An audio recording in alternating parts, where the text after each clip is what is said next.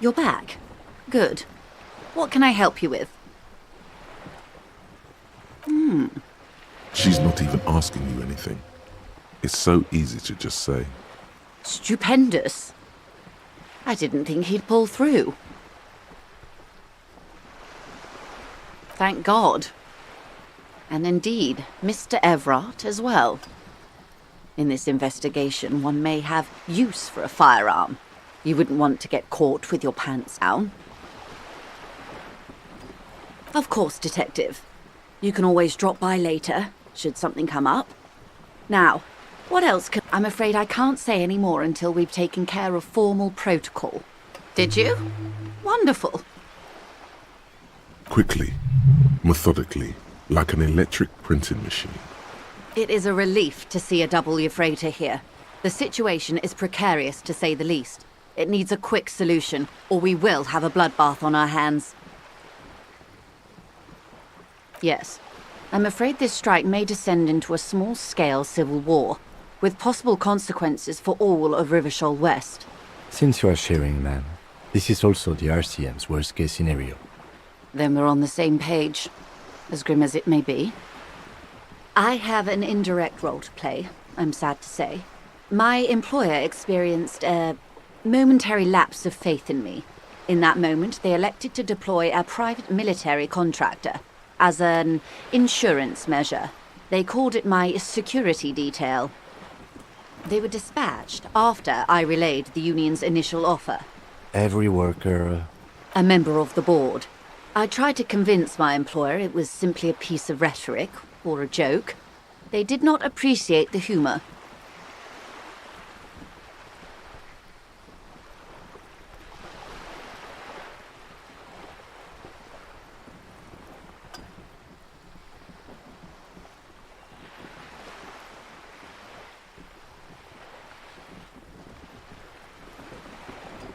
Absolutely not. These mercenaries are muscle, pure and simple. They are meant to intimidate the Union into surrendering. Who are they, exactly? Crenell, an Oranese military company. As far as I know, 3 arrived in Martinez. They report to me sporadically, but they do not answer to me. To be frank, our relationship is deteriorating. They wear ceramic armor, have semi-automatic weapons, and years of combat experience.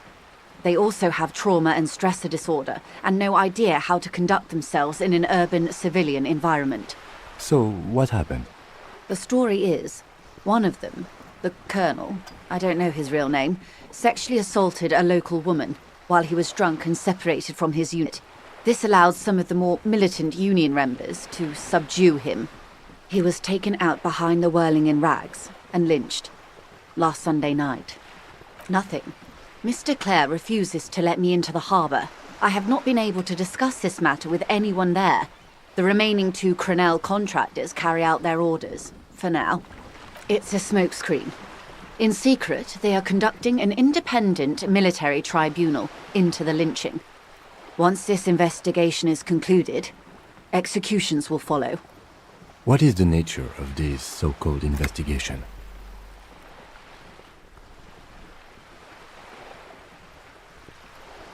Whether to execute one, some, or all of the Union militants. It'll be all of them. The decision is already made.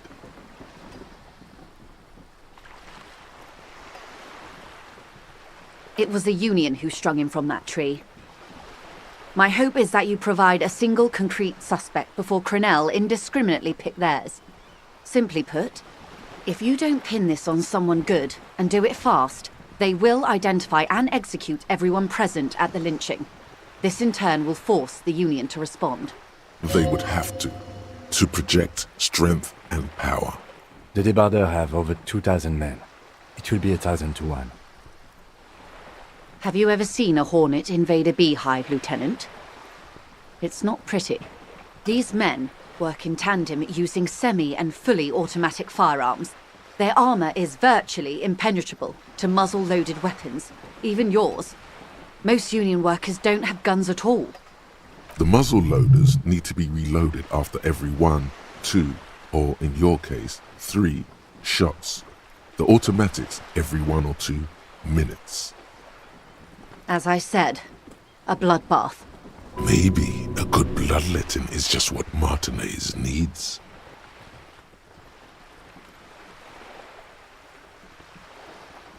It doesn't have to be like this, Lieutenant W. Frater Dubois. One single concrete suspect delivered into civil court, and I may be able to defuse this situation. Not much. Their public resume is relatively good, as far as private military contractors go. I believe they were once called Downwell. They boast a long list of clients: Saint-Baptiste, Welchman Lorenz, Eintracht. A warning sign, however. The operations concerned all take place in third or fourth world countries. Guarding facilities, escort missions and such. Meaning they're used to operating in war zones. Yes. All the good conflict corridors, Supramundi, Yesut, the Seminese Islands, countries that don't have a good record reporting atrocious military conduct on their soil. Sadly, no. Before this happened, I had little interest in them. Now that I do, I don't have the resources. If you still have access to the ICP's database, you could run a better background check than I ever could. It may take some time, though.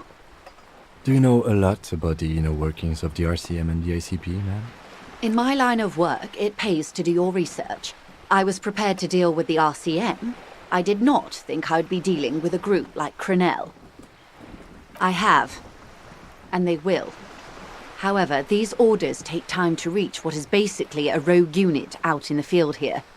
Until they do, it's all on us. Or he didn't. This is information passed on to me from some teenagers loitering around the canal. I cannot testify by it. That the man was killed because he assaulted a local woman. I've asked around a bit. This seems to be the accepted story around Martinez. This does not come as news to us, but still. To your knowledge, where did this assault take place, if you know? Last Sunday night, at the Whirling in Rags, the hostel by the gates. Supposedly, the colonel was drunk, maybe on narcotics too. Either way, he's alleged to have sexually assaulted a woman. Sometime later, a group of dock workers got their hands on him. Good. Then you've made progress. It's imperative that you move fast. The tribunal will not be patient. If you mean did I see him alive, yes. But I did not know him. Lely, his service name, a nom de guerre most likely. He wouldn't divulge his full name. Only one of them did. A bad sign if there ever was one. He was 40. Or 50. It's hard to say which. He had a combat injury on his lower jaw. It made it difficult to estimate his age, or gauge his facial expressions. This matches the dental reconstruction we saw on the body, and Classier also mentioned it, I believe. What else? Nationality? Accent? He was, Occidental, I think. Light brown hair, a mixed accent, Oranese, or Messinian maybe. His injury gave him an accent all his own. In a way, it was humanizing. He had to learn to speak through it. Through the injury. That's all I know, I guess. I only met him once. Must be hard to force your face to move in a new fashion. If you continue like this, you'll have an aneurysm. Then you'll have to. They've gone to ground, as it were. I don't recommend seeking them out. For one, they're almost certainly armed to the teeth. They don't have the same respect for the Revachol citizens' militia as I do. To put it bluntly, they think you're vigilantes.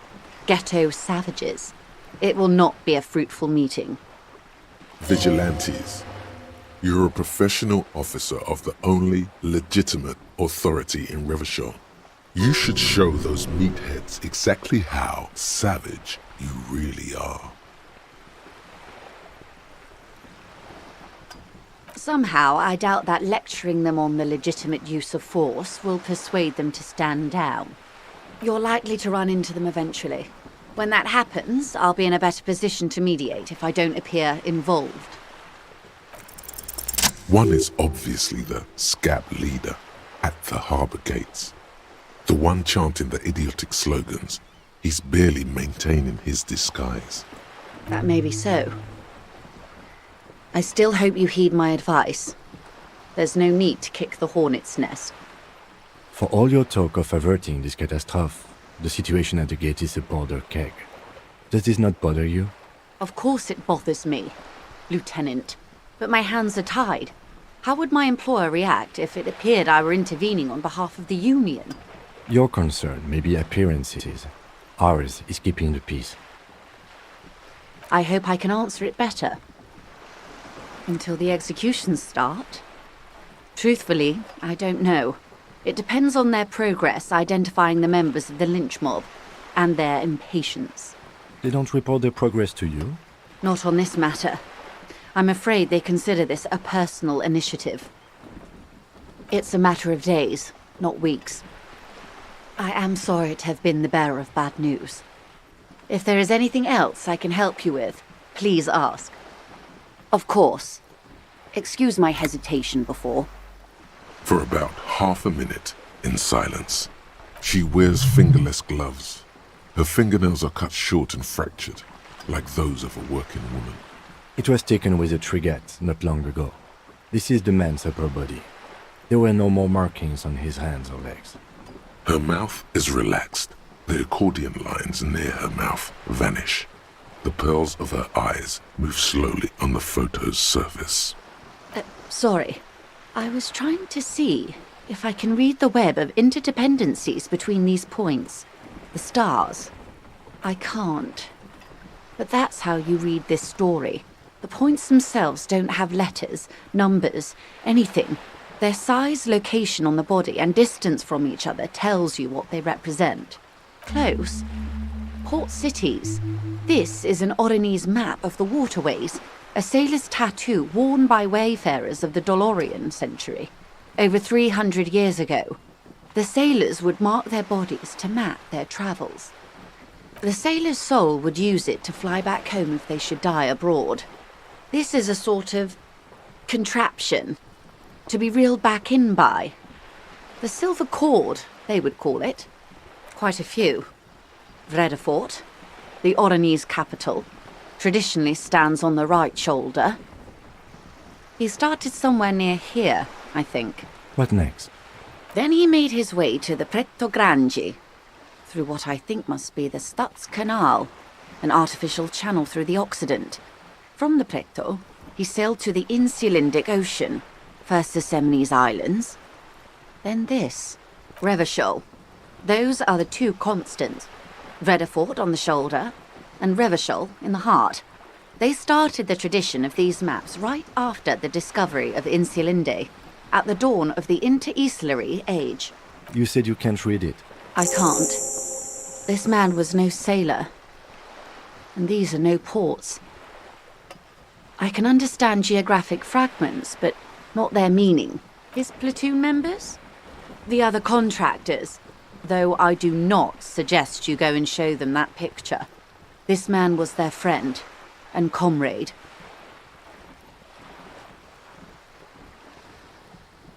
I am relieved you think so.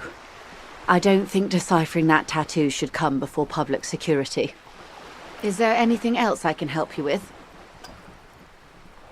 What we do? She nods.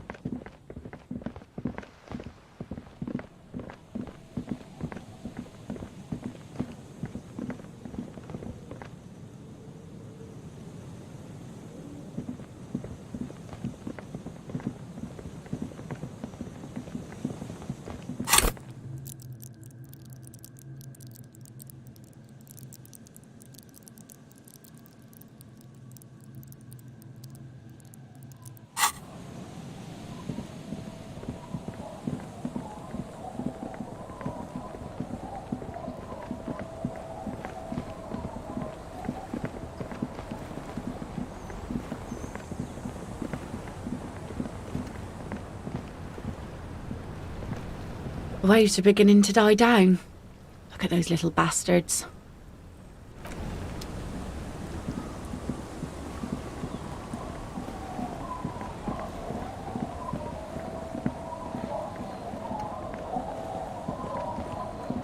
The scruffy-haired little boy kicks.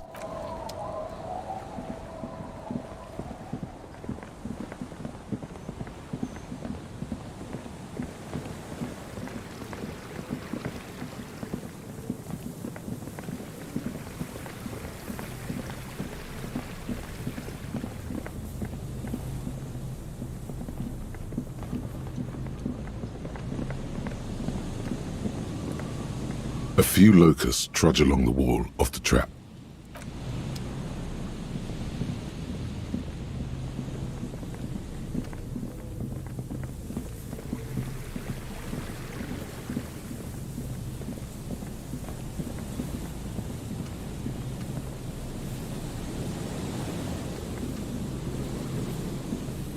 You see a once bright mural towering above you.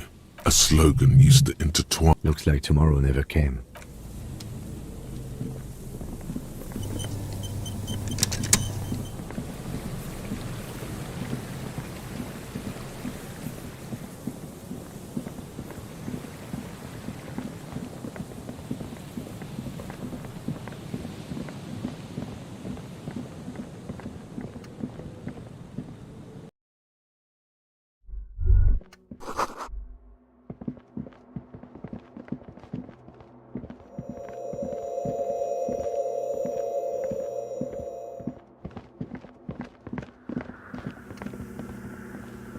Yes, what is it? Yes? Thanks.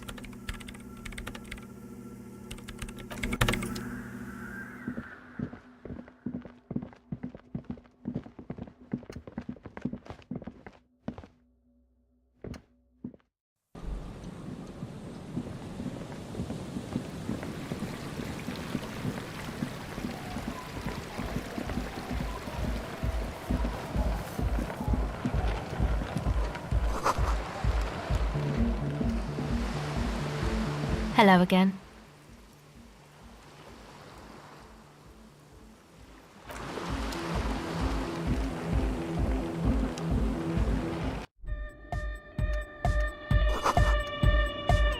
Back to the heavyweight. Hardcore! It's hardcore! Skibber-dee, skip. Your cop training did not prepare.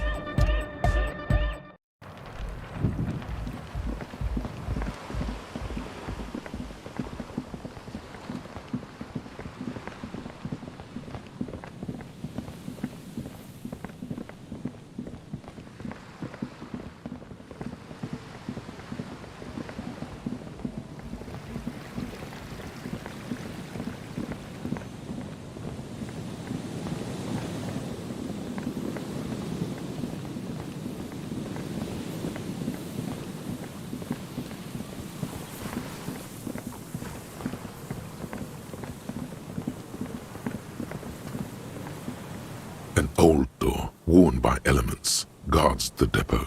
The wind.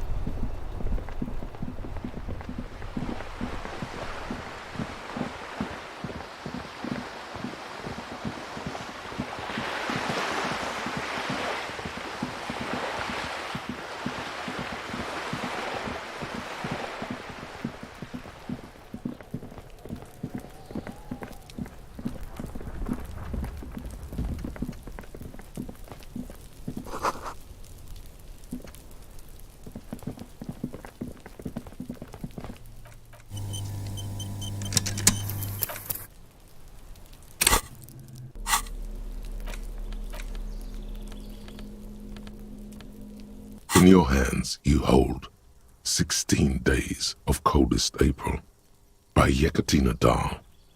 The cover image shows a row of concrete apartments above which span a black and white rainbow. Indeed, the book is unusually heavy in your hands, as though the cover were lined with lead. You flip through the book. The pages are thinner than you realized, and the type quite small and tightly set. It's nearly 600 pages long. The back cover is dominated by a black and white photograph of the author.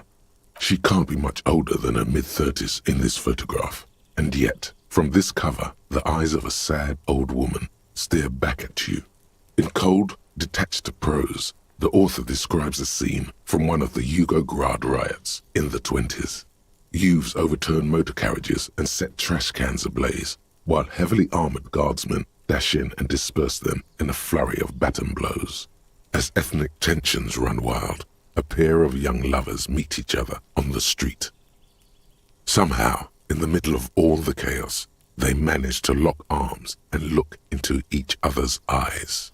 It would physically hurt you to keep reading. Are you sure? Fuck it. Do it. It can't be worse than what you've already felt. They go through a brief and somewhat awkward love affair. And in the end, they betray each other and succumb to the absurdity of Gradian life. The man becomes a lens grinder, completely abandoning his former existence. He toils through the daily drudgery at the Lenka polyfabricate. Happiness and fulfillment have eluded him his whole life. And in the end, he has nothing to do but dedicate himself to the craft. She spends the next several decades standing at a conveyor in a Sosnovo fish processing plant. The smell of fish guts slowly seeps into her hair and skin, as every single one of her dreams dies, one by one. The memory of their short time spent together tortures the former lovers ceaselessly until the end of their days. Years pass in solitude, their bodies growing ever more decrepit. As life leaves their remains between the soil sheets, their final thoughts are filled with regret. Good stuff. I fucking loved this.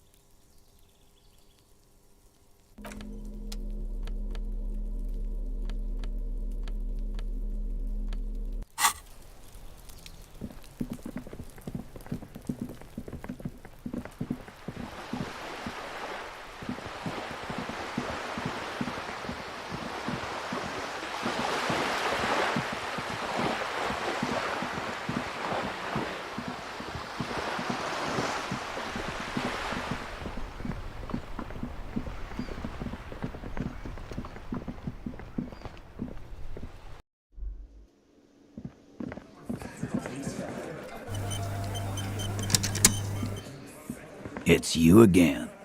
What is it?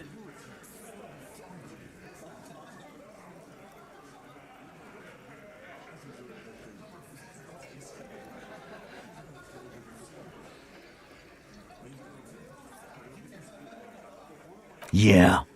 By friends, you mean his squad mates from Crenell. Wouldn't want to beat up his grandma. Nervous snickering. There's a rush of adrenaline present. This is what happens if you take the law into your own hands. Other people start doing it too. Let them come. The Hardy Boys are right fucking here. You heard the man. Right here. We're armed. We got the whole district behind us, and Glenn. Glenn is fucking crazy. Yeah. A well-oiled murder machine.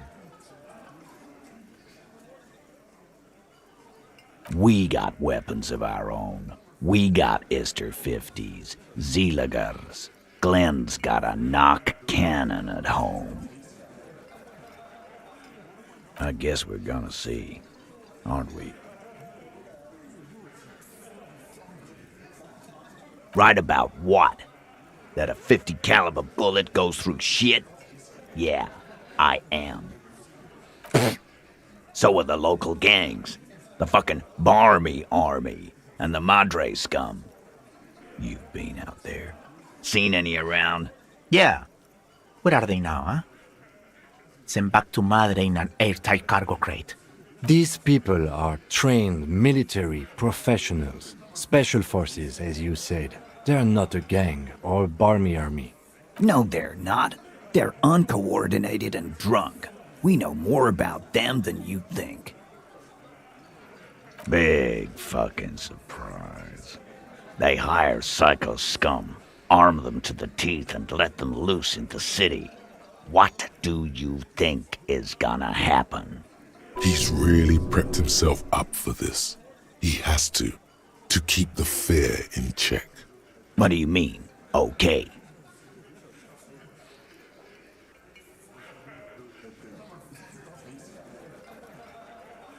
Yeah, just try not to get in the way when the whoop-ass flies open.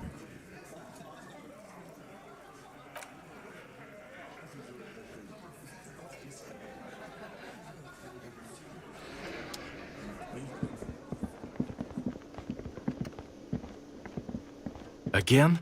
I can't believe this shit. Yes? What is it?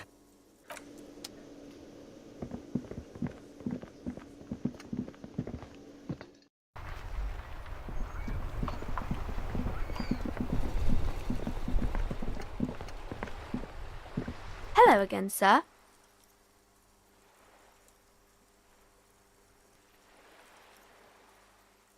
Which book was it, sir? Oh, I'm very sorry, sir.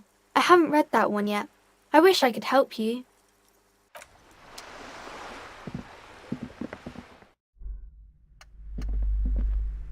Hello again, esteemed officer, and welcome to Crime, Romance, and oh, I'm very sorry, sir. Some of these old paperbacks just don't have the durability. I would be happy to sell you another one, but unfortunately, it's the last copy we had in stock. She calls that customer service?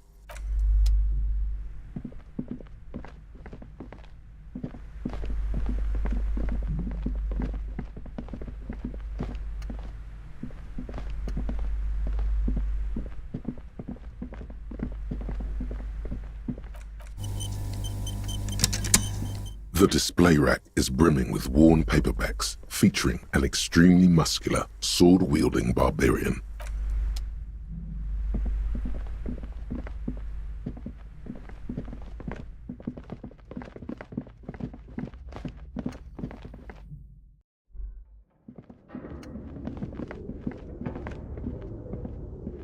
The barbell waits patiently on the floor, like a...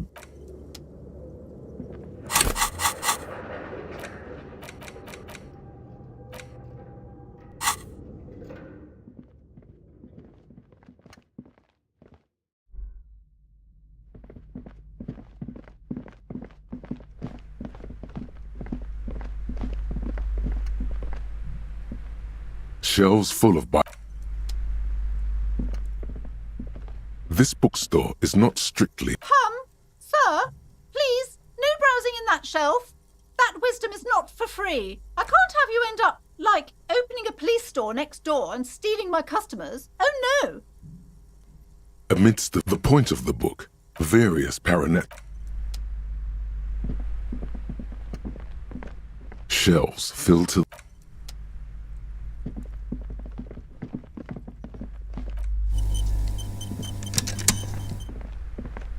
A small mountain of colourful... Wonderful board games, sir. The Viticulturist is a classic for sure, or perhaps you'd like Archipelagos of Insulinda, a very educational game for those interested in geography. Browbritter is a fun game of economic competition, but can get quite intense after a while. We have games for the whole family. You can play with your children. Friends are technically like family. For playing with friends, I'd recommend Suzerainty. It's a civilization building game where you build a civilization, then set off to brutally colonize and repress other civilizations. It'll cost 12 real. Lousy auras there. No, role-playing games are popular among those types. You know, who are into those kind of things. Personally, I don't like it. Not at all. I've heard they turn people into occult enthusiasts. That they have rituals where they try to summon entities. Highly immoral stuff. You can still buy them, though. If you say so, but you better stay away from those immoral occult rituals. Large letters on the front form a title, Wirral. The colourful box is illustrated with bucolic vistas. The cover art also features odd-looking humanoids, some short, some taller, some with pointy ears, others with ephemeral wings. Text underneath the title in smaller typeface reads, 3rd edition, Mega Setting Supplements Module. The side panel adds, a sword and sorcery adventure board game with new maps and miniatures. Mysterious things rattle inside. What could they be? Dice? Plastic miniatures? A fantastical alternate world full of magic and wonder? A blurb on the back reads, tired of the tedium and toil of modern life? Escape to Wirral. Leave behind e-solas and nations with their petty squabbles. Discard electricity, magnets, and boring technological widgets. Succumb to a world of high pasternal fantastique. Unleash your imagination and create an adventure of endless possibilities. Discover the terrible secret threatening Wirral. Can your band of adventurers save the world? Exactly. That's the spirit. All you have to do is read an intricate rulebook, study an assortment of maps, unfold the illustrated game board, and start rolling dice. In no time, you could be romping through grasslands with low-level characters, hunted by Iskala riders, or battling unspeakable monsters in endless dungeons fraught with danger and despair, conjuring up forceful magics to aid your quest. You pry open the box. Inside you find a folded-up map, a small booklet, a 24-sided die, and a little plastic figurine. A reprint of a crude hand-drawn map. The top left corner reads, Lands of Wirral. The map features both small villages and mid-sized towns with odd names, in addition to meadows, forests, hills, lakes and seas, also with odd names. It doesn't seem to correspond with anything you've seen thus far. It's not a very helpful map. It's made from some sort of wood and has been decorated with peculiar plant motifs. You place the die into your pocket. It's always good to have luck on your side. You see a man in ragged clothes wearing a lopsided hat and wielding some sort of a firearm. Interesting. A communard. It is not. The communards are not a part of the game setting. I guess someone misplaced it during the packaging process. Good luck finding people who'd want to play as communard. You pick the figurine up by the base to meet your gaze. The little plastic man stares back at you, his face contorted into a disturbing shout. Then you pocket it. A quick guide to the magical races of Wirral. Create your own hero, choosing from any of these completely unique and fantastical backgrounds. The options are in order of importance. The Welkin, the Tweog, the humans, the fairy folk, and the pygmies. The Welkin, tall, lithe, and graceful, with long flowing hair and pointy ears. They're known for being powerful magic users, but can also hold their own in a brawn-driven fight. The Welkin come with a variety of exciting sub-races. High Welkin, Forest Welkin, Lake Welkin, and Snow Welkin. But if you're not feeling experimental, a basic Welkin will always do. A grand race of industrious mountain people. They're short, stout, and muscular, and enjoy digging for gold and other precious minerals. They're also well versed in the art of combat, where they prefer to use axes and hammers. The Tweog also come in a few different sub-races. Hill Tweog, Shield Tweog, and Dark Tweog. They're just humans. What else is there to tell? They're average in all stats, and jacks of all trades. A very small race of flying people, known for being mischievous, full of trickery. They often lure people into their magical traps. There are no sub-races for the theories. The least popular of the Wirral races, the Pygmies, are short, rotund, and dim-witted. Pygmies live in small villages made of shoddy wooden dwellings. They spend most of their days tilling the earth and smoking their pipes. There are no sub-races for the Pygmies. A colourful box with the title Wirral.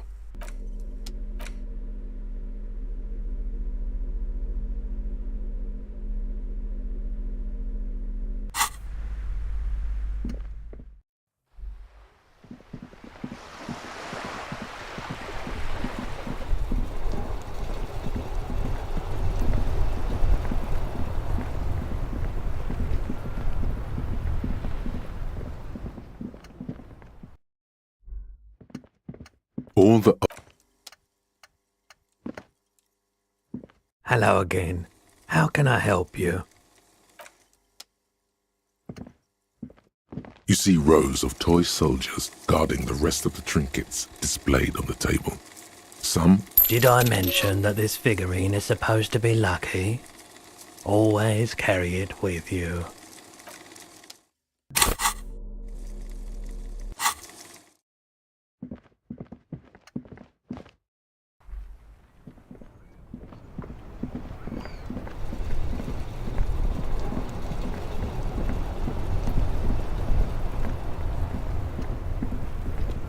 Still here. Stuck in this damn jam, my man.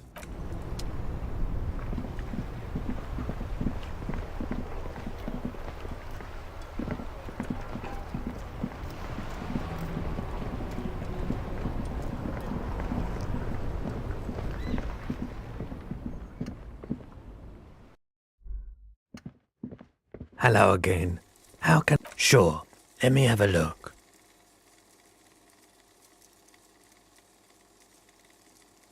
Anything else you're thinking of selling?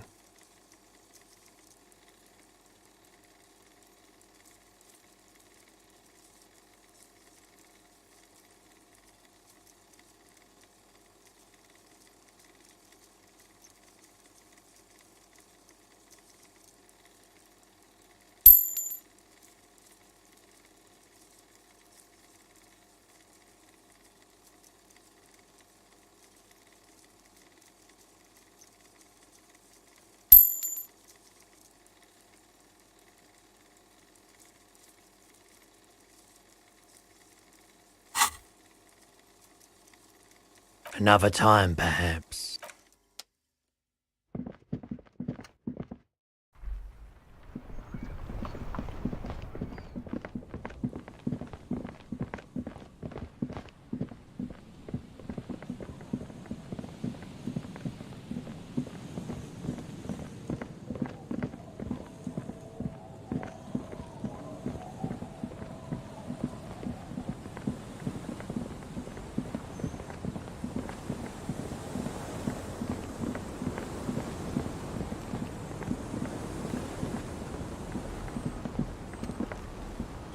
The scruffy-haired little...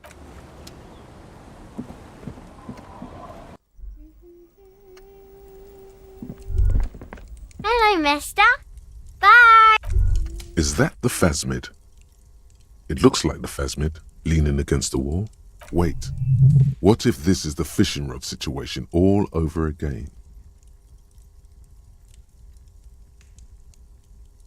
Fine, it's not a phasmid. It's not even organic. Just a fire iron resting by the fireplace. But where's your sense of wonder, man?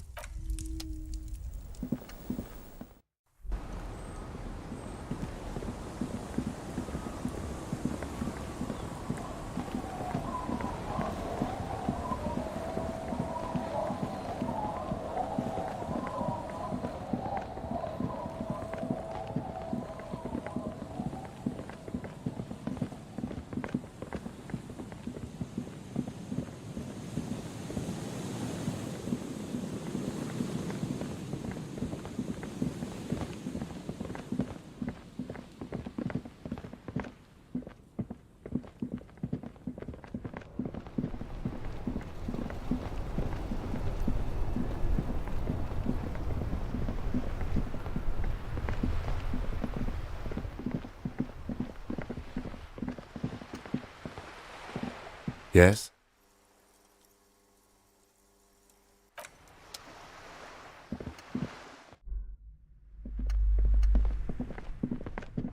The display rack is brimming with worn paperbacks. It is a bestseller for a reason.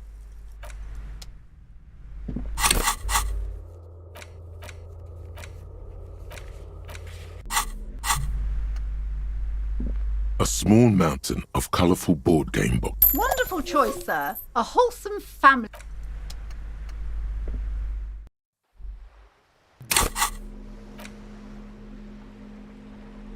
In your hands, you hold a brand new copy of the game, Suzerainty. It's snugly wrapped in a skin of plastic. The cover features a charming illustration depicting a mass of grinning labourers loading goods onto a ship, while a richly dressed administrator oversees their work. The box has a nice heft to it. You hear the rattle of individual wooden tokens and feel their weight shifting back and forth. Even before you open it, you can tell that this will be a meaty game of grand strategy and complex player interactions. The plastic wrap rips off as easily as a bodice in a tawdry historical romance. There's a hiss as the lid slides off. Inside, you find a thick, full-color rulebook and more than a dozen pouches of various wooden components. Savor that new board game smell. A mix of wood, paper, and ink, all wrapped in the sweet must of cardboard. You open up a number of pouches containing wooden tokens.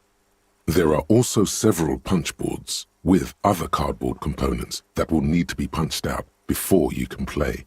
Each cardboard token makes a satisfying tsk as you pop it out. Soon, a neat pile of cardboard coins and counters has accumulated before you. What? You're not going to offer to let me punch any of them out? In addition to the worker and building tokens used by each player, there are also several piles of colorful resource tokens, each representing one of the game's 4 principal resources. From the Empire of Safre, orange apricot tokens. From Ilmarat, the ancestral name of Ilmara, grey marble block tokens. From the Seminine Islands, white sacks of sugar tokens. And from Supramuindi and Sarah Maritza, magenta tokens for unprocessed cocaine leaves. Oh, those are nice. You hold the open game box before you. Welcome to Suzerainty, a game of economic strategy for the whole family. The rulebook is sumptuously illustrated and thick as a Gradian novel. The colorful illustrations depict cheerful workers picking apricots, hauling marble sculptures out of crumbling temples, and harvesting a strange magenta-leafed plant. Everyone is smiling. The instructions are opaque at first and introduce many concepts you're not familiar with. Fortunately, there are many diagrams and examples throughout. You soon figure out the basic conceit. Each player represents an administrator for the suzerain of Revachol. Your objective is to increase the suzerain's wealth and renown by accumulating victory points. That's where the suzerain's vassals come in. The game features 4 vassal nations, each one home to an economically important resource.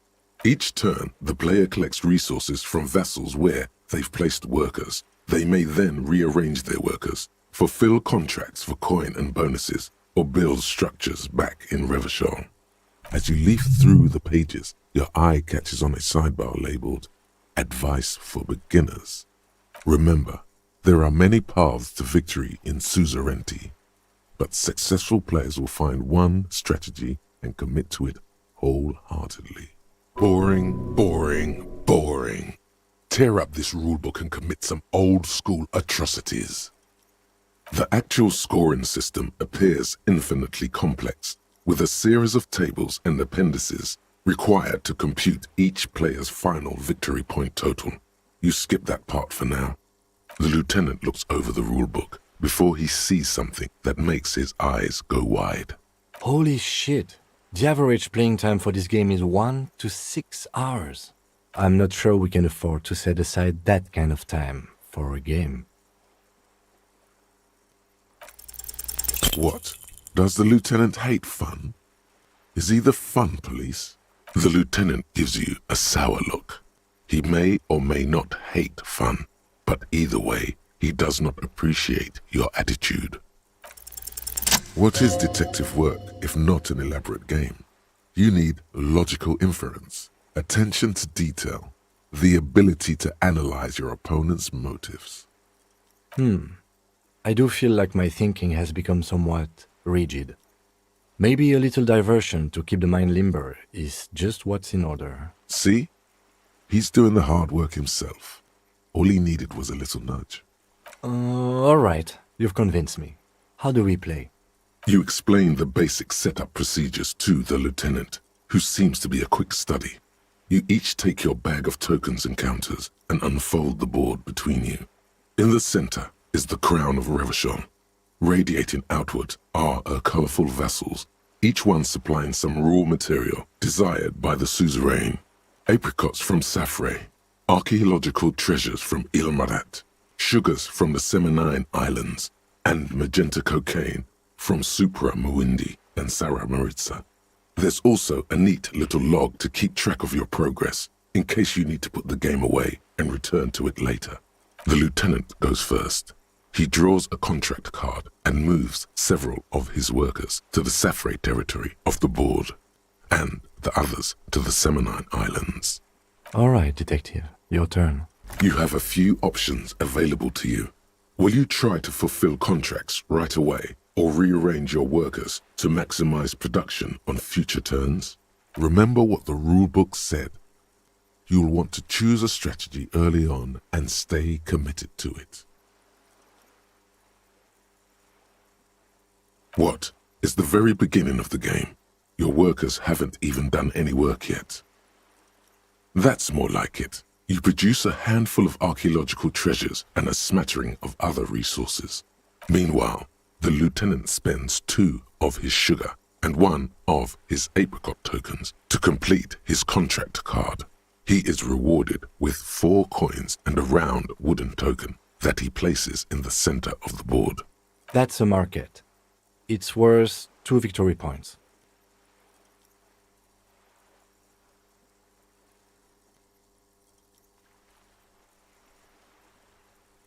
The lieutenant returns your baleful look with a satisfied grin. Come on, is that your game face?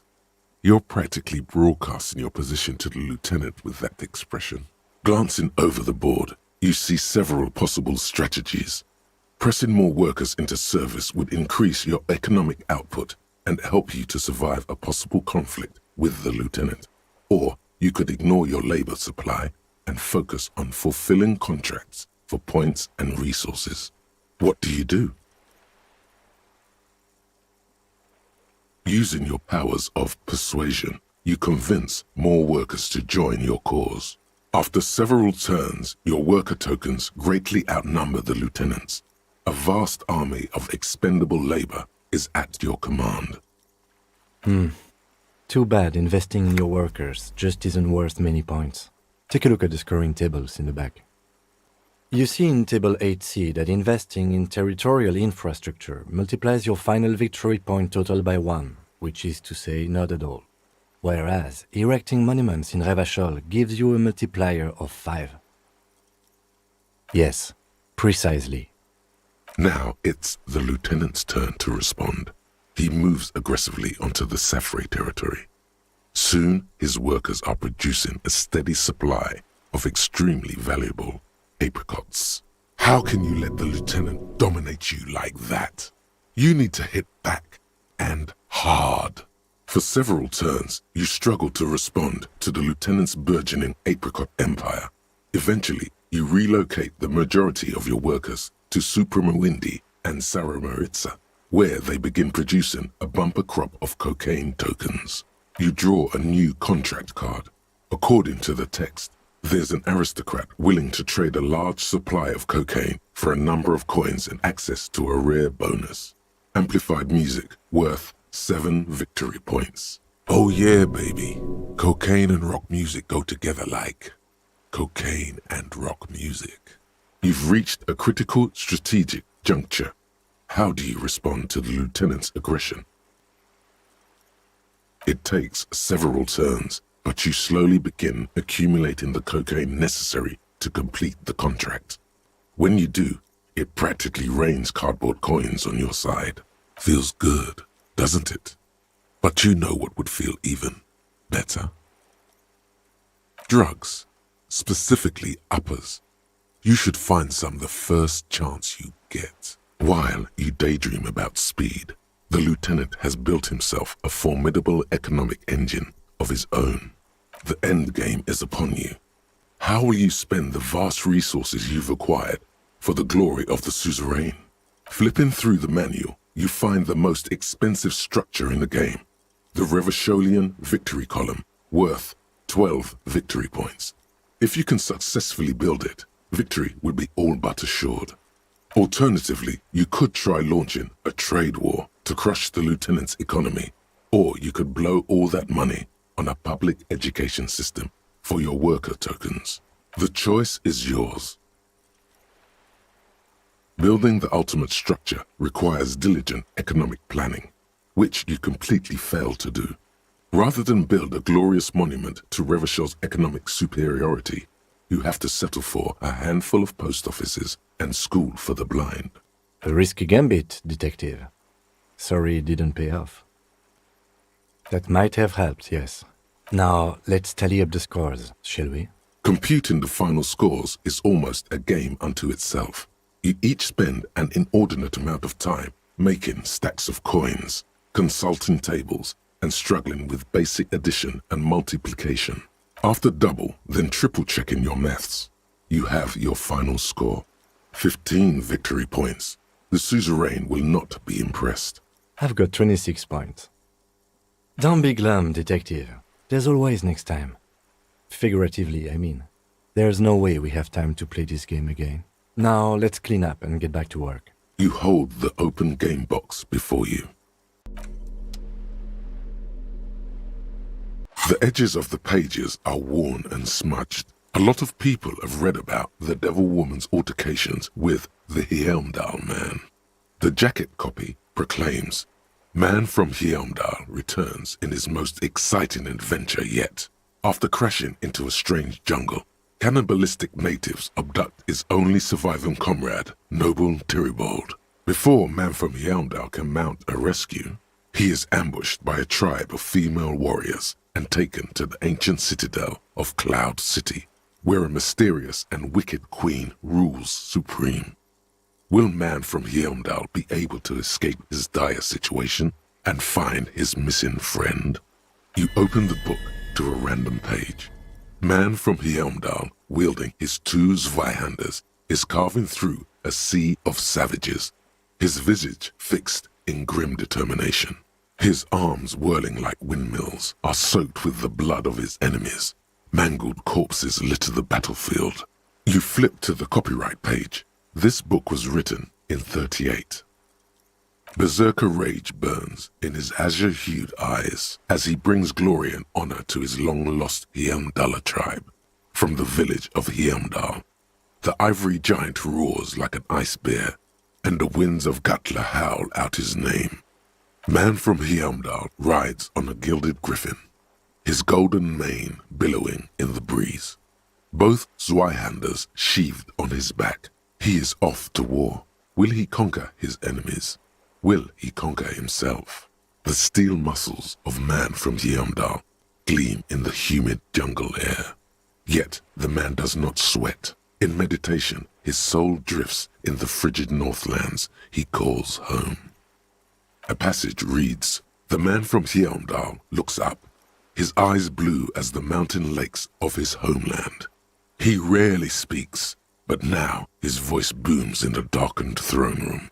Do not try to sap my masculine essence, wicked temptress. Son of Hjelmdal will never succumb to your seductive wiles. Thine spells are no match for purity and strength of will. Brothers of Hjelmdal, stand above the vices of flesh, for it is weak and corruptible, yet mine is forged in gore and strife." Queen Lydiana just laughs, a sultry and salacious sound, then says, "I have grand plans for you, Man from Hjelmdal. She gestures her diabolical hand toward an array of potions and unguents. First, you shall please me. Then lead my armies against the vicious cannibals. Not a muscle moves in the face of the man from Yeomdal. Yet inside, there is turmoil. This goes against all he holds sacrosanct. What do you even know about literature? Have you ever read a book in your life? This is not just another book. It's Man from Yeomdal. And it's done. You open you flip to the copyright. Berserker Rage, Man from Yeomdal, the steel muscles. A passage reads, Thine spell, I have grand plans for you. In the final pages, Man from Yeomdal mounts Galavarin, his mighty griffin, and turns his gaze to the horizon. Queen Lydiana is dead, but an army of cannibals is storming the gates, and still there's no word of trusty Tyribald. To find out what happens next, you'll have to pick up Man from Yeomdal and the Three-Eyed Skull, available in fine bookstores everywhere. Spring 39.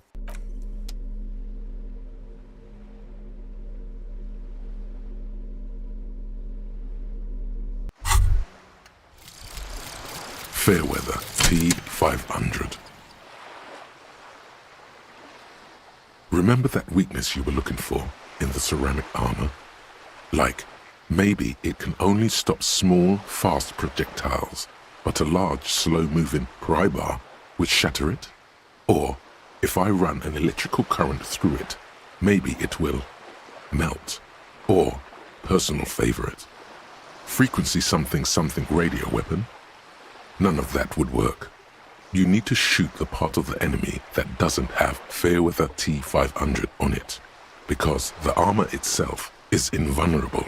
Good news is, so are the armor pieces on you.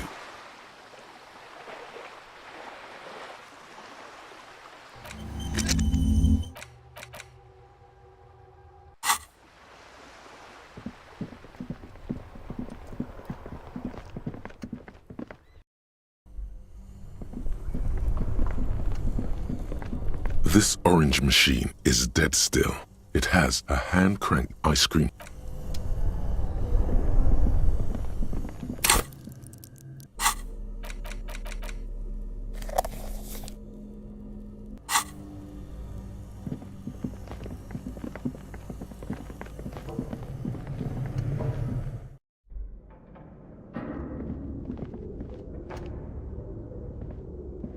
Tiles on the cube are like a smooth draw. The speak. Good afternoon. Please repeat. Good. Good. I've unlocked the production schedule. After ending the call, please press. Really? She just used the same password? Fortress accident. Is there anything else I can do for you today? Thank you. Tiles on the cube are with a quiet determination. The printer starts printing, a piece of paper unfolding like a handheld fan. A black crisscross of letters covers its surface. It's a project report written by the lead producer, Andrew Andy Schott, about Wirral Untethered, a radio game developed by Studio Fortress Accident. The first few pages give an overview of the capital and workforce, while the rest of it seems to be a production schedule. In its short time of existence, Fortress Accident SCA managed to burn through truly insane amounts of money. The first tranche of seed financing brought in 150,000 Riyal, but then came the delays. Eventually, the damage reached 400,000 Riyal, with only half of the game finished. 400,000 Riyal? Yo. These guys knew how to party. Let's just say it was a real adventure for their Igaunian investor. Fortress Accident employed 18 people, the bulk of the team composed of writers and concept artists. There were also radio programmers, sound engineers, a CEO, 2 marketing experts, and a single overburdened producer who developed a habit of popping Pyrrolidon in the basement to escape his obligations. But on the other hand, their obligations were piling up at an inhumane rate, a rate that could only be amended by Pyrrolidon. The production schedule depicts their glorious descent into bankruptcy. It was impossible not to fail. The project was too large, and no amount of money could satiate the ever-expanding ambitions of the development team. They tried to make a 4 million real game with 400,000 in their bank account. They thought they could bridge the gap with pure willpower and imagination. They couldn't. No, even then, success remained within an ever-narrowing margin of possibility that, despite everything, never entirely disappeared. That is, until they discovered the Valley of the Heads. At the 11th hour, the lead designer, Jim Spawn, Suliswaf Jalisa, decided that what Wirral Untethered needed was a secret mystical location at the extreme edge of the map. This place was to be the Valley of the Heads, where the heads of all the headless constructs could be found. The player would have been able to choose a head for their headless party member, and each head would have been voiced on air by a professional actor. The world had never seen their kind before, and might never again. So many. The last count, there were approximately 10,000 heads for 10,000 headless men, all of which could be endlessly recombined. Do you really want to know? There seems to be a calculation here, but it may take a while.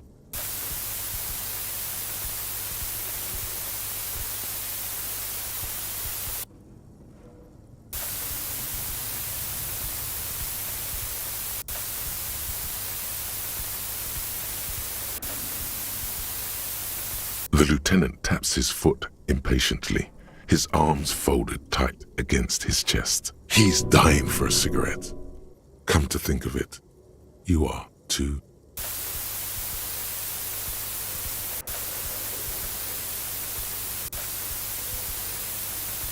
What if you broke the radio computer? What if it's never going to stop?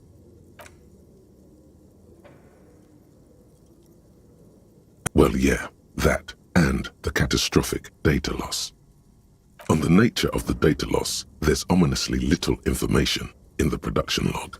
It comes at the very end where things get fuzzy and dark, where tables and numbers seem to vanish into an eerie nothingness before the Igaunian investors pulled the plug. What is clear is that one day an unidentified numeric anomaly occurred on the East Insulindian lintel front, just as the Wirral Untethered project was being compiled that day. When the project was returned, it was completely blank. The team spent weeks on the phone with Lintel, the service provider, but despite their diagnostics, they could never produce a satisfactory explanation or pay for the loss. Mysteriously enough, it seems that the offsite copy happened to be on-site when the catastrophic data loss occurred. It was the lead programmer's responsibility to oversee weekly maintenance of the offsite copy and, well, keep it off-site. An explanatory note from the lead programmer has been attached. S. Luukinen Kilda, the lead programmer of Fortress Accident. The off-site copy was on-site because there was no off-site anymore. Not for me, not after 8 months of crunch. I didn't have a home anymore, so I started keeping it in the basement in the ice bear refrigerator near where I went to sleep. It was perfectly safe there. The temperature conditions were optimal. Her former colleagues would agree with you. She's right, actually. Nothing wrong with keeping this type of filament memory in a fridge. The production schedule ends with a few random notes that seem to be added sometime later. 4 months later, by an unknown author. I am the only one left, and it's gotten rather damp here. A few other businesses have gone under, too. Slipstream switched to making skis, and the hairdressers just left, cursing Martinez. They're right, though. Something's seriously wrong with this place. Martinez, all of it. Still haven't got an answer from Lintel about what happened. All I could get were the physical coordinates of the error on the East Insulindian front on that day. Since the computation happened on air, I reckoned it had to coincide with an actually existing location. I have compared the coordinates to a map of Revachol West. Turns out it's only 800 meters from here. The address is Saint-Brun 1147. I am going there to look this thing in the eye. Saint-Brun 1147? That's what the street sign next to the church said. Tiles on the cube are still smoldering. casting the framework in a soft glow. The filament slides out of its...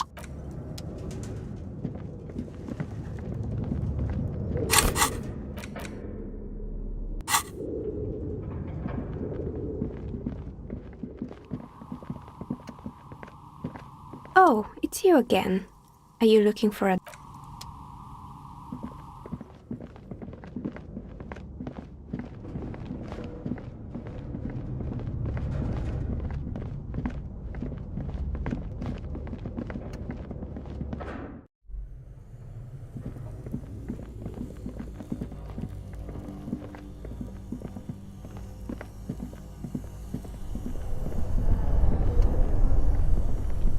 This orange machine is dead. You slip your... Didn't Sonag... Equip the multi...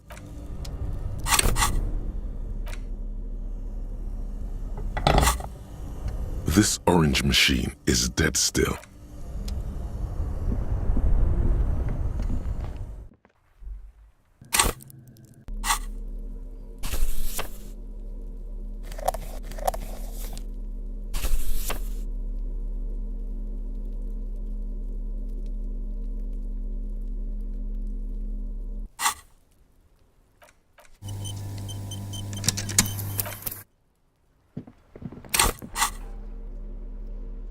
It's the ledger you found in the trash. A cabbage of papers hanging from the board, with the permeables drawer inside.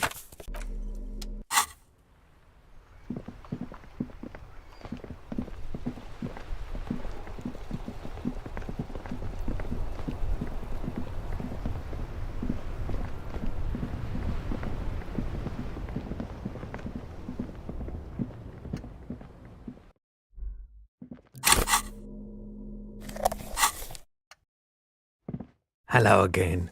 How can I help you? Sure. Let me... Anything else you're thinking of selling?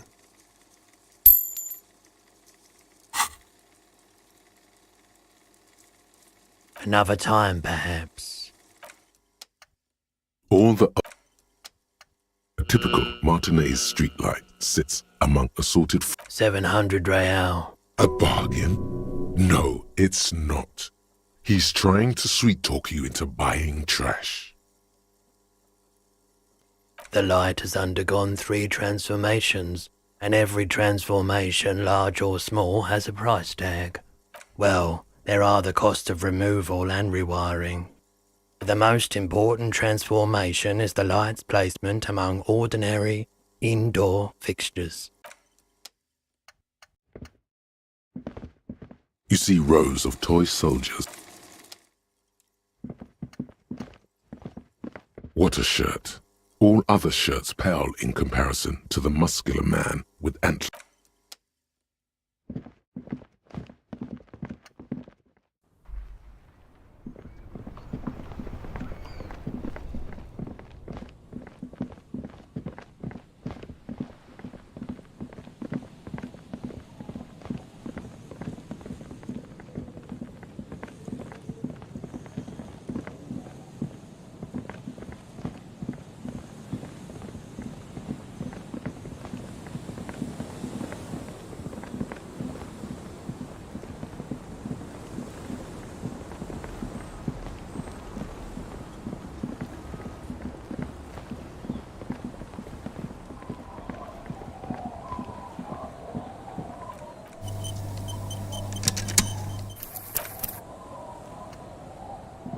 Tequila sunset. I do.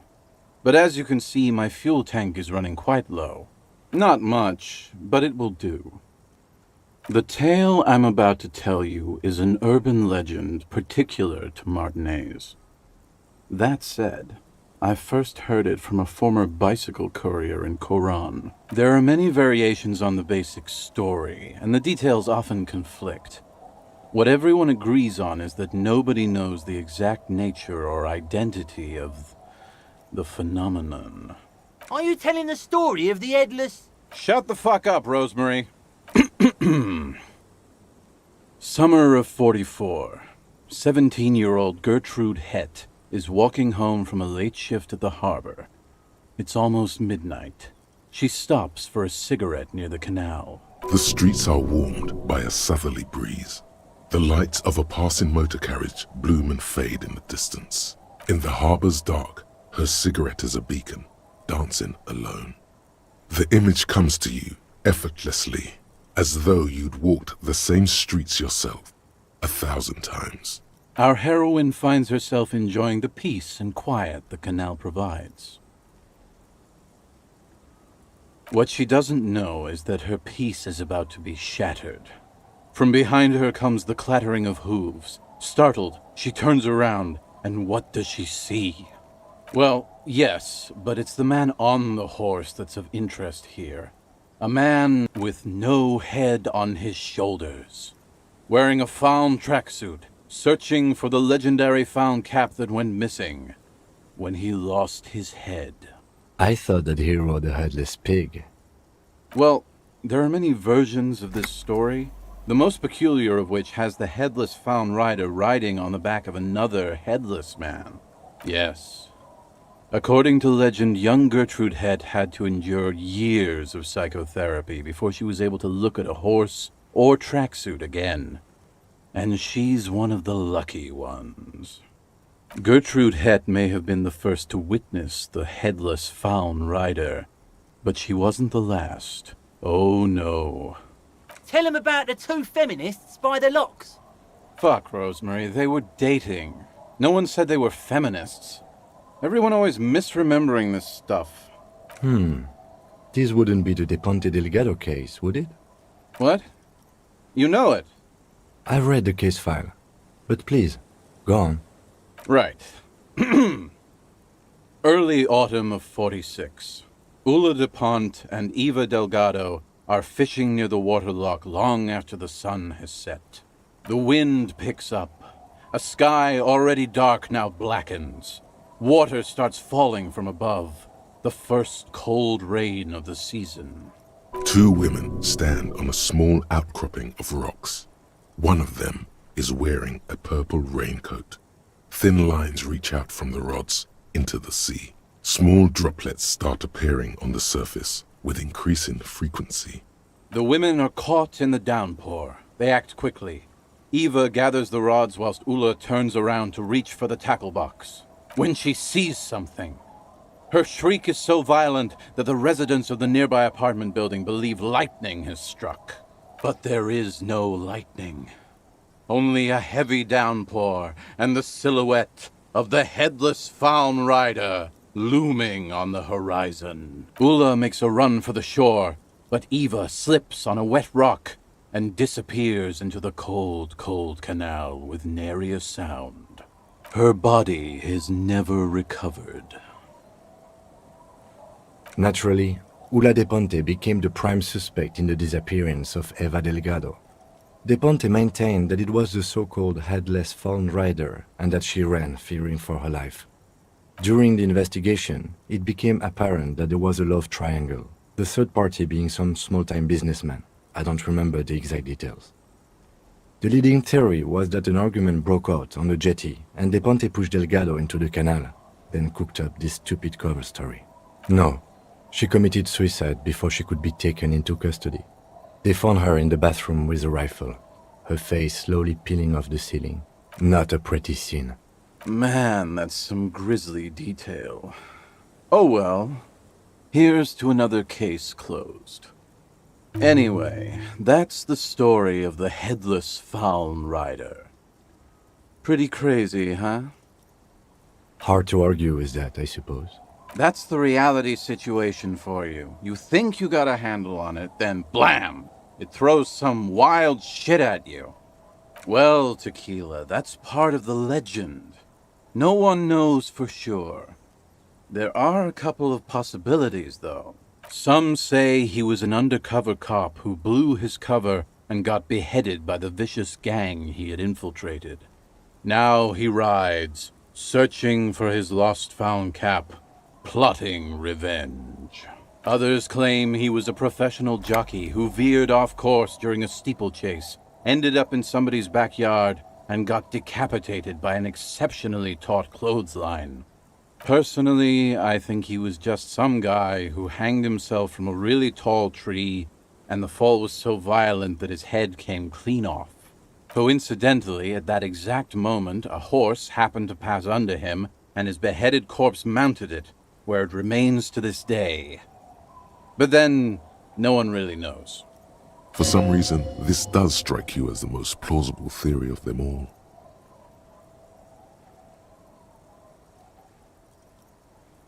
Isn't it? All the pieces fit together perfectly. That's how I know it's right. Anyway, to each his own. You want to hear any other stories? Yeah? Why don't you go eat shit, Tequila? There's no way you... Damn right it doesn't. So why don't you... No one knows. Some say he stalks Martinez to this day, and can be seen near the canal when the clock strikes midnight. He won't, though, because it's just a stupid legend. Aye.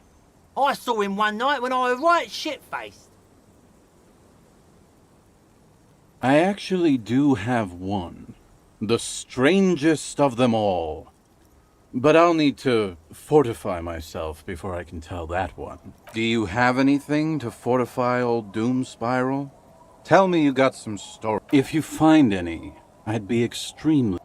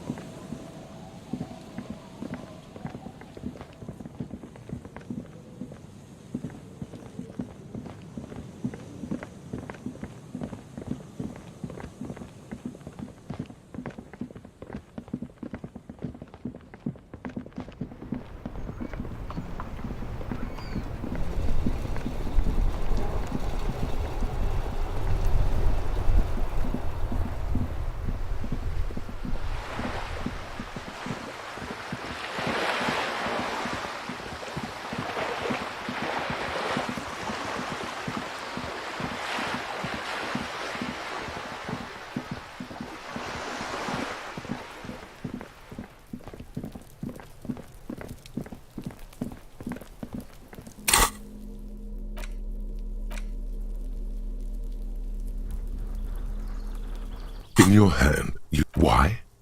There's truly no point. If you insist. The story opens. Spillane needs Mullen to drive him in from there. 2 days later, desperate to clear his name. What's the matter, The lieutenant shrugged. Of course, Mullen didn't do it. Deneuve revealed not only is the local police captain in on the amphetamine ring. One evening, yes, comfort and... As the two lovers share the name of always aim. Whatever it is, Mullen never hears the words. When Mullen comes, Mullen treasures the heat, and you'll never know what happens, because the rest of the book is gone. What makes you think this isn't the final Dick Mullen case? How do you know this isn't the final case? In your hand, you hold...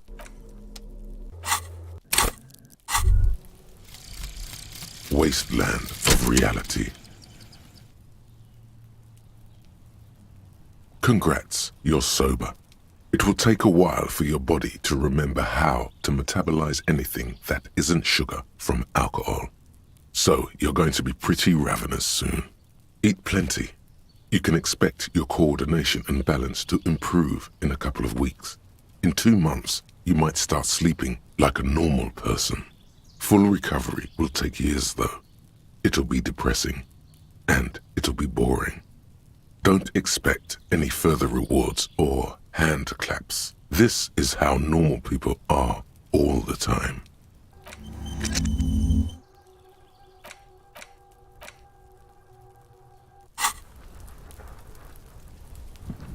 Yes?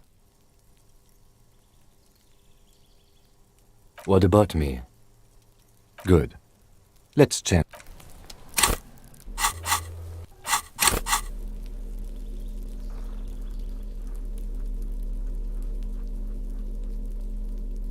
You stare at the cold, detached as ethnic. It would physically hurt. Fuck it. Do it. You've made the right life choices today, sir.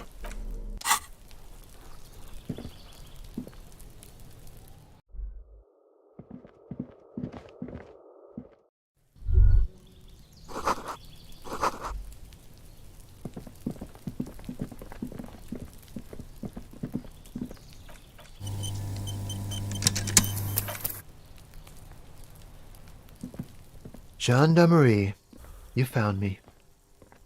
And his shirt is still unbuttoned. Beautiful. So tell me, are you here to make things right again?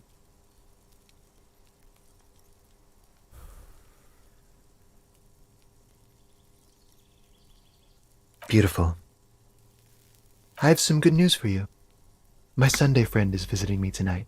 I told him about you and he'd like to say hello. Step in. He's already waiting.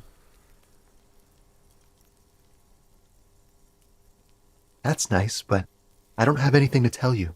It's my friend you're looking for, not me. He takes another drag of his unfiltered cigarette and looks around. It's getting dark and the neighboring windows have lit up, one by one. Downstairs, a cat crosses the yard, disappearing into the bush. Besides, I've got to run.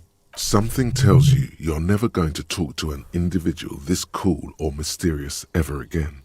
To the city. It's a beautiful night. A man on high heels stumbles out of a basement club, music blasting over the entire district. It's chilly, and as the chemicals hit his nervous system, 1,000 shivers ripple through his body.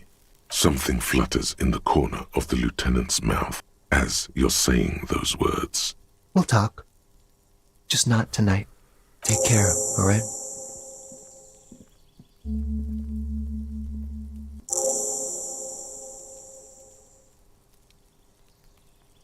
Different, of course.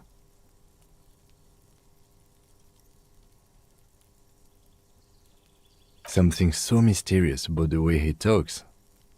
Very. He's barely holding it together. It's all he can do to keep from bursting out in laughter. Come on, detective, let's go. We've got a potential witness to interview. His Sunday friend, remember?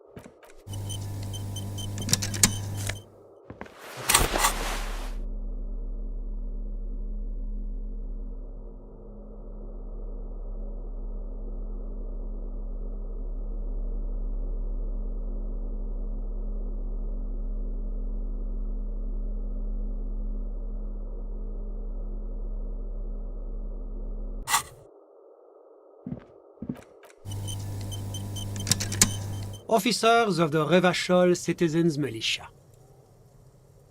You shouldn't be seeing him in an intimate setting. For some reason, you feel this man is your superior. Superior, but he's not in the command chain. His hands are clean and well manicured. This is a man who knows the importance of appearances. My name is Charles Vildrouin, and I am an official with the coalition government. I work for the Institute of Price Stabilité on assignment from Sur-la-Clé. I heard you talking to my friend outside. Very good. Super. I am here to assist you in any way possible. Ask me about the hanging. Oh yes, my friend has a great eye for these things. He refuses to tell me where it came from. It's a mystery. I believe they call this type of frame industrial. It's very comfy. That's really all I can tell you about it. The lieutenant takes out his notebook and nods to you to proceed.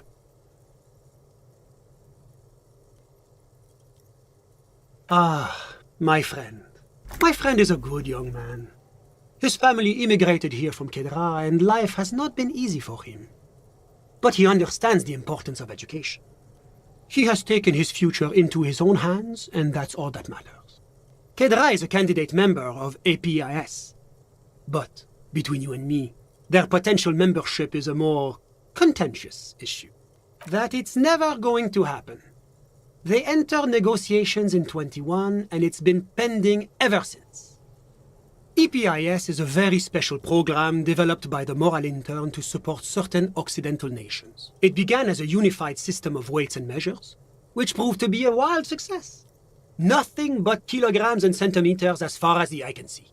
It was such a wild success that we expanded it into an economic union for the processing of steel. Another success. And between you and me, the Moral Intern feels emboldened by this success. Emboldened to take EPIS to the next level. Why, it stands for progress and stability, like the Moral Intern as a whole. It's been such a wild, extraordinary success thus far. We are very excited to take it to the next level. A supranational political alliance. The United States of Occident. You mean Revachol? No, it's going to have transparent democracy. It's one day going to be a candidate member of EPIS, sure. No, candidate members do become members. Why do we even have the whole system in place if they don't? It just takes time.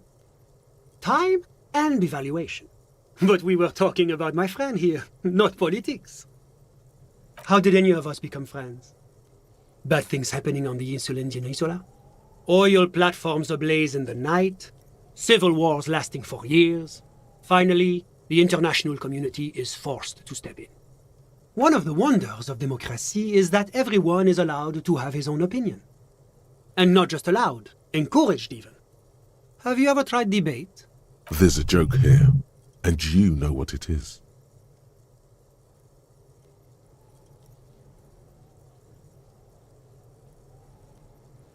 Oh, how wonderful. I've heard it's oodles of fun. Not that I have time to take up new hobbies myself. The lieutenant lets out a long, nasal sigh. Sorry, who? But I told you, officer. He's a bright young man here to pursue his education. Education is the foundation of our future, especially the arts. It is a cornerstone of our civilization. Officer, you have to understand. I can't give you his personal information. I'm sure you have your own methods and databases, right? Please don't put me in this situation. He's deeply enmeshed in the study of the fine arts, yes. He's a truly free spirit. He likes all the arts. Perhaps graphic design, printmaking, who knows? The world is open wide for a talented youth like him. I'm just enjoying the view. Listen.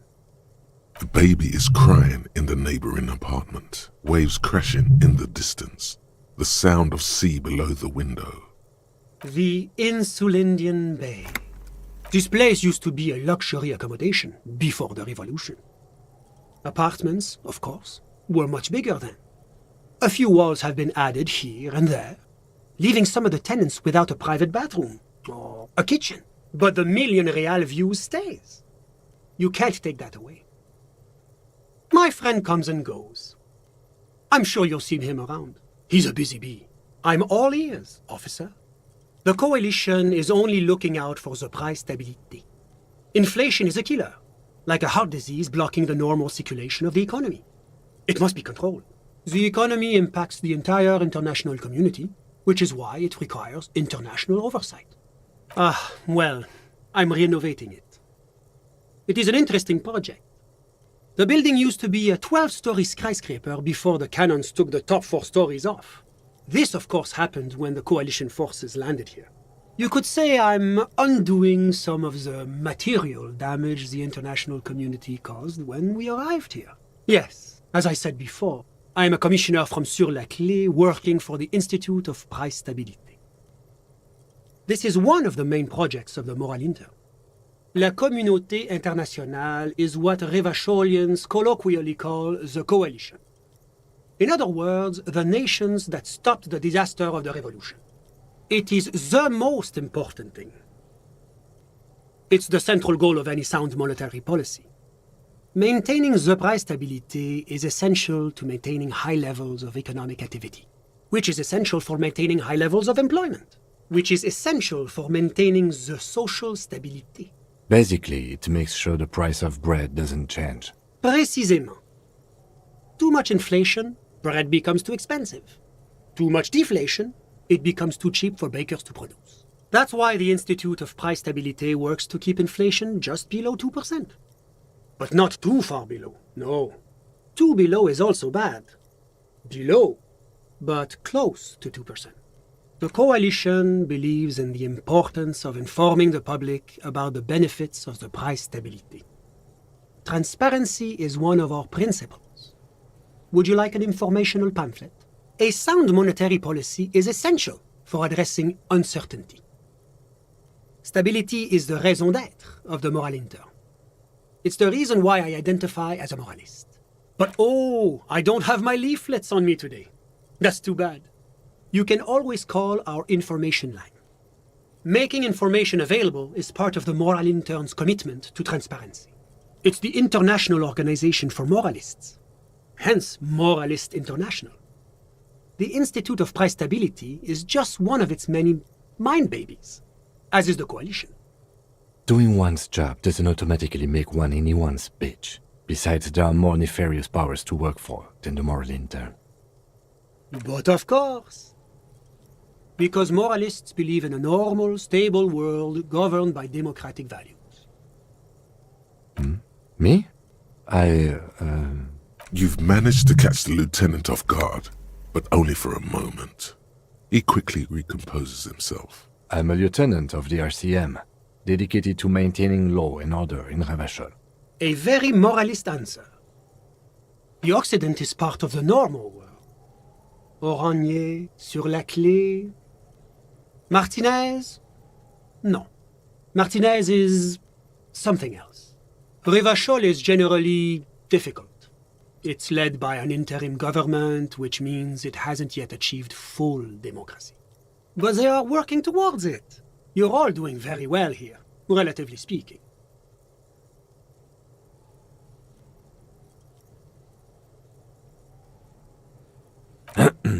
Of course, the detective's personal views do not represent the views of the RCM. My friend. But the lesson of the revolution is that communism does not work.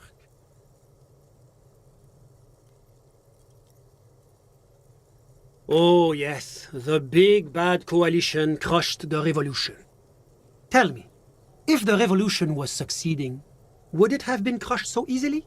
Are we really so bad for wanting compromise, peace, and prosperity on reasonable, achievable terms?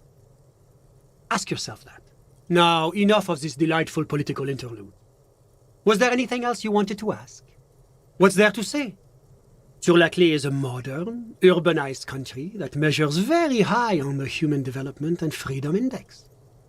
Mostly, though, it's known as the executive heart of EPIS. Moreover, it is a great sponsor of less emerged countries. Revachol is only one of its many darlings whose progress it supports and cherishes. Because a great percentage of Revachol's culture hails from Sur-la-Clé. Its language, its people, its cuisine even. Or at least in the downtown La Delta area. Jamrock and other parts of the international zone have been mercifully spared of Sur-la-Clé's love for meatballs and mashed potatoes. Oranje is an exemplary nation who, as a core member of EPIS, contributes 28% of our annual budget. Next to Sur-la-Clé, Oranje is probably the most prominent member of the international community. As founding members, they are both very EPIS.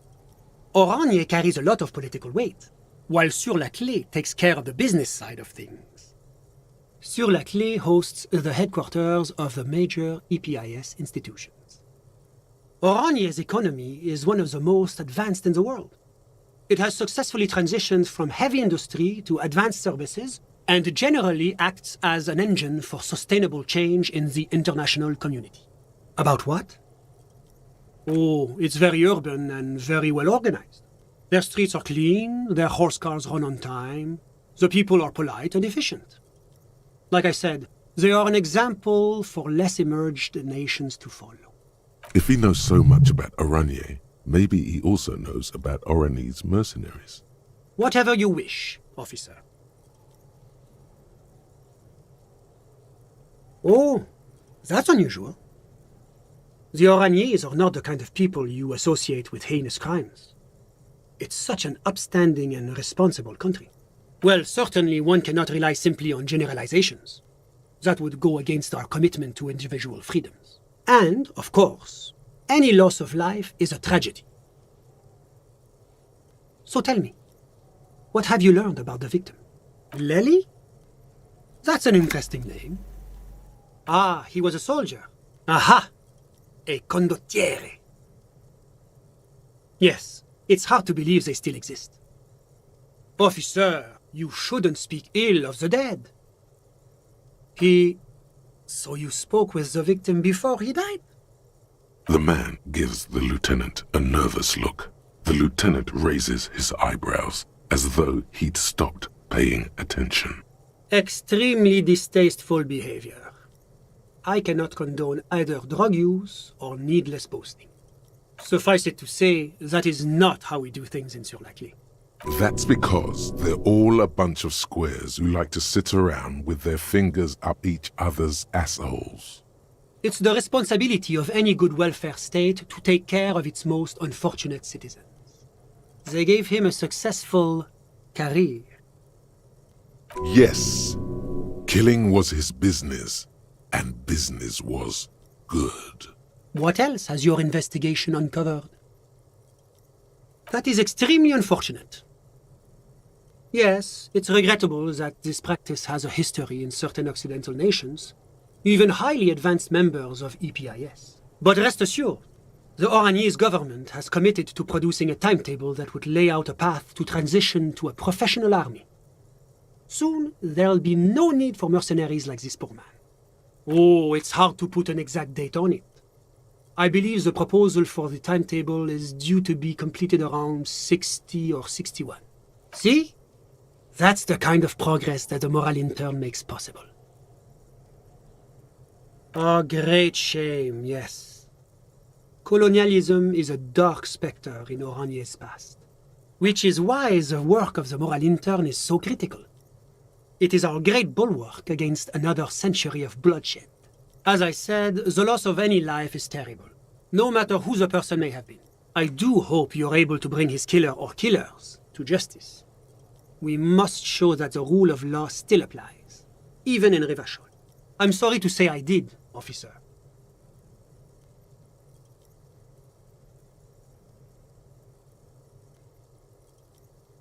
Officer, it's very difficult to describe what I saw that night. It was so surreal to me, like in a play. What do you mean, like in a play? It was just so strange. I could barely comprehend what was happening. I was on the balcony when it happened, getting some fresh air. I remember that first they came in, carrying what looked like a body. And then I saw all the surrounding windows go dead, one by one. That's when I understood. I should not be seeing this. Sounds like the victim was unconscious, or at least incapacitated. Interesting. I couldn't see their faces well, and there were quite a few of them. But they were very loud and very Martinez. Let's just say that the laboring classes can get rather expressive with their profanities. I couldn't tell you exactly. Less than 10. Maybe 8? The lieutenant sends you a sharp look at the mention of that number. That's a giant you're describing. No, they were all quite human, as far as I could tell. I went back inside. Yes, back inside. Keep yourself safe from the killing. Were you able to see anything from inside? Officer, the yard was pitch black. There was nothing to see, but I could still hear their voices. They were threatening to kill that poor man. All men, I presume. But again, I couldn't see very clearly. I believe they were mostly white, though I believe I saw 2 Areopagites among them. And I am quite certain that one spoke with a Mesk accent. Well, that's the strangest part, officer. Nothing happened. It was oddly quiet for a public lynching. Eventually, their shouts died down, and that was all. There were no gunshots, no celebratory shouts, no anything. You're right, of course. That is what one is supposed to do in such circumstances. I was simply in shock. I'm afraid I don't have anything else to add. About what time was all this happening, approximately? All I can say is that it was late. My watch. Yes, now I remember. It was 30 minutes past midnight, give or take. No, I didn't see the corpse until the following day. Of course, anything I can do to assist the RCM. A moment, officer. Do you have everything you need from me? I'm afraid we won't have the chance to speak again once you leave. It's against diplomatic best practices for an official in my position to be discussing murders with local militiamen. And I'm pressed for time. After you leave, I should be leaving as well. Of course. I'm glad I could help.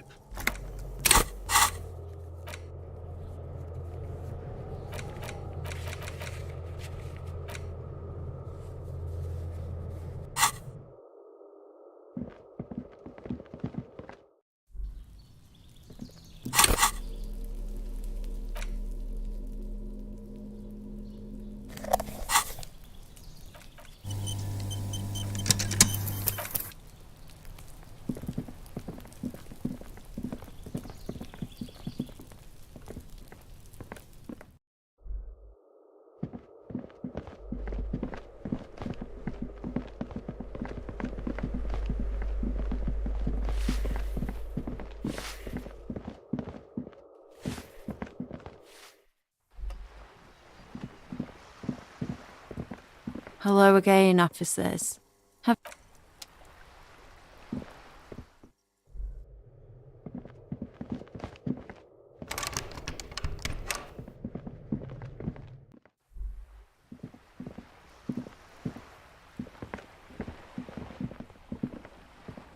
As you approach the metal grill, you can hear several voices having what appears to be an animated discussion. This must be it. Beyond this door lies the beating heart of radical communism in Martinaise. Somehow, the night air softens the smell of trash and sea brine. As the breeze pulls through the canvas like a shuttle through a loom, you catch a hint of something unexpected, something earthy, warm, and burnt. The acrid smell of failure. No, that's just slightly burnt coffee, a smell you would recognize anywhere. Just look at these pigs sniffing about after hours. Must have slipped my mind. You know how it goes. The metal grill is cool to the touch. You notice the lieutenant is looking uncustomarily anxious. His posture is rigid. His right hand hovers near the zipper of his jacket. He wants so badly to draw his armistice, but he also doesn't want to draw it. Something's not right here. The equation doesn't quite balance.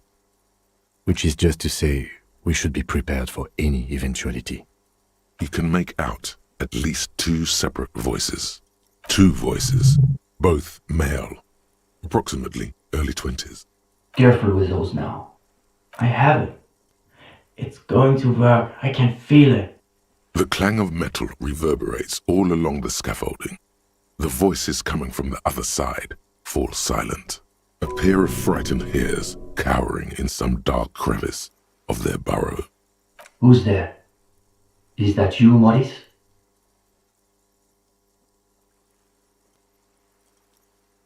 Who said communist? Did we say communist? Get out of here. For a moment, silence. What's the passphrase? There's no response. You begin to wonder whether they've slipped out some back way. All right. The key's taped to the back of the door frame. Just make sure you put it back when you're done, or we'll all be locked out. And do watch the concrete. It just kind of falls away, in places. Charmant. After you, detective. Have fun at your underground meeting, pig. Hope it's a blast. The 2 young men are either oblivious to or ignoring your entrance. Their attentions are fixed on whatever it is they're stacking in the middle of the floor. Matchboxes, it appears. I think it's holding, Alexis. It is. It's holding. Careful, careful.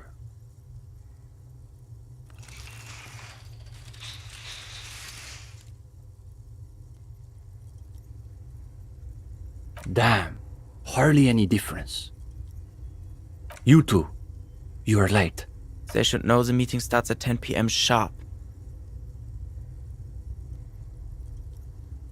One leader and one follower. The most ancient power dynamic. There's a great deal of tension in this young man's shoulders, more than someone his age should bear. Meanwhile, his companion inclines toward him, eager to catch every word that dribbles from his friend's mouth. Just a moment. Could this be the former owner of a certain jacket you acquired recently?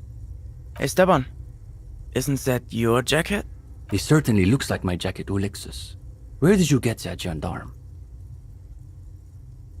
Yeah, I'm sure you did. That's real Sarah Maritzian twill. Only old Sarah Maritzian communists and drug smugglers wear those anymore. He is neither of those, of course. He is simply a poor student putting on airs. Also, he doesn't have the shoulders to fill out such a jacket. See, Uli? It's just like Mazov wrote. How does it go, gang? Those committed to the rights of property are those most apt to violate them. I assumed it was Maurice who broke into my room to play a trick on me. I didn't think I'd actually been raided by the RCM. You're right. It's better. Can you imagine the look on Maurice's face when he finds out the RCM has been kicking my door down? He'll shit himself. Positively. And now they've shown up in force to break up our meeting. Something tells me these young men are not very experienced with law enforcement. The RCM wants to join us? My partner, of course, is acting in a strictly personal capacity, not as an official representative of the RCM. Interesting. Does that mean you've done the reading? Uh-oh. No one said anything about reading. You'll just have to wing this one. No, detective. The only reading I've been doing is right here. I have not had time to seek out pretentious communist book clubs, nor have I done their reading. It doesn't sound like they've done the reading, Esteban. Well, this is getting awkward. I'm not sure what you're expecting to find here then. Maybe they can explain themselves. In the most generous sense, I would say we're cultivating revolutionary consciousness. Yes, that's probably the best way to describe it. But more specifically, we are running a reading group.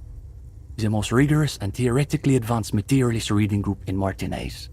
Comrade Esteban is a great discussion leader. One of the best at the university. Yawn. Can you imagine anything duller than a bunch of Beano-clads yanking each other's knobs? It's really nothing like that. A book club is a place for talking about the plot points of bourgeois social novels and sipping effervescent cocktails. That doesn't sound so bad. In any case, it's healthier than certain other after-hours pursuits I've seen officers engage in. Huh. As though you can call that problem teaching. One thing you learn quickly at university is that you're not going to find a real education in any lecture hall or discussion seminar. We are post-attendance, basically. Exactly. The only worthwhile part of the so-called École Normale de Revachol is the library. That's where we've made our greatest critical strides. We study all the foundational texts of Mazovian theory, of course. Just last week we finished the second volume of Puncher and Watman's Innocence of Capital. Truly extraordinary. And before that we spent 6 weeks on State and Plasm. For some reason, the word plasm catches in your ear like a piece of old wax. Uh-oh. You can feel your attention span rapidly deteriorating. We've also read Wertmüller's The Megastructure of History, and before that, Real and Reality. Ablar's Une Paix Infernale. The original Fisdale translation, not that watered-down revisionist garbage. Obviously. But, of course, our special emphasis is on the theories of Ignace Nilsson and his followers, especially the inframaterialists. You're not familiar with him? It's pretty advanced stuff. You may not be ready for it yet, gendarme.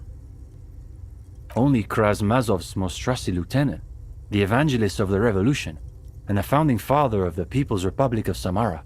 It's hard to overstate how unimpressed he is that you've never heard of this world historical individual. He also happens to be the greatest communist theorist after Mazov himself.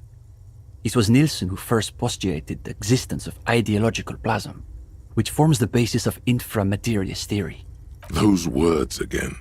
You've got to find out what this inframaterialist stuff is all about. Whatever it is, one thing's perfectly clear. These young students have a much deeper understanding of communism than you do. You could learn a thing or two from them. If you can convince them, you're one of them. The young man sighs. His companion looks about furtively. What do you mean? This is the reading group. Kim and I. We're in something of a rebuilding phase. Some of our former comrades didn't have the ideological fortitude our work demands. Intellectual attrition is maybe the best way to describe it. Felix said he couldn't keep up with the reading on top of his classwork. And Susanna wanted to read text other than Mazovian theory. Like novels, if you can believe it. We've tried recruiting new members, but unfortunately the current intellectual climate is pretty hostile to inframaterialist thought. These days, if you're on the left, the ascendant schools are the Gottwaldians and their iconoclasts. Don't forget about Maurice and the turnips. Right. Then there was the whole turnip debacle. They're the most depressing school of communism. They love writing long books with a patina of Mazovian theory to cover up their cheap psychologizing. A gang of cheap psychologists and intellectual midgets. Typical Gottwalders, in other words. It's okay for Uli to say that, because his dad is from Gottwald. The Gottwald school believe that intellectuals as a class are incapable of sparking revolutionary change. So all they can do is critique capitalism from inside itself. That's why they spend all their time smoking cigarettes and writing long works of criticism that make you want to commit suicide. It is miserable. That's probably why they're always committing suicide. You see, the Gottwald school look like communists. They talk like communists. But scratch the patina and you'll see beneath that they're just depressed liberals who've read too many books. For starters, they love talking about beans. Oh sure, but iconoclasts are obsessed with beans. They love thinking about beans. They love counting beans. But most of all, they love building models to predict how many beans there'll be in the future. They're by far the most bean-centric school of communism. If only. They've got all the beans accounted for in their asset sheets, their quarterly budgets, their future projections. But for some reason, there are never enough beans to go around. So we've just got to cut our bean rations in half. And next thing you know, there are budget cuts, So now we've got to cut the bean rations in half again. You see, iconoclasts claim to be communists, but in reality they're just liberals with hard-ons for spreadsheets. Of course not. The only people who actually call themselves liberals are mouth-foaming reactionaries. Basically indistinguishable from fascists. You'd need an X-ray machine to tell the difference. Cindy is... how to describe her role? Something of an ideological auxiliary, perhaps. Yes, that's exactly how I would put it. And naturally, we support her radical counter-liberal aesthetics. But she refuses to submit an essay, so we can't call her a member of the group per se. That doesn't stop her from using the room for studio space, of course. It's an unfortunate story. You see, our ex-comrade Maurice is something of an economist. He's studying macro and microeconomics. Well, a real intellectual, it sounds like. Right. So a few weeks ago we were discussing the extra-physical capabilities of the revolutionary state. And Maurice said... what were his exact words, Ulex's? It was unbelievable. He said, turnips don't care if they are grown by communists, moralists, or Welkin. They grow just the same. Basically, he was rejecting the whole foundation of inframaterialist theory. Susanna said that he has been hanging out with some non-communists lately. For us, the question boiled down to, if you don't even accept the basic ideas of Nielsen and inframaterialist theory, why are you in the reading group? Of course you do. It's pretty basic stuff. Well, it wasn't so much that he was expelled. He just quit coming. We haven't seen him around for weeks. Go ahead. The young man frowns at the little pile of boxes on the floor. Nothing, just messing around until the meeting started. They're watching those matchboxes awfully intently for two guys who are just messing around. It's almost as though they were trying to create the most unstable structure they could. Clinching? No. We're not an operational cell. We think of ourselves as more of an intellectual vanguard.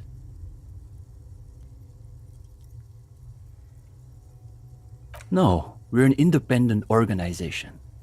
We acknowledge and respect the union's efforts, but our interests are more theoretical than Mr. Clare's. To be clear, communism is not an official suspect in this investigation, because it's not a person, you see. Seems unlikely, from a strictly inframaterialist perspective. Comrade Ulix is right. The amount of plasm required to strike down an ideological enemy outright is enormous. We're talking second-level effects, at a minimum. Or even third. In any case, it's not like the SRV has established a party line on the subject of lynchings in Martinez. Though historically speaking, the SRV has supported direct action against right-wing paramilitary squads, especially when they are doing the Indo-Tribes' dirty work. Good point. So as a provisional matter, I can say we support it. Are they being sarcastic? You feel like you're caught in some elaborate joke labyrinth, but it's impossible to see your way through. That's easy. Crime is simply the inevitable expression of the injustice and incoherence embedded within capitalism itself. Delivered with the smug assurance of a schoolboy reciting a maxim he's committed to memory. It's a symptom, in other words, not a cause. His companion can barely suppress a yawn. No, unfortunately, the communards were hunted down and killed nearly to a man. All that's left of them are bones and old rifles.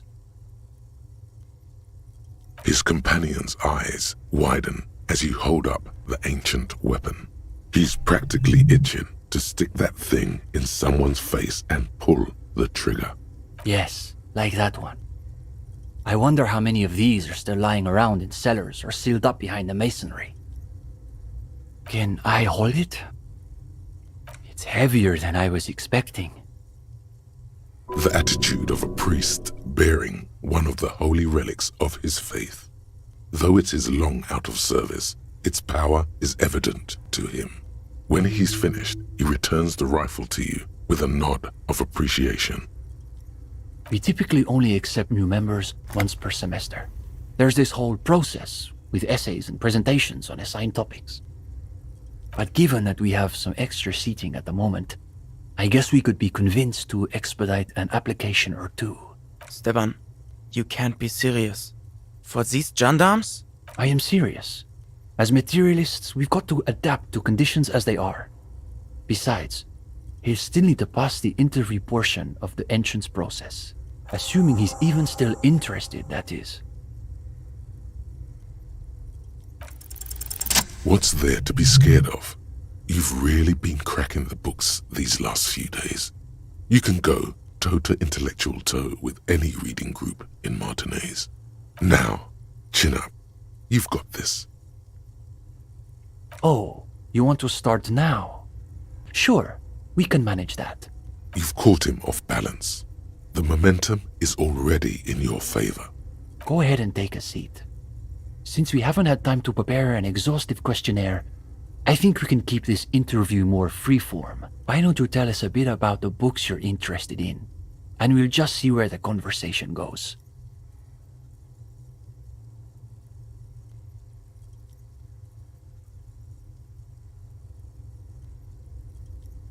Absolutely. It's the only proper foundation to develop a real understanding of events.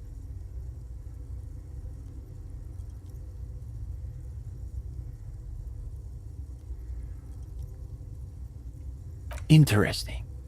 Say more about that. This is a good start. They're starting to loosen up. You feel relaxed and in control. Soon, you're in a lively back and forth on the political substrata of the Hiamdalaman universe. Even if they won't admit it, these two love blood and sex as much as anyone. But don't you think that pornographic fascist mythology gets pretty tiresome after a few books?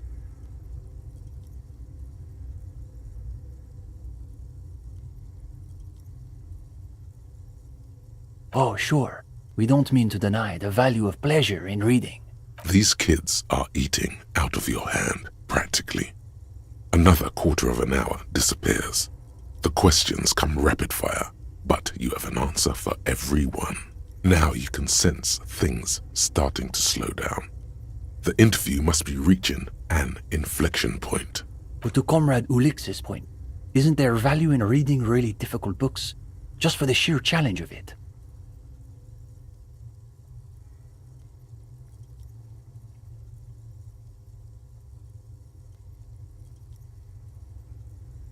Oh, right.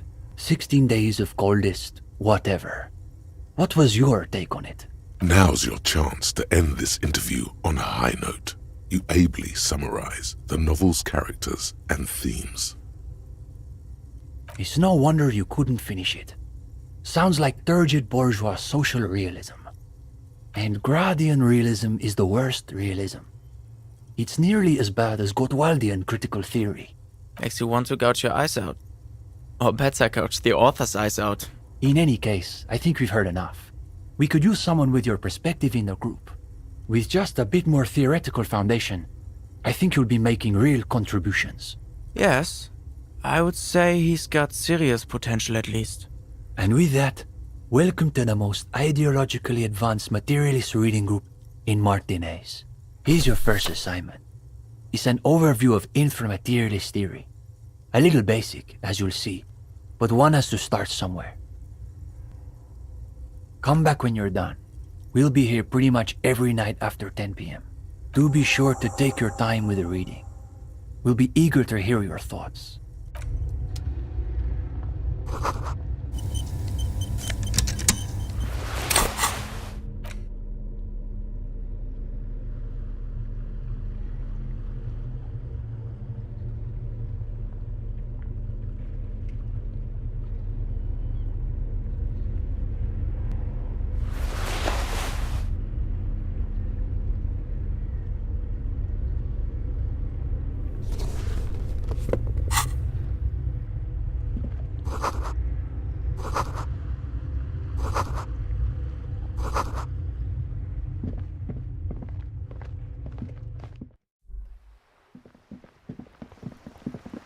Hello again, officers.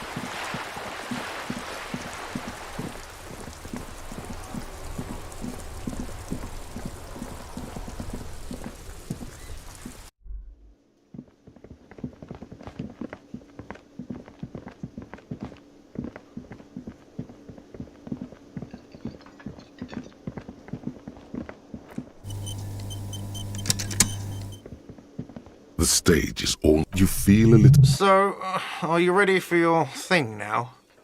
Let me know when I should... The dining hall has cleared up of customers for tonight. Even the kitchen is closed, and someone has turned down the lights. Maybe it's a good idea to do it in the dark like this, almost after closing hours. Immediately, a loud feedback noise startles the room. You feel like an amateur. How are you supposed to hold the mic? Should you just sing into it? Where should you stand? Hands. Where do you put your hands?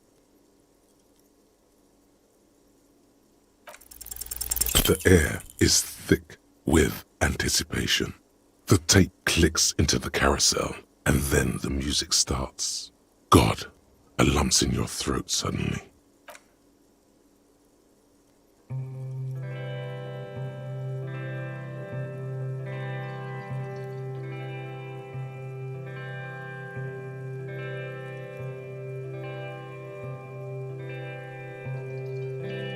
I would often go there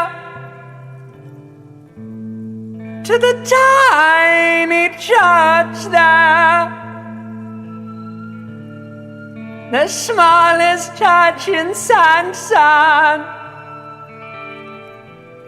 Though it once was larger, how the real may rest there, down through the mist there, towards the Seven Sisters, towards those pale cliffs there. I would often stay there in the tiny yard there. I have been so glad here, looking forward to the past here. But now you're all alone. None of this matters. At all.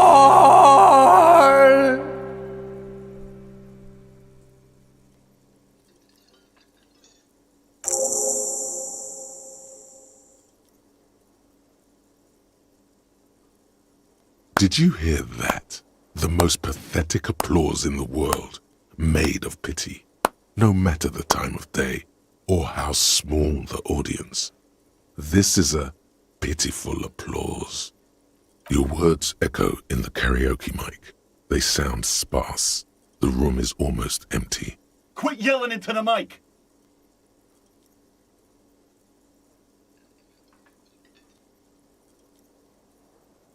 You hear, or think you hear, uncomfortable shifting around. A bit of laughter maybe. No one saying anything. I'm gonna unplug the mic now, okay? That's it, I'm unplugging it. That's it. You're unpowered. Let's go, officer. These people wouldn't know a good performance if it beat them in the ass. Detective Dubois, it was downright tragic. Now, let's go. I mean it, he thinks.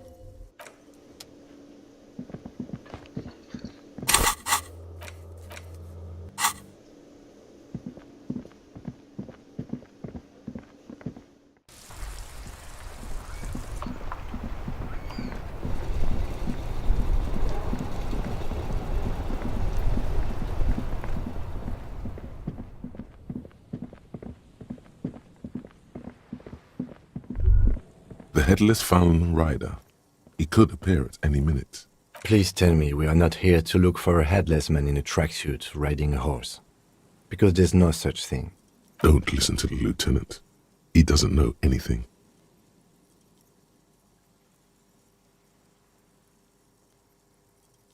There's nothing to wait for. We should get some rest. It's been a long day.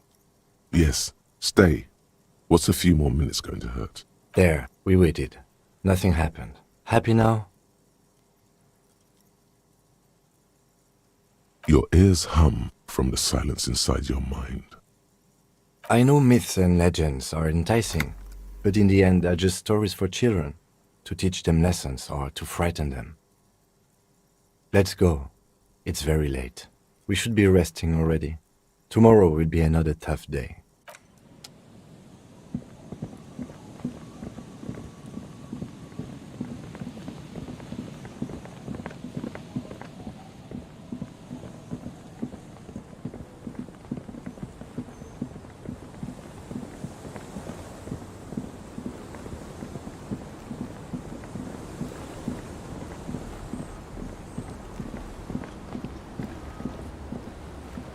It's getting cold, this late in the night. Time to call it a day. Good night, officer.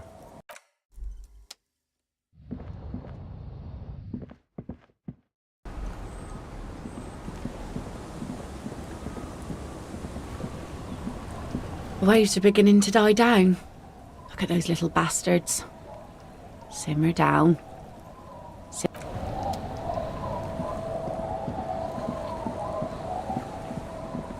It's getting cold.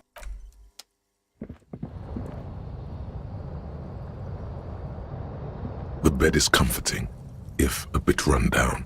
Still, you've earned a rest.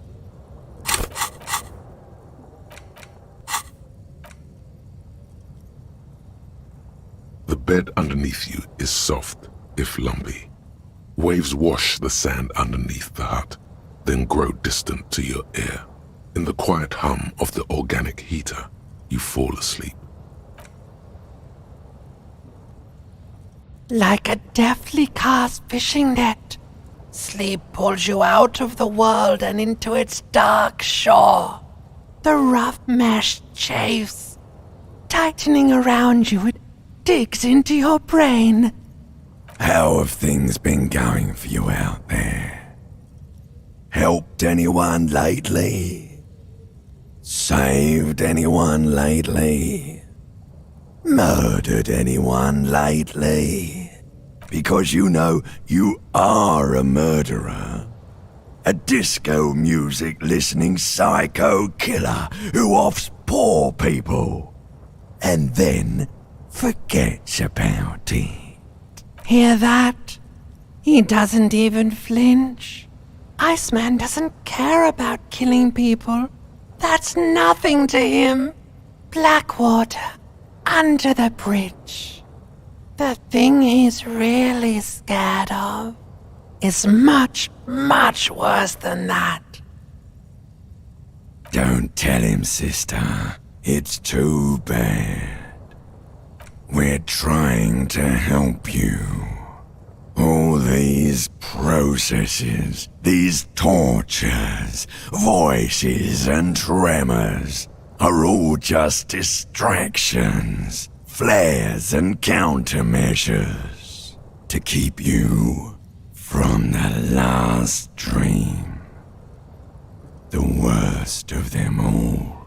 The last dream will be total annihilation. Cinders peeling off the fuselage. We won't be there to help you anymore, Harry. We will be dormant. You will be naked and alone. Of hell. An ancient sadness, brother. 10,000 years later, in front of the video rental. There is a warm breath on your face again. Everything is okay again. Everything is so okay. Your eyelids flutter open for a moment. When you close them again, you sense the light of the room around you. You're back. In 2 seconds, the alarm will ring. The last thought in your head before waking is, maybe you shouldn't have seen that stained glass window in the church.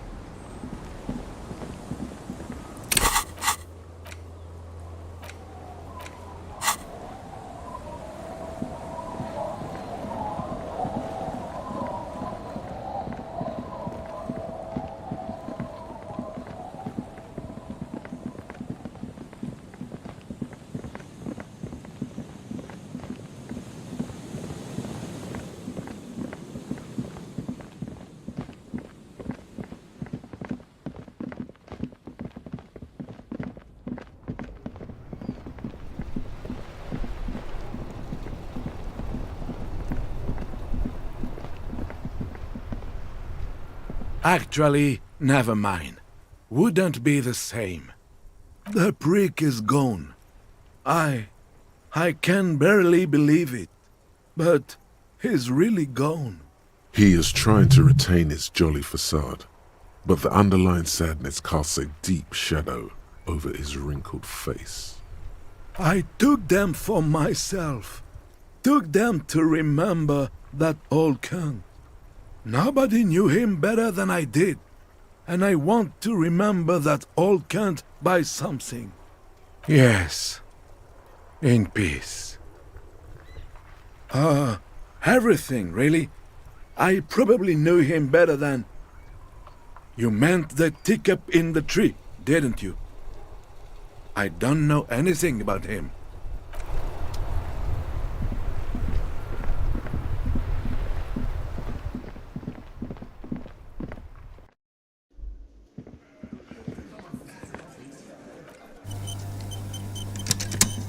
Hi, gendarme.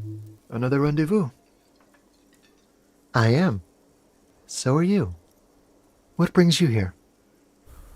Admiring the atmosphere. What about you, officer? Well, here's to you. Oh yes, let's see. He knocked on my door a few days after the lynching. I think he was going through the entire building, asking questions. Nothing. That I didn't see anything. Why shouldn't he? What friend? No, I don't think it came up. Muscular, handsome, strong, like one of those military types. Yes, but he was speaking to someone on his earpiece. Yes, you know those tiny speaker microphones that fancy security guards sometimes wear. Just reporting back whatever I was telling him. Oh, let me think. He had an accent. He sounded like one of those mercenaries. He sounded vaguely Oranese. No, not vaguely, scratch that. He sounded definitely Oranese. Sure. Anything else on your mind? You did? And how did you like him? Ah, shoot. Why not? A visitor from the first world. He's not like you and me, gendarme. He can always return to his opportunities in Occident, sur la clé. Still, his coming and going brings some life to the village. Or is it just money? I don't know. Friends, I told you. Sunday friends. Friends who like to get together from time to time. That he won't be there when times get tough, I guess. It is. On Sundays. He has keys. And he likes the view. To the sea, I mean. What about me, gendarme? Bye-bye, gendarme.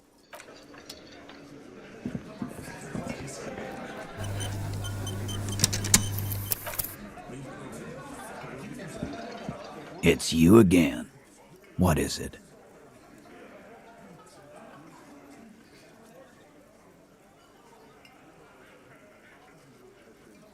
A witness? You ain't got shit. The locals would never come to you with this. That's just cop tactics, Titus. Next, he's gonna tell you one of us already rolled on the others, and is in witness protection. Well, let's hear it then. Who is your mystery fella? He's not alarmed by the sudden appearance of a witness, but he is surprised. It's like you said, Al. Copper's coming up with this on the spot. There is no witness. I've seen this shit a million times, Titus. Fly fishing. They are desperate. Tell us, Copper, what wacky claims did he make? It's you assholes that feel the need to go around like a fucking brass band. The Hardy Boys are dead silent. Yeah, it's like they put cowbells on you before they send you to the streets. What's with the cowbells, policeman? Damn, they wormed their way out of it, somehow. Try something else if you can. That means absolutely nothing to me. Sounds like some made-up horse shit. It means the whole scene was long and drawn out, like it was from a film. What is this fella's problem? Sorry we didn't make it more action-packed. It wasn't the first thing on our minds, you see? Shanky. It's Shanky, right? I thought there's something wrong about the lynching story. Now I know there was. You don't know shit. I know you are lying, Shanky. Arab guy? Boss, I think he's trying to save me and Theo. Well, yeah. What is confusing you? Eugene, Theo, and Elaine were there too. I already told you. We were all there. Great witness. Okay, maybe it doesn't feel like this did anything to them, but they have to be fretting a little. Everyone is afraid of witnesses. Witness is a scary word.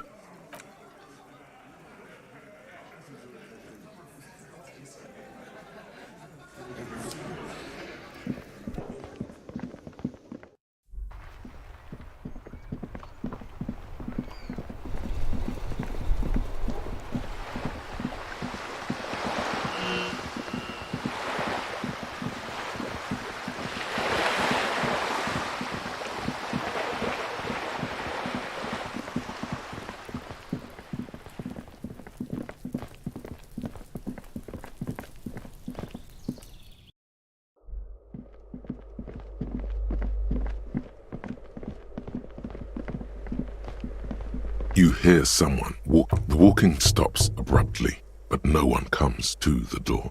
Sounded like a woman. A woman's shoes. A poor communard, from the looks of it. The room is barely bigger than a closet. Do I have to open the door? Do you have a warrant? I'm not obligated to open the door if you don't have a warrant. Let's go. We don't have a reason to get inside that apartment.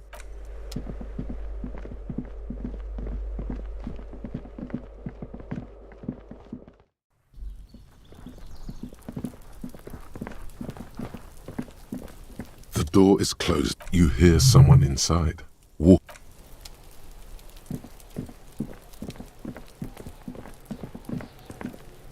Are you trying to sneak up on me? Apparently, she doesn't like people standing behind her back. Pig's come to take me out. Trying to snuff me out. If anything, you're afraid she'll take you out one day. Faggoty. Look at the ass on that.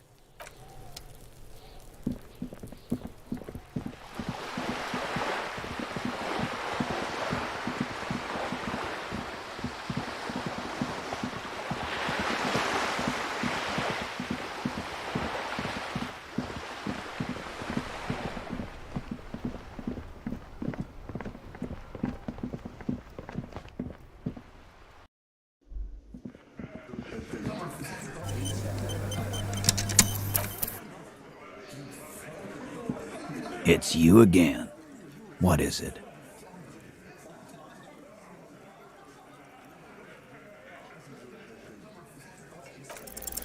Convince Titus he's being manipulated. You should know by now. Titus Hardy will never falter. But you know someone who might. Fat Angus, the powerful guy. Mr. All Muscle. The time has come. Put him in the pressure cooker. Just remember, it's about more than Glasia. It's about these men and Martinez. Their district. Their responsibility. Outside, under the rising sun. Tattered and in ruins, the windows of the cafeteria aglow with her morning light. Huh? He'll get it. Go on. Got it. Kill you because they don't like you. All because...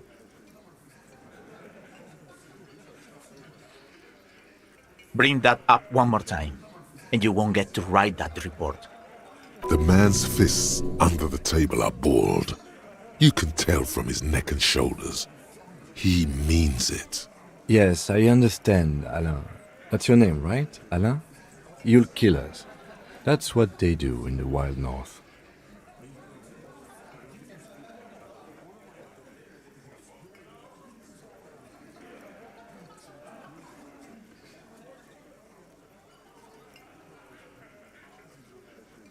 It wasn't that.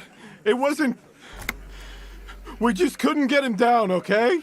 That's it. That's the weak one. You flushed him out. Now go in for the... Officer, you will be next if you don't shut up. Firearm, a Glass 08 or a 38 caliber pistol. Either is small enough for you to have missed. He's onto you. He knows what you're trying to do. Steel yourself. Push on. Just ignore Theo.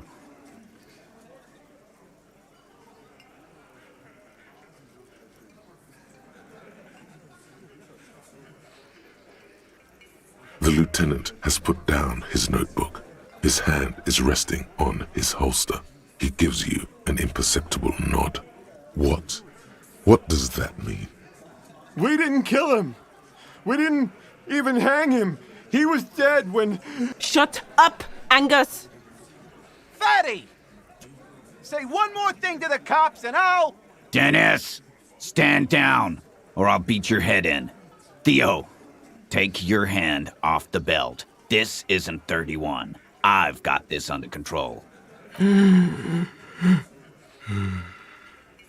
Angie, where's your goddamn inhaler? You sound like you're dying. I left it home. I can't get it. I'm too fucked. I'm sorry. Why are you so fucking fat, Angus? Now it's all pointless. Because of you. You wasted my time. I told you, Titus. I told you just give her up. Lizzie, your help is no longer needed here. Go tell Everard. Fine. I'll tell him. After a long walk along the coast. You're in. He's all yours. Questions?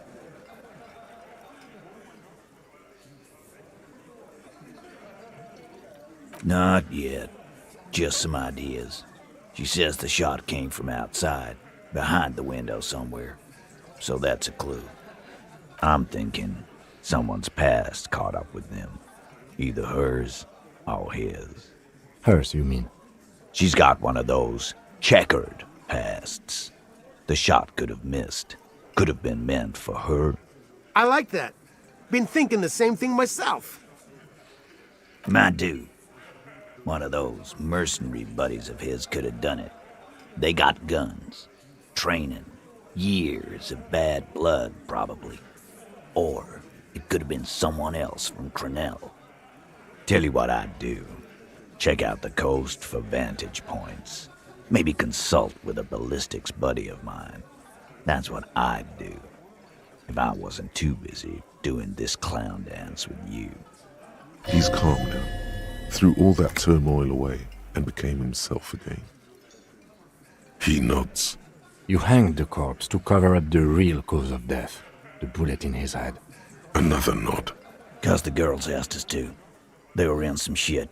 Did she kill him? Cop, I have no idea. The girl says she didn't. Classier came down. She seemed really out of it. Drugged up, even more than usual. Bug-eyed and gurning, you know? Not in a fun way. It looked like she'd redosed after something went down. I've seen that look before. She was scared. I knew someone had died. I've done this job for 10 years. I've seen it before. It's the politician in the motel room with the dead hooker scenario. Only in reverse.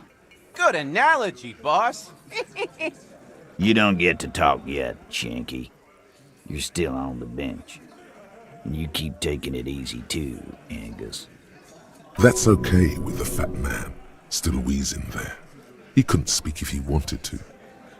We went upstairs. Sure as day the merc was dead. There was a bullet hole through the window. Fucking dirty sheets and bottles everywhere. Tibbs patched the window. And the corpse. We hanged. Nah, he's my brother. He's in the window replacement business. You may have noticed our girl's in some shit of her own. They can't show up on police radar kind. There are people after her. From the old world. Where she came from. They're powerful. Connected to the moral intern. She's clearly afraid for her life. Says if she showed up in your systems, she'd be ghosted away. And why would you help someone like that? By taking on a murder? Why would I? I guess we abide all sorts of runaways and losers here. It's a Martinez thing. In a manner of speaking. We had help from another girl. It was her idea to hang him, and I liked it, for political reasons. It sent a good message. The big guy turns to Glenn, who's about to say something. The blonde shuts his mouth before a word escapes. I'll say it again. All the Hardy Boys are right here, cop. That woman is just affiliated with the Hardy Boys. You don't know her, anyway. Nope. You're not getting to her. It's Klasia you want to talk to. The lieutenant gives a smile only you can see. Me too. You do that. Hey, cop. Before you go. Suddenly, the wind picks up outside. You hear it rattling the large windows in their frames. It carries newspapers, circles the whirling in rags in a warm column. She, Klasia, came to Martinez to hide. Many of us did. This is where you wash up when there's nowhere left to go. The Union takes you in. Now, she refused that protection. But, that's right. If we didn't take care of the people who end up here, this place would just be a couple of ruins and some cargo containers. We'll take that into account. The precarious world. How not to lose. It is impossible not to. The world is balanced on the edge of a knife. It's a game of frayed nerves. You're pushed on by numbers and punitive measures, pain, rejection, and unpaid bills. You can either play or you can crawl under a boat and waste away, turn into salt or a flock of seagulls. Your enemies would love that. Or you can fight. The only way to load the dice is to keep on fighting.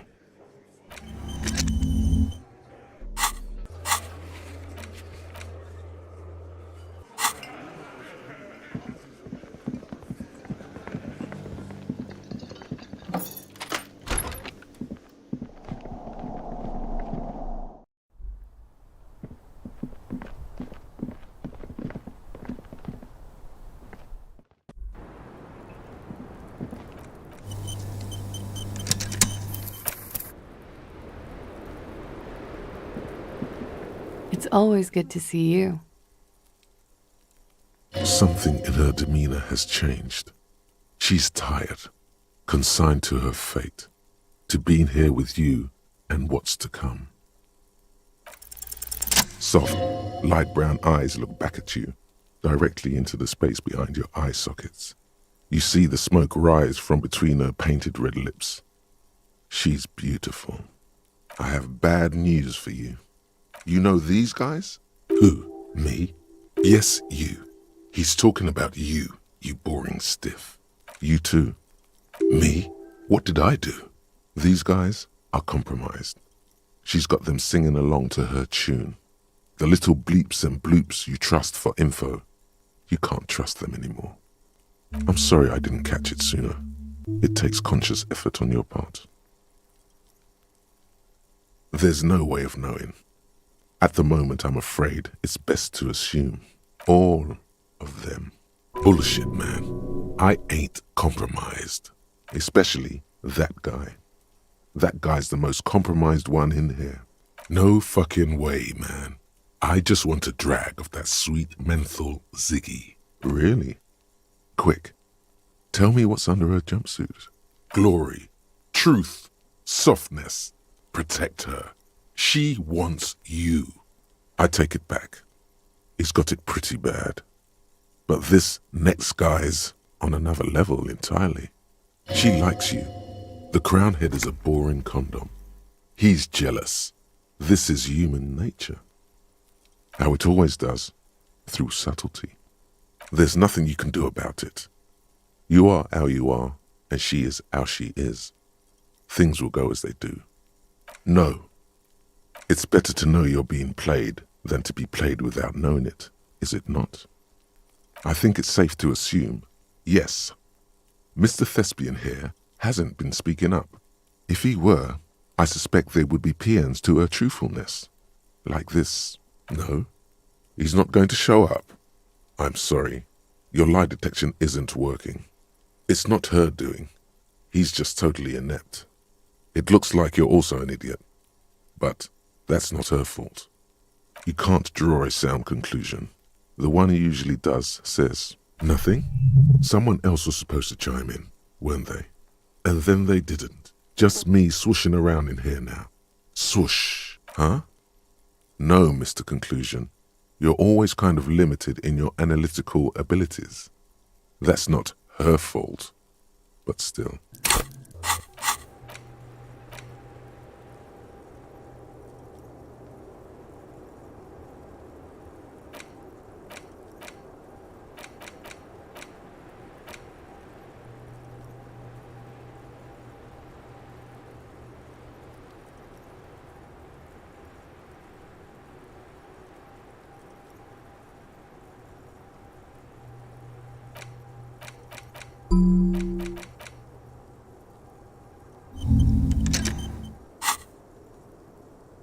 Don't worry. It's only been 4 or 5 seconds. You've got this. The silence broken. She exhales a little cloud of smoke and says, God, no. I understand. Just like that. No resistance. Her shoulders are slouched, her feet long and straight. I knew there was a chance you'd get them to tell you. It's what you do. You're the police. For what it's worth, I'm sorry for wasting your time. If you knew we would find out eventually, why did you waste our time? Because of the Hardys. I couldn't just dispense with them. They were only trying to help me. Out of the shit I'd gotten into. Is she implying the Hardy Boys are the law?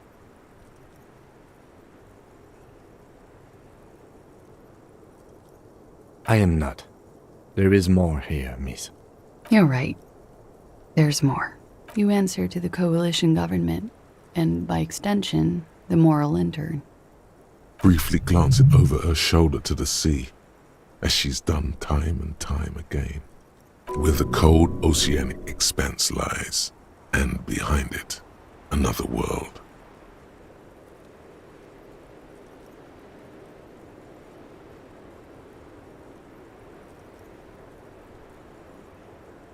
You share a database with them.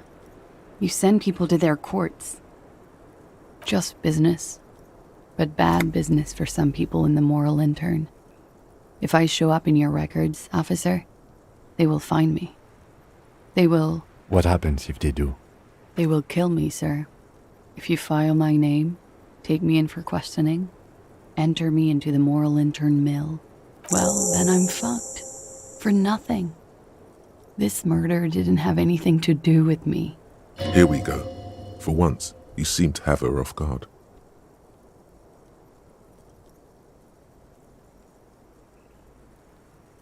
It's not nice, but it's not illegal. Not here in Revachol. Or even in Oranje. What exactly did you do? Industrial espionage. I joined a business collective with the intention of betraying them. I did my job well enough to be asked to do it again. With a bigger company. The kind you really, really don't fuck with. I took their ledgers. 2 decades worth of accounting. I need the names of the companies involved and who hired you. The job was Louis-Douin County Savings Bank. They sound small, but they're part of the Louis-Scop conglomerate. That was the second job. The first was some printer company. You wouldn't know them. As to who hired me for the job, I don't know. But they're after me too. Along with Louis-Scop and their friends in the MI. Once you're done in the competitive intelligence circuit, you don't have allies. You're radioactive. This was not a joke. Real people lost their jobs. Not just in the C-suite either. Good people. What I did to get to accounting. A lot of people got hurt. But that's just more of my shit you shouldn't have to deal with. You're solving a murder. We were there. Together.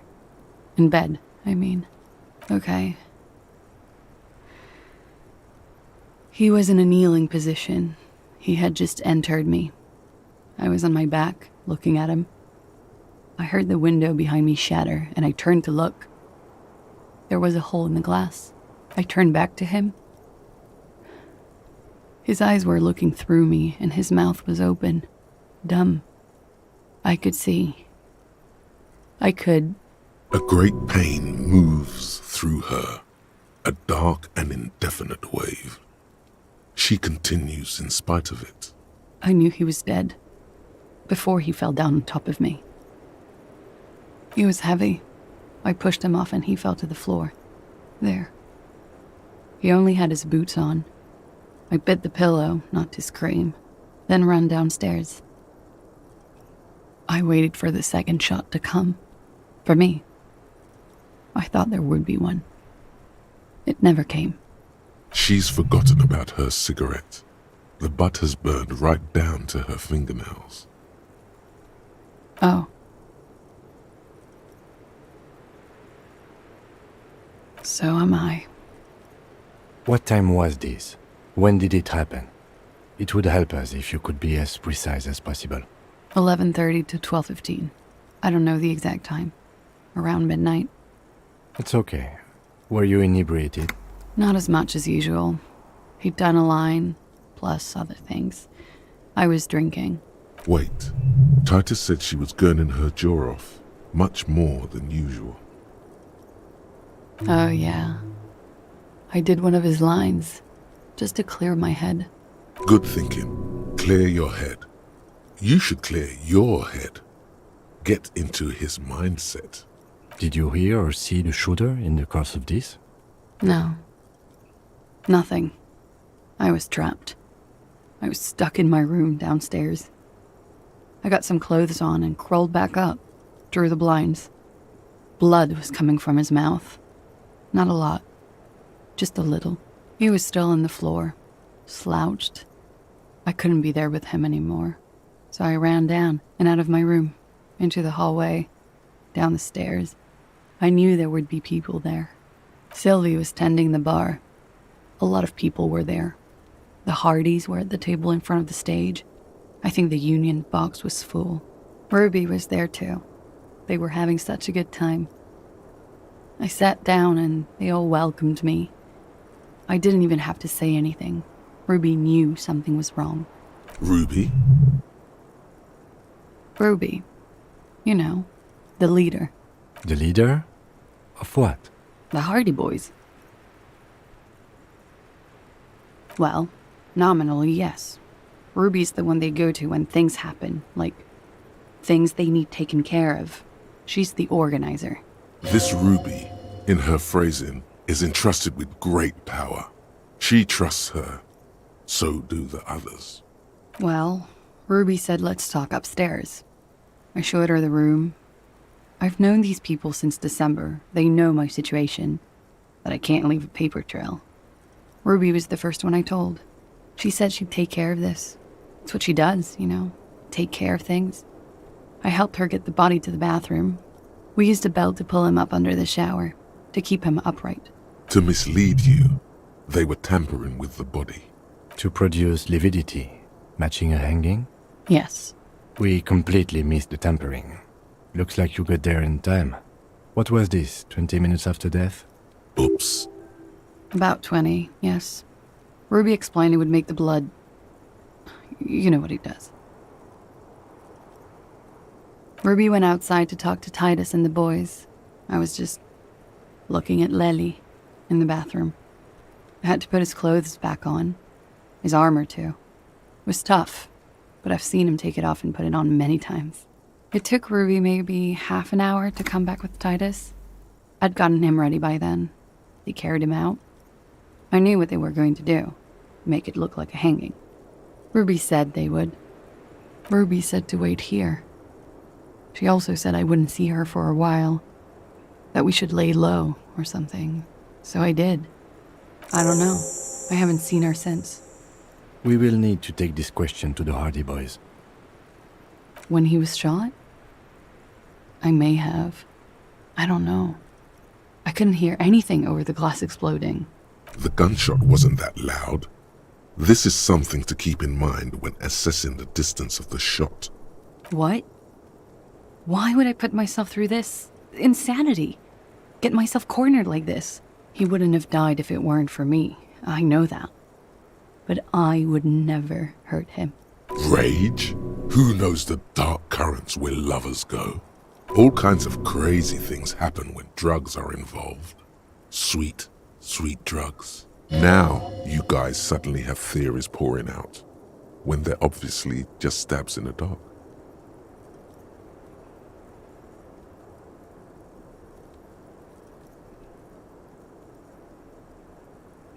What does that mean?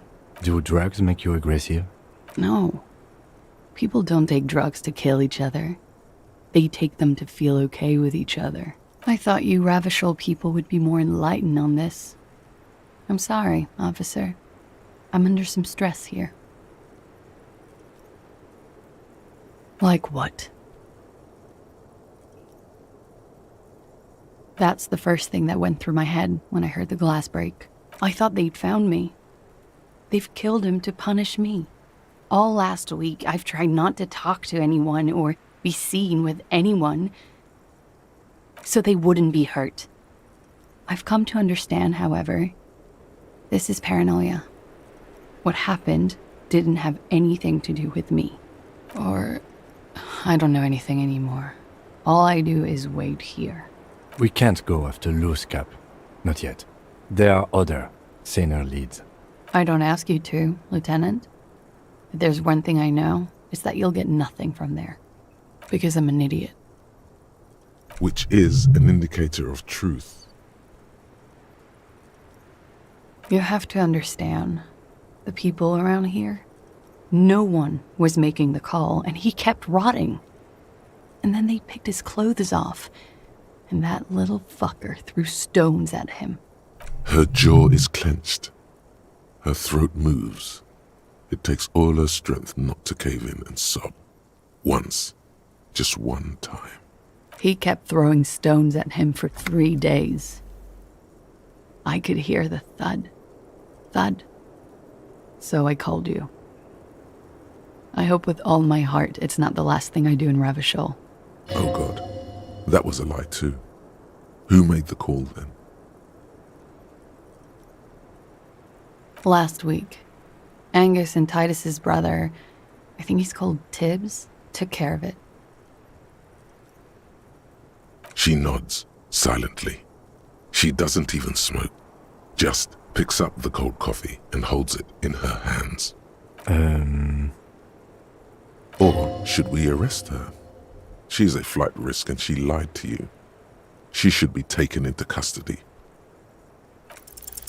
But we are awake, sire. She has been forthcoming with sordid details women usually conceal. Most shocking details of the sexual kind. We are a bulwark, unbreached. You've been breached, bulwark. You've been breached like 1,000 times now. So you say. But give us one example of deceit. Just one example.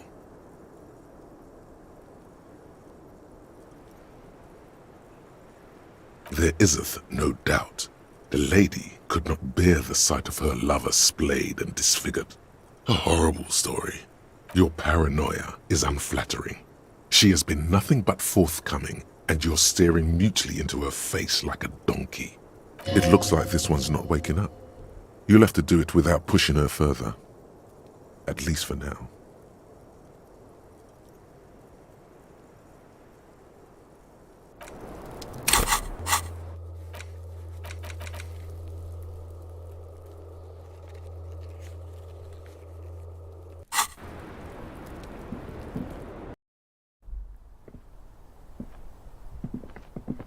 You clearly see foot... Jackpot.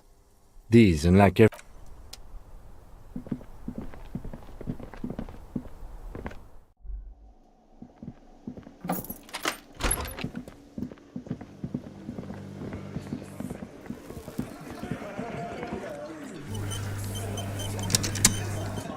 It's you again. What is it?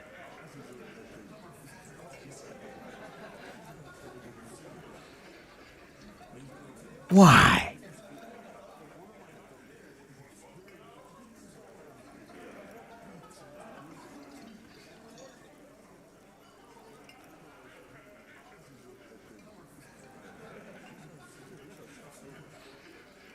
Sounds like you want to push this steaming pile of shit on anyone. And now you pick Ruby. Well, not on my watch you won't. Ruby's one of us. We're not gonna throw her under your moral intern steamroller. Fuck that shit. And fuck you too, moral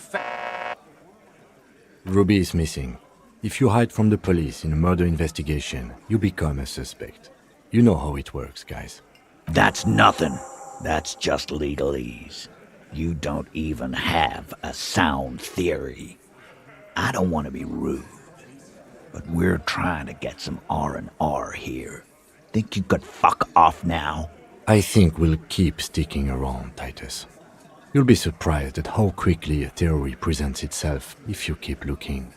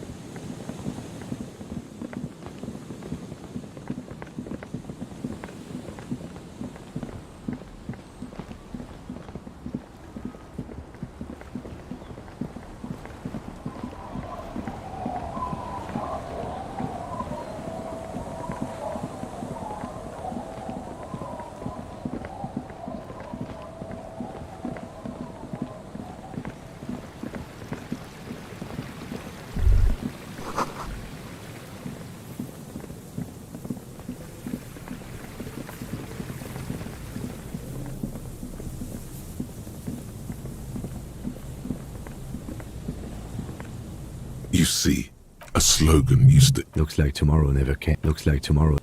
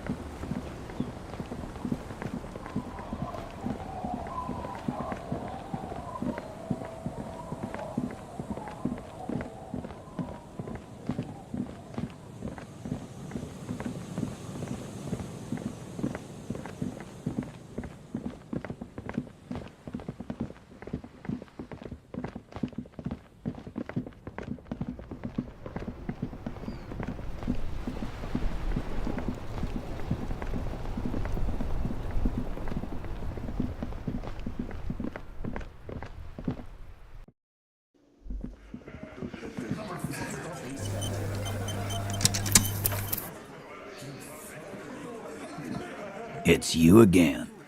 What is it?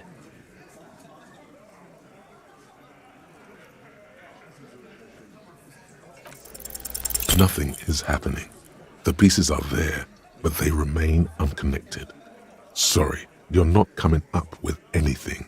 Again, the pieces are there. She could have done it. Somehow. Something else. Walla walla bing bang. It's just not coming together. Still nothing. But that's okay. This doesn't have to turn into some kind of meltdown. You're just a cop, taking your time to present a theory. Let's look at this as a learning experience. What are the components you need to implicate Ruby? His wife left him. He needs to kill himself. Make her sorry she did.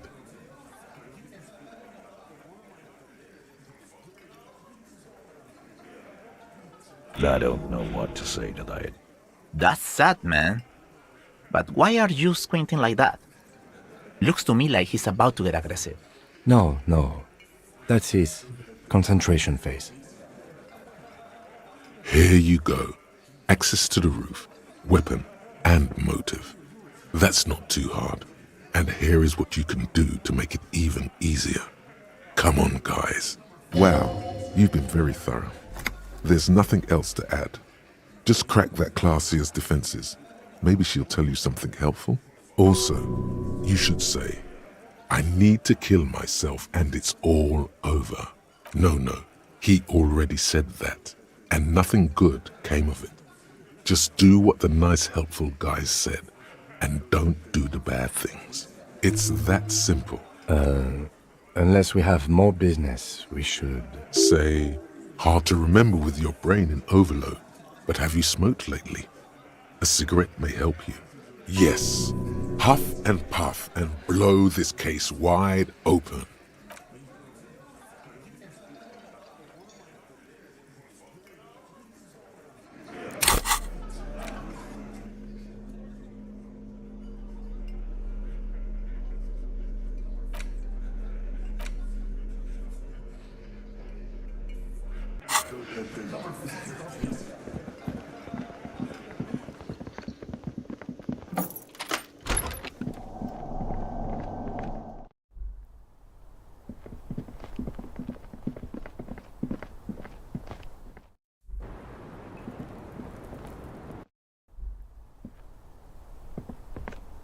This window is pristine on the inside, unlike the one next to it. Light from the desk lamp reflects off the glass in an untarnished golden halo.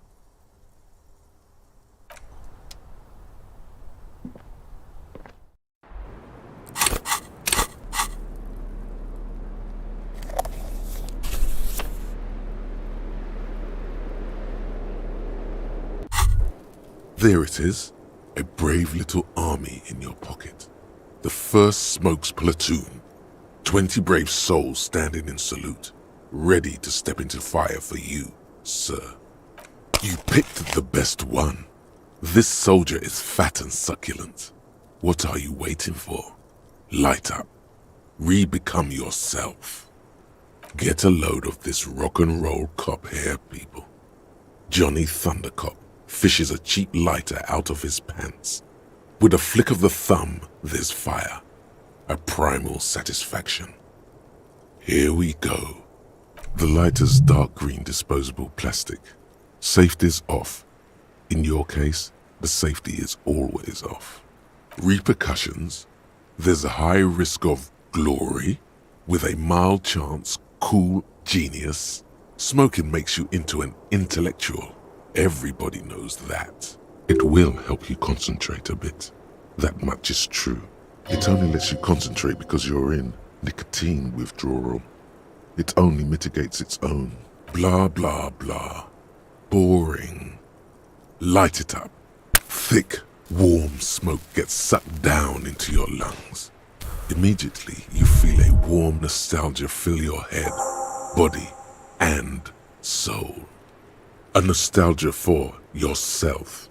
The man you were in your youth.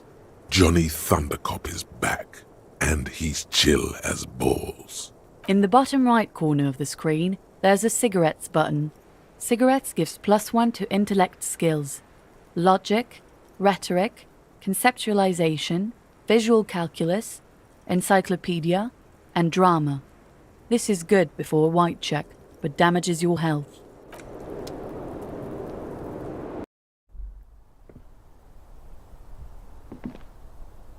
This window is pristine on the inside. Unlike golden light melts away into the blue, glassy darkness of your mind.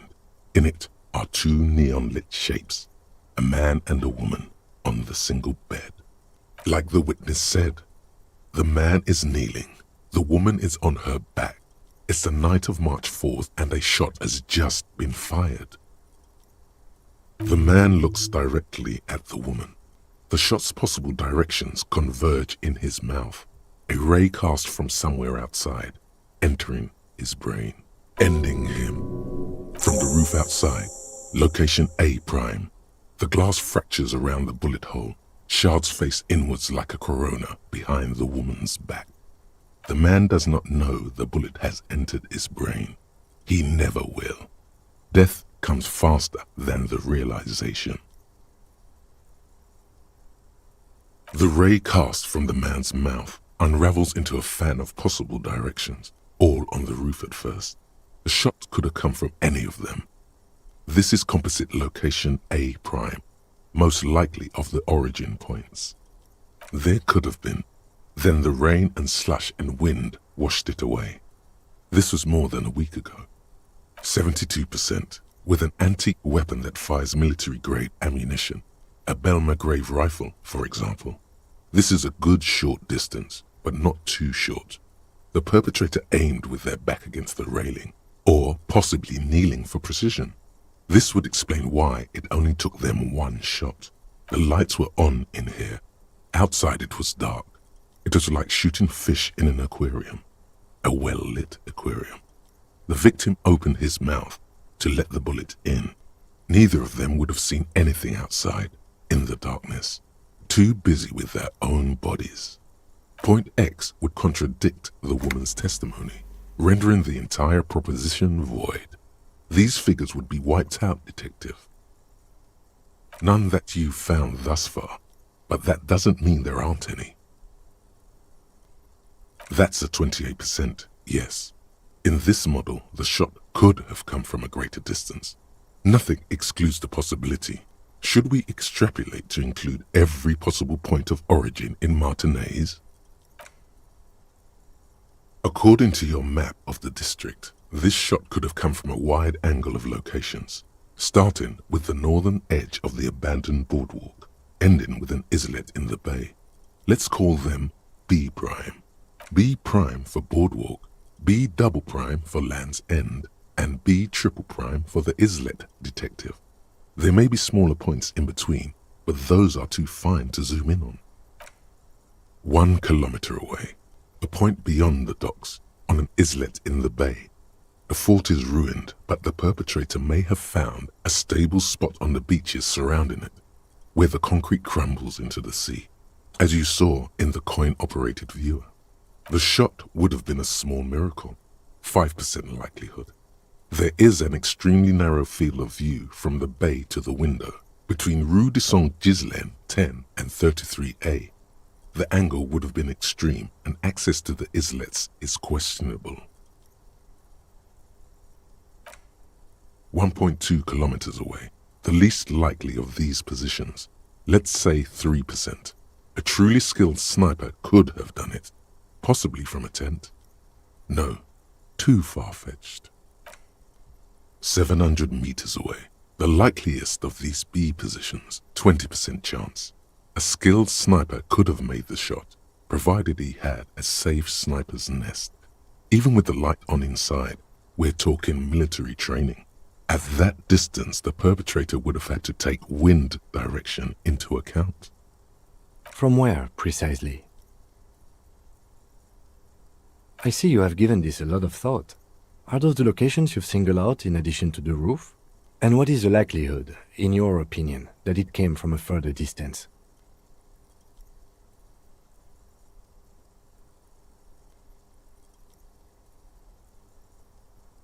Okay, well, we should see if there is gunshot residue or sniper nests if we go down the coast. Rule these spots out one by one. It would be the diligent thing to do.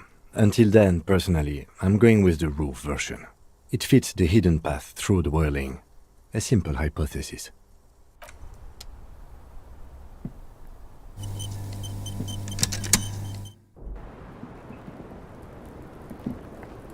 Hello, officer. What brings you up here again?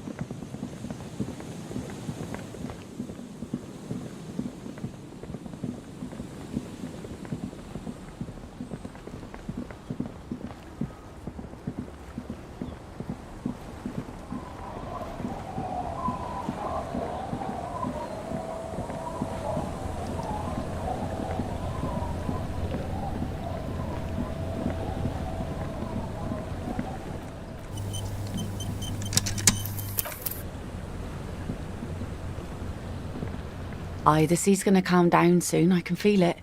The wind is turning southeast. What's on your mind, officer? Oh? Well, how can I assist you then, officer? Oh. That's good to know, I guess. Why is it in the sea? This calls for a funeral, if you ask me.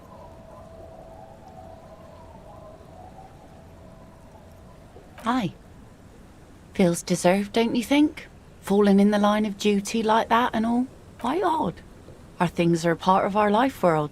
They're made with our human sweat and they share human history. We should care about them as we care about humans. To some extent, at least. Oh yeah?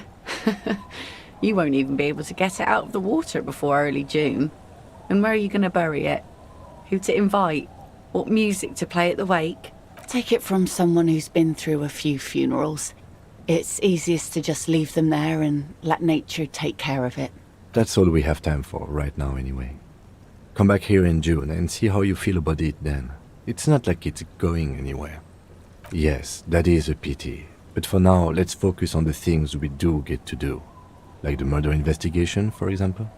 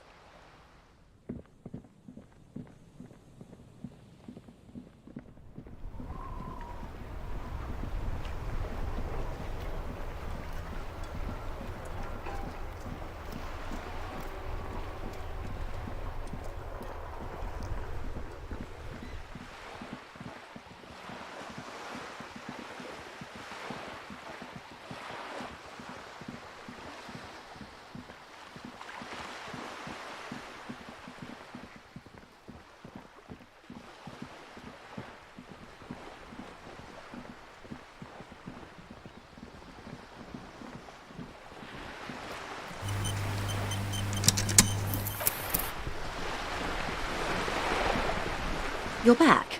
Good. What can I help you with? What would you like to know? Good.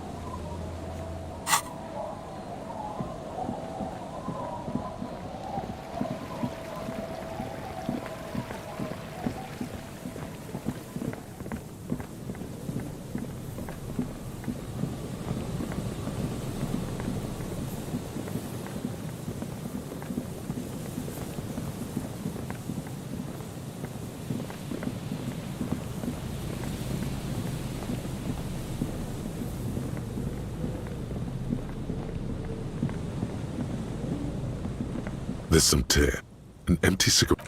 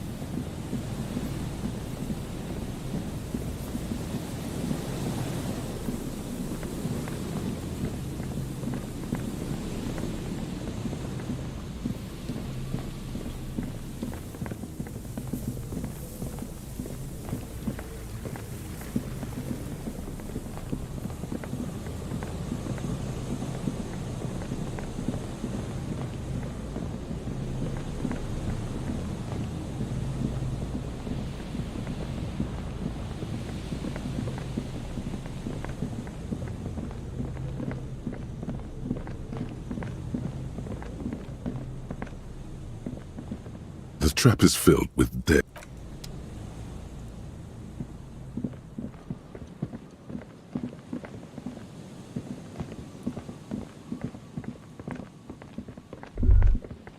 A scattering of bullet holes is spread across the cracked wall. A scattering of bullet holes is spread across the cracked wall, unable to piece together the scattering of bullet holes looks.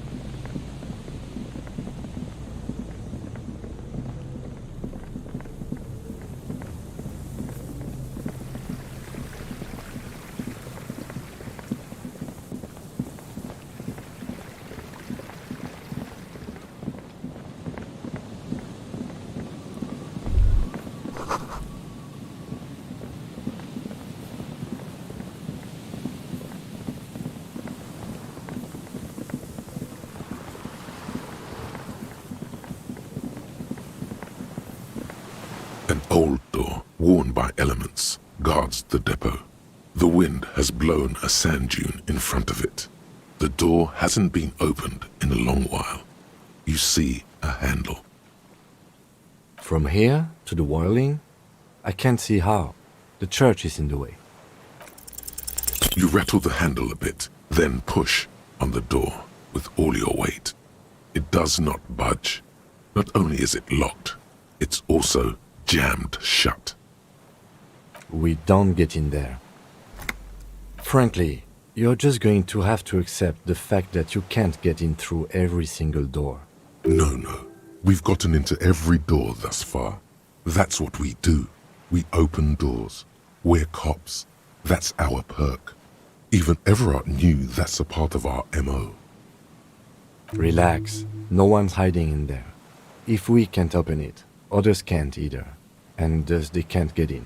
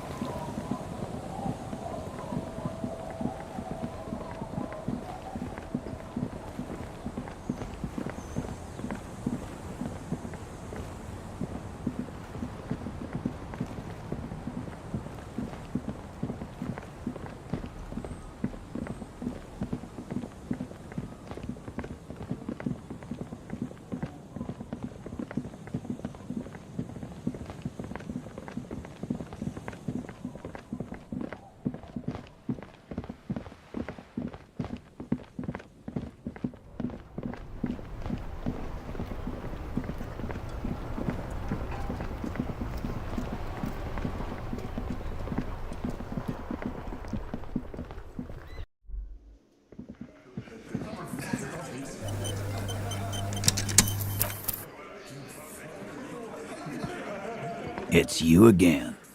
What is it?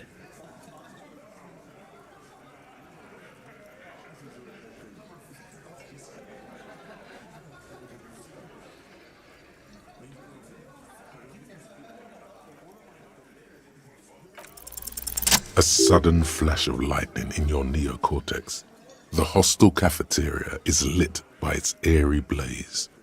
Floor plans, bullet trajectories, webs of human emotion, all channeled into a single thought. So that's what you were squinting at. You were trying to come up with a theory, weren't you? That she did it. Yeah, he was cobbling together shit so he could put her away. It's RCM 101. Well, let old Titus set your mind at ease then. She didn't do it. She was here all night. Sunday night, 11:30 to 12:15. She was here all that time? Yeah, with us, drinking. Near the stage there. No. All right, she took a fucking leak, okay? For one moment. Maybe went out, too. She has a complex operation to run from her lorry. She's a busy girl. Always has been. This complex operation is probably something illegal. Just 'cause she was gone for 5 minutes doesn't mean she magically got to the roof and shot the merc. I've been through this. It's not plausible. He's been through it. That means he's suspected her too. All right, we're in. We got Ruby unaccounted for sometime during the window. This was crucial. Now let's place her on that roof. How? And a little, just a little worried. People say there was a pinball arcade here, sometime before the hostel. What was it called, Theo? East Delta Pinball Arcade. Weird place. Went bankrupt. Okay, but how'd you get up? There's no room for a staircase in this building. Or an elevator, for that matter. The elevator is outside the building. It's an old dumbwaiter used for moving pinball machines up and down from the workshop. Ruby could have gone up, shot him, come down, all under 7 minutes. That's quite the theory. We need to have a look at that secret passage, boys. I'm on it, boss. Right when the law clears, me and Angus are going up there. It's a dumbwaiter, not an industrial lift. How about I go instead of... Just now. You got something else to back this route up? Or is that it? I've seen the winch. I'm not blind. You saying it's part of the elevator she used to get up there? That's wall mystery down then. An architectural mystery. Doesn't much concern Ruby, does it? Right. What the fuck does that got to do with Ruby? Wow, man, can we? I mean... That'd be awesome. I beat that royalist machine 20 times now. All right. We can get the barman to bring them down. What else? Footprints. Recent.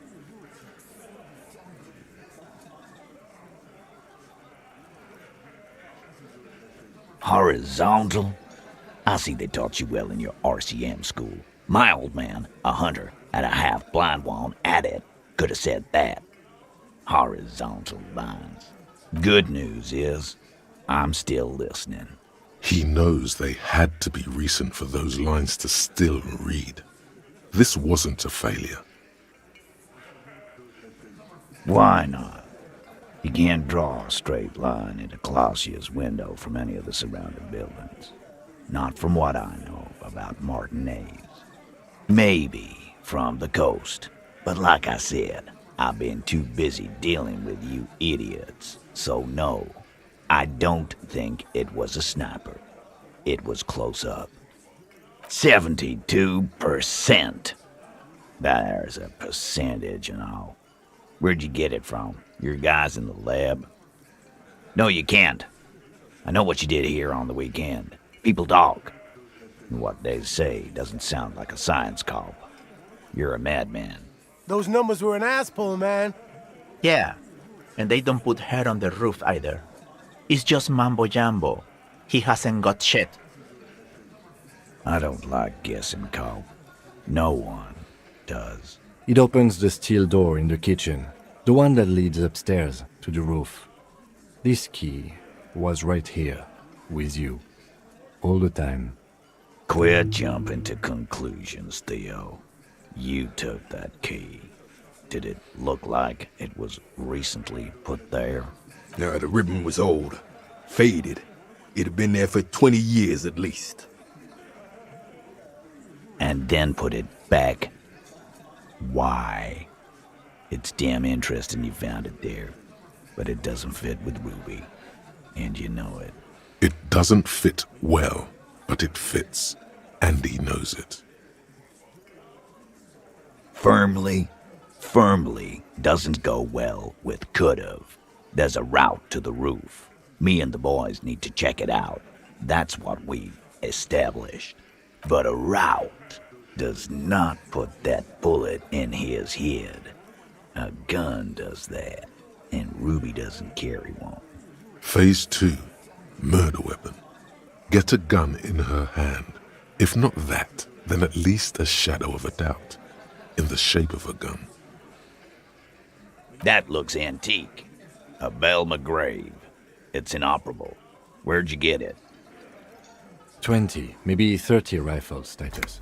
Also broken, but still, there were too many. And there must be other caches too. God damn it. We need to close that dump down for good. Okay, I see your point. There are guns lying around. Damn it. I thought we'd found all the old spots. Why was that still there? We just missed one. Ruby doesn't know this place, boss. Just these cops digging up shit. Look, fucko. Ruby and I are pretty tight. She would have showed me the gun if she had one. She knows I love guns. Yeah, everyone knows Glenn loves guns. I don't know, Glenny. Ruby's a little secretive, isn't she? Wasn't like she told you every little thing. Look who's finally speaking. Ratty's been uncharacteristically quiet since you started theorizing. Maybe he has something to gain from implicating her. She organizes things. She doesn't whack people. That's not the kind of person she is. She's a talker. It's clear this one is protective of her. Easy now, Glenn. What he's trying to say is, people who don't have guns don't shoot people. You need a gun for that. You can't prove she has one. You don't need to prove anything. Doubt is enough for now. And Titus must have some. So it had to come from a breech-loading rifle. Military grade. Not even you militia monkeys have those. This goes against your everyone has a gun theory. If it was military grade, how'd Ruby get it? You just showed him a breech-loading gun.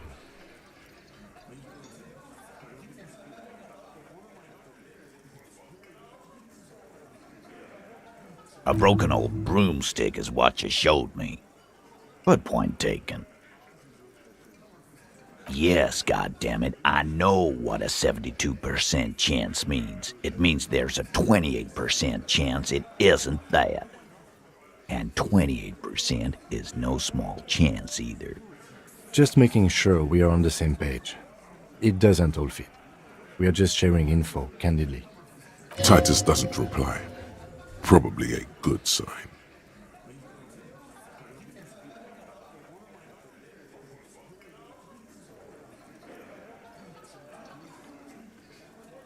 You lost your gun?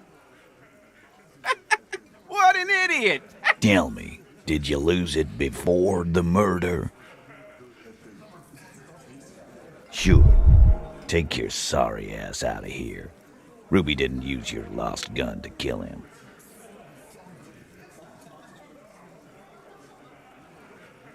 This was merely a thought exercise. He did not lose his gun. Let's move on. I don't know, cop. Why don't you find your lost gun first? Hey, Lost gun right here. Lost and found. Easy now, Al. This isn't comedy hour. Titus, we're not seriously considering it, are we? Ruby wouldn't do this. Why would she do something like this?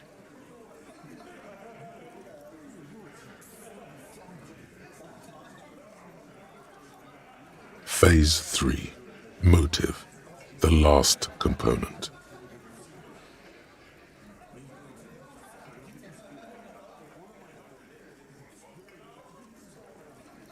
And I suppose you have a theory on that. Think about it. Why go through all that effort? It was her idea, wasn't it? The hanging. You went along, but she suggested it. She had, like, a fully formed plan and shit. Right when she came back downstairs. Really, Shanks? Claudia wanted to talk to another girl, that's all. She was just the first one up there. I could have come up with that plan if I'd have been first. Time for a logics demonstration. You're on thin ice here, asshole. It's a thought exercise, Titus. Think. You kill him, get up there, shoot him, get down. Alone. I don't drag my men into shit with me. If she used us, then that's a serious violation of the Hardy Code, boss. But she didn't. She would never do that. Why aren't more of you defending her? This is fucking stupid, Titus. Glenn, I thought the same thing when she skipped town and left us in this shit. Oh, so he didn't rule her out completely. And she skipped town. This is good. You had expressed, on occasion, your dislike of the mercenaries' presence in Martinez, right?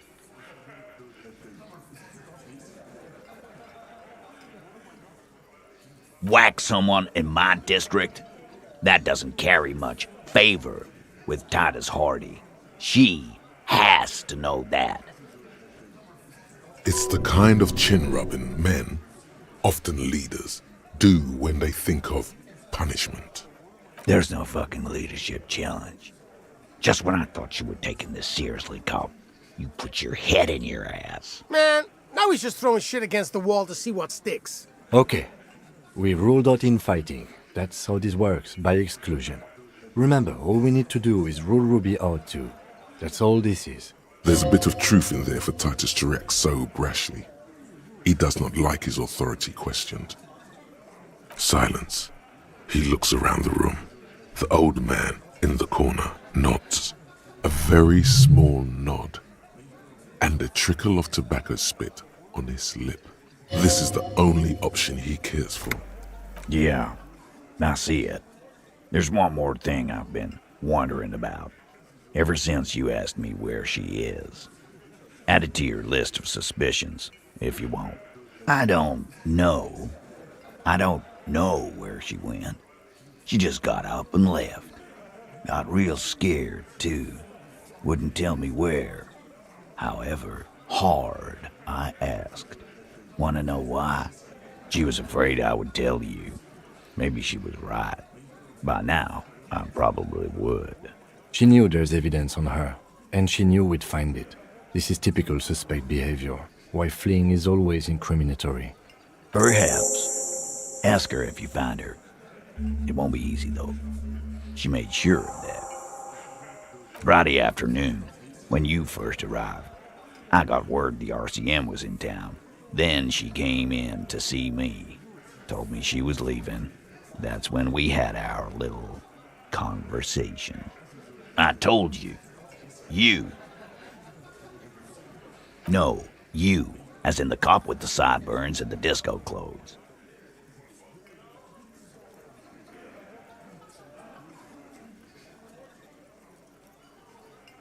Sure, the human experiment. That's real funny. You know, when I first saw you limping here, I thought she was paranoid or sniffing her own supply. But now I'm not so sure. She said you have a funny taste in clothes and that you won't stop until you have something on her. She said she's heard of you from Jamrock, that you're a human can opener, that you play suspects against each other. Open them up, like cans. And then when they're all empty, just move onto the next can. Don't look back unless there was something you missed. Fucking hell. Titus, did he just... Open Angus up like a can? Yes, he did. Now, we can whine about it, whack him, or we can go on with our lives. I'm having a go on with our lives kind of day, Al. How about you? It's not an actual question. Silence. He nods. You are insistent. Yeah, there was something else. She wouldn't tell me, though. I could see she wanted to. It was burning on her lips. This caught Titus. This caught Pete. But she was too scared. Scared? You should be too. A strange fear creeps over you. A metallic taste in your mouth. Change the subject. She's not far. We know that much. She didn't take her lorry, so she's on foot. Good fucking luck, man. She knows this place like the back of her hand. You'll never find her. Yeah, Al. And we won't either. She's not really a hardy candidate anymore, is she? She's not, Glenn. A little. On the coast. Where have you looked for her, more precisely? More precisely?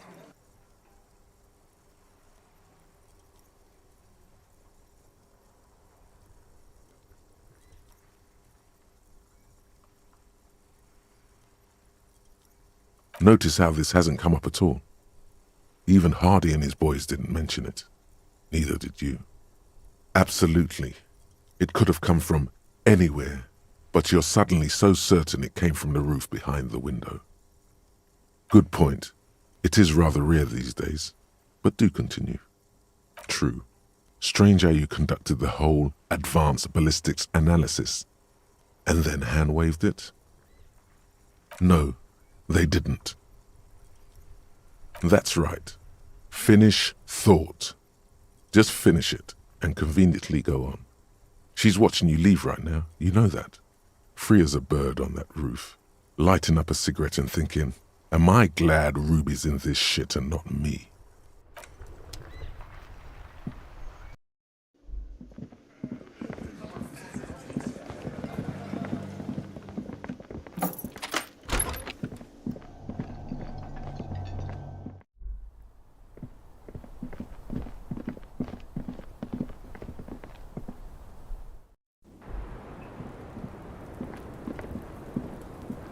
I was just thinking, what a nice day for questions pertaining to a murder investigation. I really don't know, sir. I certainly don't feel like I've won. I feel like shit, sir, all the time. Clearly, I haven't. We're having this conversation, aren't we? How well could it have gone, I mean? The snow falls on her shoulders, then melts in her light blonde hair. Cold and soft.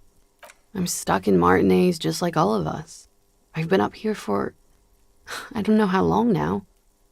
I like to call this my rooftop containment facility. The what? Oh, those ones. I don't know, sir. I said I have no idea what to make of them. Honestly, I think they're just trash. I mean, there's no reason for me to think they're somehow connected to her. For my sins, of course.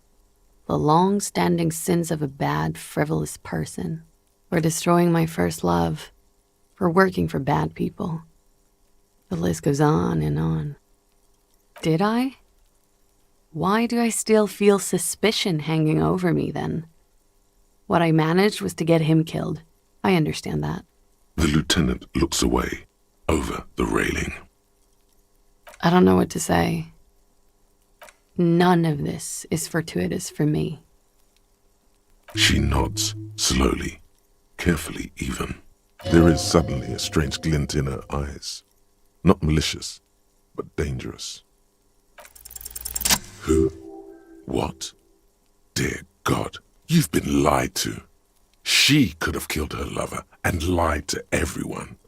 She's not candid at all. She's smoke and mirrors and will-o-wisps. She probably didn't give you her real name either. Why would she? Arrest her immediately before she further entangles you in her web of lies. Take it easy. Don't overcompensate with this course correction. Ask questions first. See?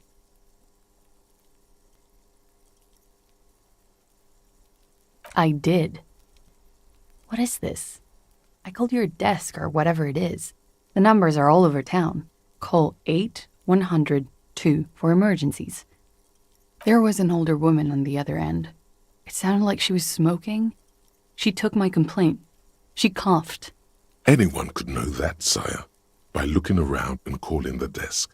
I don't believe a single word she says. What time did you make the call? Thursday night. It was late, sometime after 12. It checks out. I agree. You wouldn't give us your real name, not when people are after you. Okay. Tighten it. You've got her. Okay, it's not. You log your work every week. It's all transmitted to Common, sir. I couldn't just beg you not to enter my name. So I lied. Like I lied before. Like I did at LCSB. I have to lie all the time. I'm so tired of it. No, it's submerged in a plastic buoy on the coast, in the reeds. It just doesn't say Clausia Amandu. It says Anouk Mea Smith. Falsified documents? Passport and visa. Given to me by my employer. I can't even use them. My employer probably leaked the name, Mea Smith, to hurt me. Why would they do that? I didn't show up to a rendezvous. They don't take that lightly. I didn't show up because I was afraid they'd do something to me. The job was finished. I'm just a liability now. West of the boardwalk, in the reeds, on the coast there. I put it there when I first arrived. Haven't been there since. I'm not sure I could even find it now. It's useless. The wind rises, so do the hairs on your back. Somewhere west, small bubbles rise from a plastic ball floating in the water. Rusty, the color of oversteeped tea. Long, spindly arms are spinning the buoy around, turning it, inspecting it like a magic 8-ball, trying to find a way to snap it open. Nothing is useless. The lieutenant makes a note of it. You're welcome to it. It's in the reeds northwest of here, past a broken sewage pipe, right near the waterline. It's Katarzyna Lazie.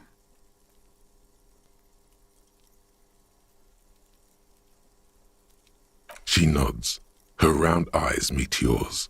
They seem moist from the wind on the roof. She nods, her back straight, ready for whatever is next. Ready for the damage. She knows you're grilling her.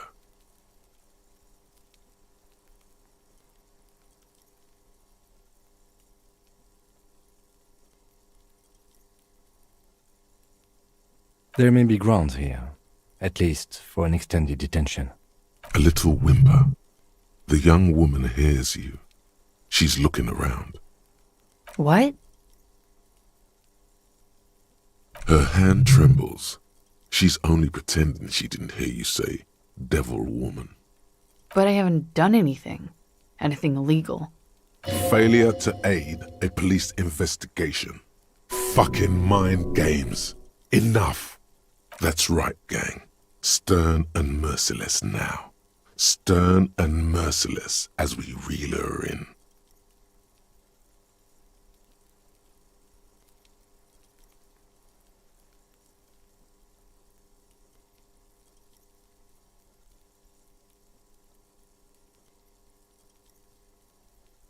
The lieutenant produces a pair of handcuffs.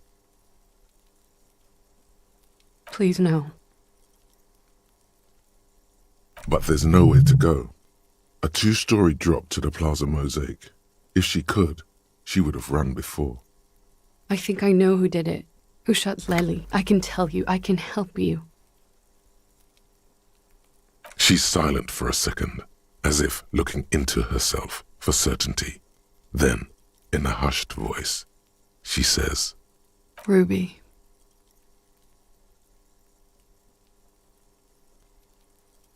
She has this thing for me, ever since I met her and the boys downstairs. She's been pretty frank about what she wants. What she's saying is... sex? And more. I made the mistake of confiding in her. I told her I was on the run. She started protecting me. It became an unhealthy relationship. When I started spending time with Lely, she told me to end it. Said there would be shit if I didn't. It was not a good meeting. We stopped talking after that, but... I don't understand. What exactly in your relationship made you think she's romantically interested in you? She said she's in love with me. She even asked me to run away with her when I told her I'm a fugitive. She started developing notions about our relationship. And you led her on? A little. I was flattered, you know? But then I had to let her off, and it was not easy. I came to regret being friendly with her. We maybe kissed, nothing more. This is just an assumption. I know what it sounds like. That's why I didn't want to tell you before. But she knew what had happened when I came downstairs. Somehow, she knew Lely was dead. She wasn't surprised at all. When we came up here, she was calm as a stone, too.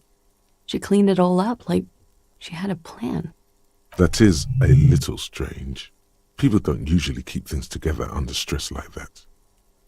She came over one night, drunk, said she'd turn my life into a living hell. I've been threatened before, so I can tell when someone knows how to do it. And she's a pro. She must be. To keep the Hardys in line. I tried severing ties with her after that. I thought it had worked, but... Some of that fear is still with her. She exhales sharply. What are you talking about? She's afraid you'll arrest her. You said there was a secret route there, right? She could have come up through there, then taken this shot, right here, where I stand. It was too dark outside. I wouldn't have seen her. Then slipped back downstairs without anyone noticing. That is possible. Interesting theory. Did she know that door exists? Had you been out there with her? Yes. She's been up here many times. She used to come to drink on the roof when, She would have seen us.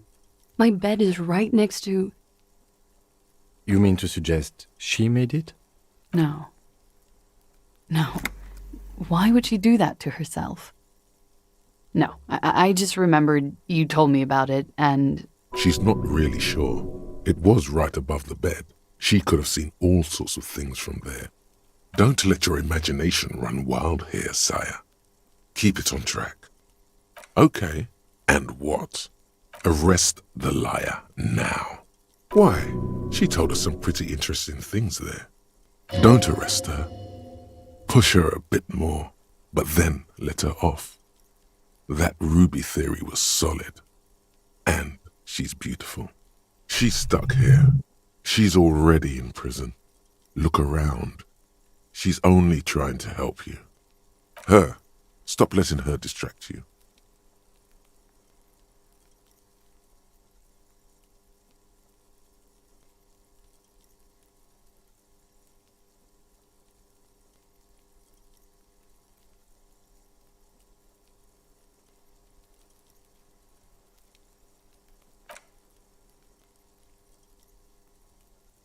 Thank you. Thank you. You won't regret it. Something tells you, you will.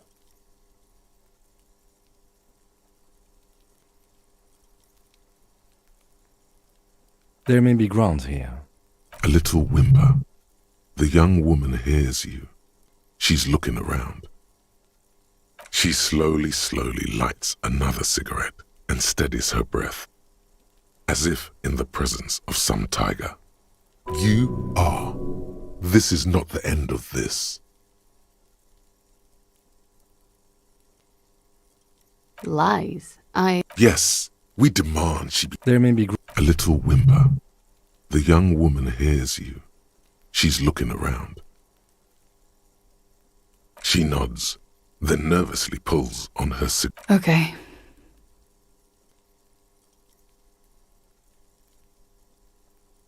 She slowly lights another cigarette and steadies her breath, as if in the presence of some tiger.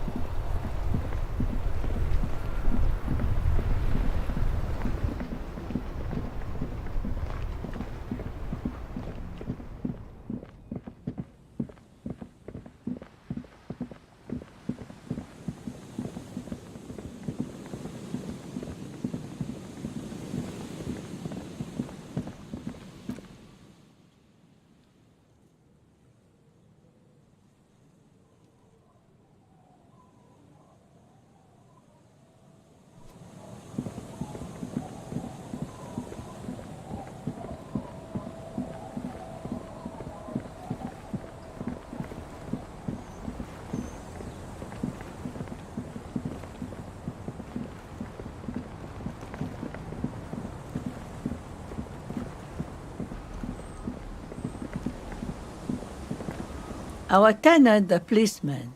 I hope the waves don't keep you up at night. What can I help you with? Nay, I haven't seen anyone lately. Because she's blind, which you seem to have forgotten. This is my little cinder block town. I know what goes on around here. There was a murder in Martinez. She might be a suspect. We would appreciate your help. Would you now? I know how this world works, and it doesn't work when people tell on each other.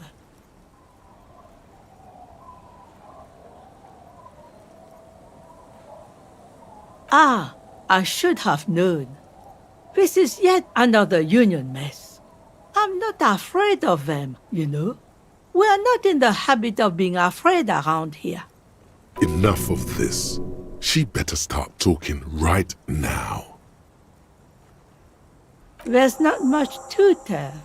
People come and go. Now, was there something else? I see, ma'am. I hope you don't mind if we look around anyway.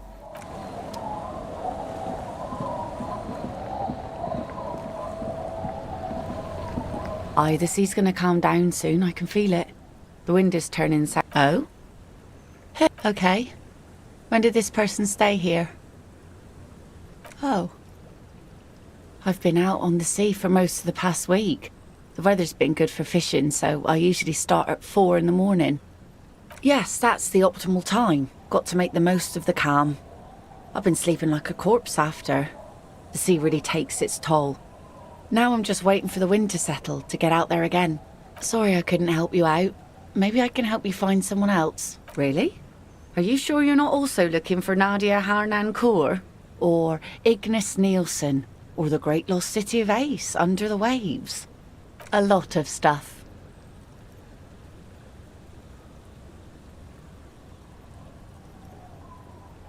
Oh, there's plenty missing. But that's too much for even an eager terrier like you to handle. Although you seem very thorough. Tell me, instead, is there something else I can help you with?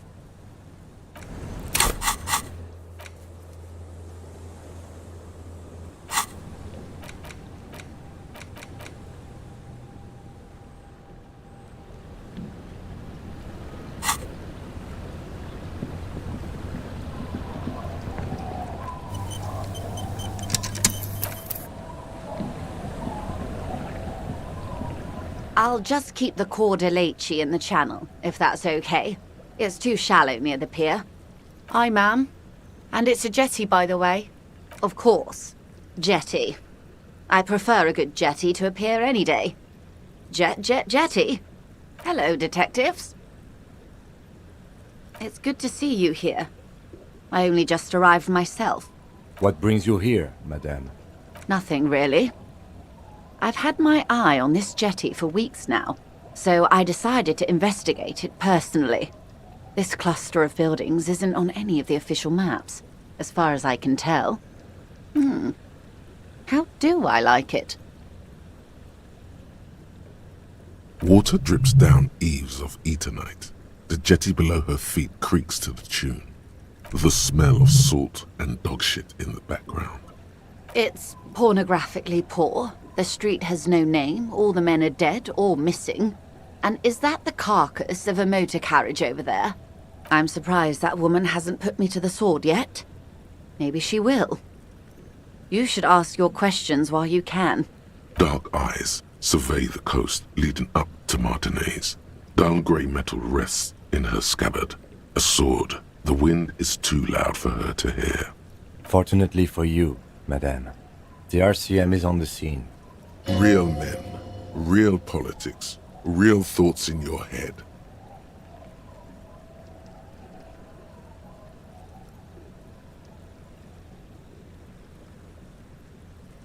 That they don't. Above you, there forms a quilt of altocumulus clouds, twisting into each other. The wind tugs and stretches them over the bay. Their cloud shadows slide over the ruins of Revachol West. Wherever they pass, the temperature drops slightly, but perceptibly. Have I told you how they discovered this place?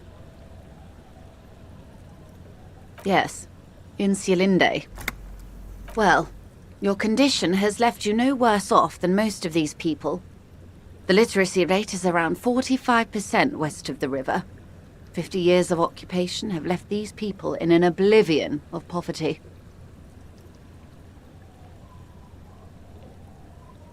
I knew you would sympathize. Most Revacholians will never know what this place means. Our home. This island of matter. Or why they were ferried over in the first place. Remind me to tell you one day. For now, how can I assist you in this new location? Do we? I hear you have singled out a suspect and are in pursuit. This is cause for cautious optimism. I would not want to delay you. Maybe there is something else I can assist you with, while you're hot in pursuit?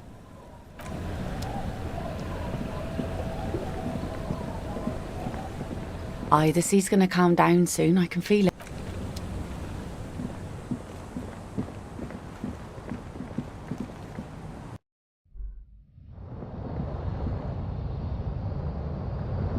As you look at the floorboards in this corner of the shack, it's clear one of them isn't quite level with the others. Hollow space underneath the floorboards is dark and damp. You can barely make out the mixture of sand and sawdust below. Nothing particular catches your eye. Looks like more reeds. There might be something hidden inside the sand, though. You stick your hand in and start combing through the sand. Dry, not like outside. Fine dust. And then, something hard wrapped in paper. A small cylindrical object. You pull it out. A bullet. The floorboard doesn't care. But maybe the washerwoman does. You have enough to confront her with. It's extra ammunition. She's locked and loaded, ready to fight some cops.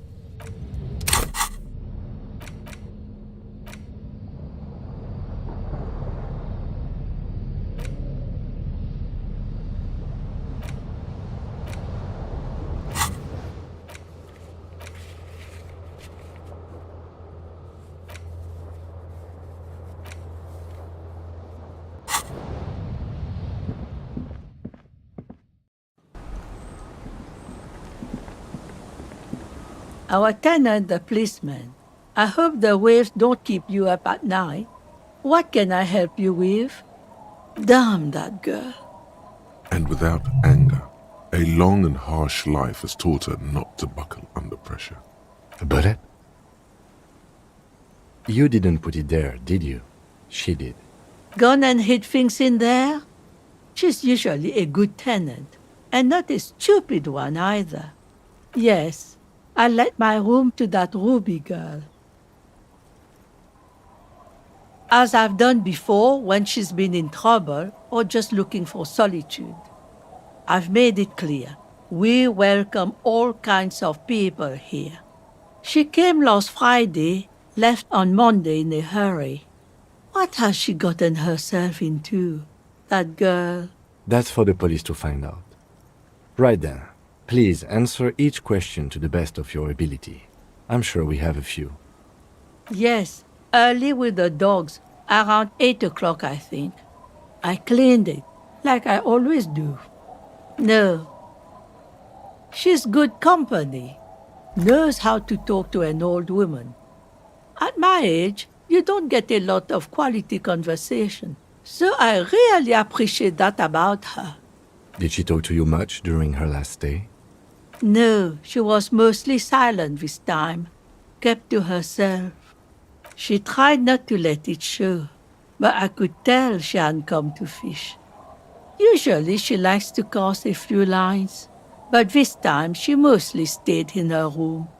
How would I know? She's a gruff one, but not violent. She doesn't go around toting a gun. Your hand twitches, a single bullet hidden from sight.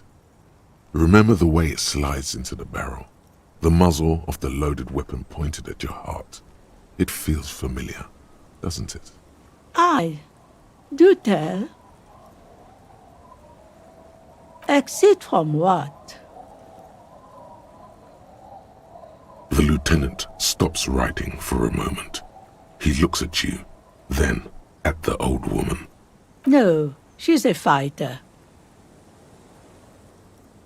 Nothing of the sort. Sure, she was no stranger to the bottle. She fit in that way.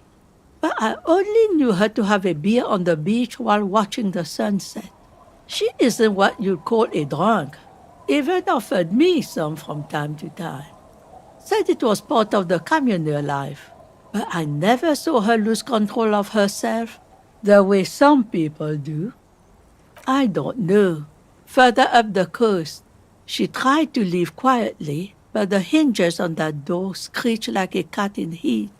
Woke me up. I heard her rushing in those heavy boots, heading up north. You'll never find her, you know. She knows the coast like the back of her hand. You only just arrived. I wouldn't worry about that, ma'am. We are persistent.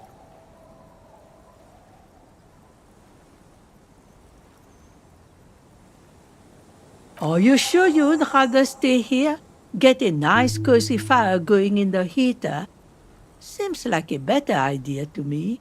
The Feld electric mural. You feel like you should go look at it again. Step closer this time. One thing, officer. If you do find her, please go easy on her. She's a good girl, whatever she's gotten herself mixed up in.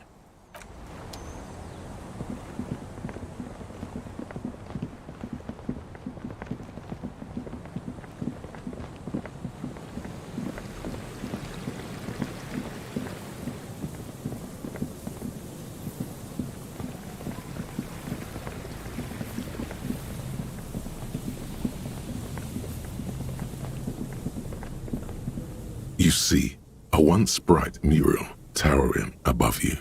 The signage has peeled off over the years, but you can still make out Feld Electrical R&D. A slogan used to intertwine with the loops a long time ago. Now only a shadow of peeled letters remains. It says, "Tomorrow is just a whisper away." Above the mural, a collapsed roof, broken windows set in walls that are cracking and will soon also fall, and the coastal breeze rustling and sighing in the remains of the edifice. There's something in the wind. Sometimes the only way to go forward is to fail first.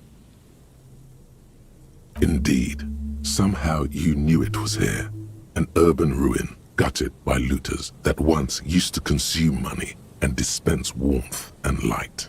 You felt it before when it rained in Martinez, and you felt the cold of the rain. The feeling persists. It has been in you ever since. In there? She could. Or she could be in the identical ruin over there, or in that boat shack, in that church tower maybe. Even though you're sure you succeeded, all is quiet. There is no cold hand brushing against your forehead, no rustle in the reeds. The wind has died down. The ruin in front of you is silent as a tomb. Trying to talk to the wind, the city, whatever you thought would happen did not. And now you're just standing there in the pale of the morning, with your hands fallen to your side. How do we? I was really hoping she'd be in the village. Okay. She's probably north of the village, and this place is a peninsula. We already scanned most of the outdoor areas on our wild cryptid hunt, so we have an understanding of the geography, at least. And then there's the church. We've already searched that and can rule it out. I know it doesn't feel like progress, but exclusion is a step too. Anyway, we do it the old-fashioned way, sector by sector. Go over the whole peninsula, ask the locals, enter the places where we can enter first, like we did in the village. Then, if we're desperate, we can look where we can't enter. Bunkers, storm drainage, this place. I'm sure it won't come to that. Walk the coast, the old boardwalk, the reeds. You can always come back here and talk to the wind again. Look where it already got you. An adventure awaits. An adventure on the windswept urban coast. Suddenly, there's a sigh, carried on the molecules around you, moving, flowing from high pressure to low pressure, like that of a woman emptying her lungs. She wraps the collapsing stone box in front of you in her breath, flowing through it, in through the collapsed roof, flowing down a concrete staircase to the basement, sweeping away footprints in the dust on the stairs, and then the beach below the boardwalk, its winding tunnels, a whisper away. She's down there. Okay. Why?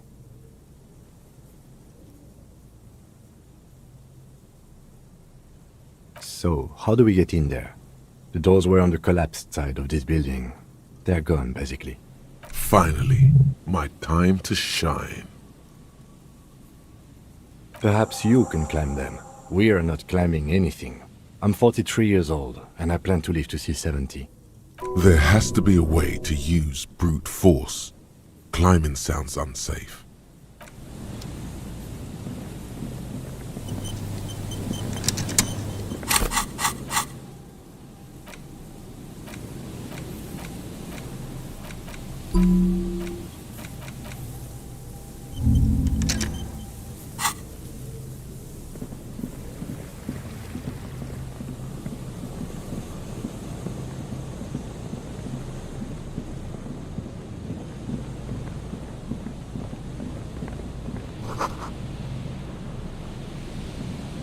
A metal and plastic contraption bobs up and down amidst the trembling reeds. At first, it just looks like trash, but if you look closer... That, over there, must be the boy class she told us about, the one she hid her passport in. We should take a look. Cold, air, tendons, snapped the cords keeping the boy in place. A little longer and it would be floating somewhere out in the open sea. Moves across the water, leaving no traces. You're cold again, as always. Splendor.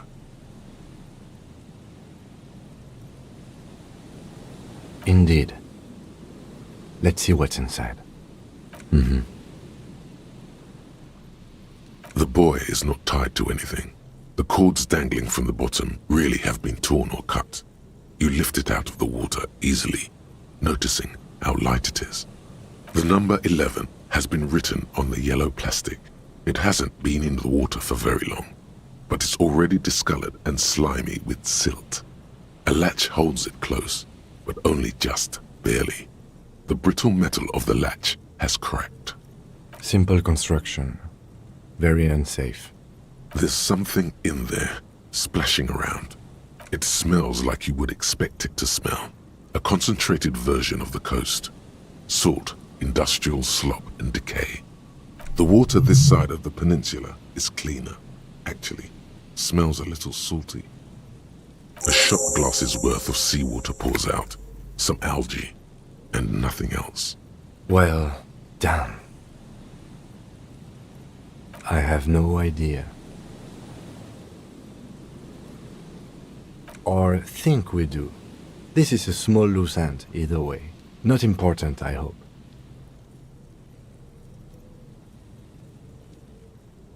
That may very well be the case. We should keep an eye on her. Nothing more for us to do here. Let's go. I have no idea. Or think we do. Could be. We should keep an eye out. I have no idea. Or think we... In my experience, cryptids are generally uninterested in travel documentation. I have no... Or think we... Might have been Glacier. Might have been the people after her. Might have been a local drunk. We should go.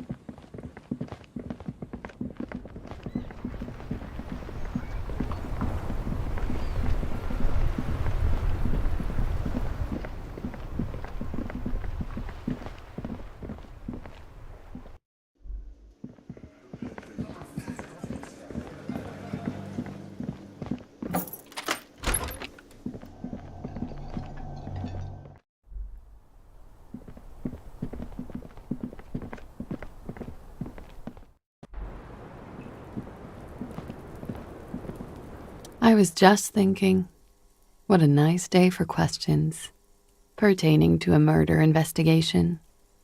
Oh, Did you take the documents? no, of course not. As I said, it would have been too risky for me to use those documents anyway. My employer gave them to me. In truth, I should have destroyed them. Yes, I am. Regardless of who took the documents.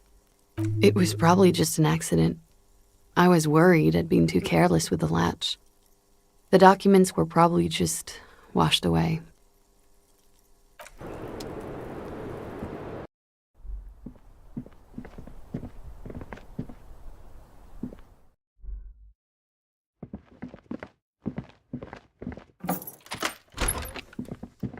This medicine cabinet is stocked with drugs.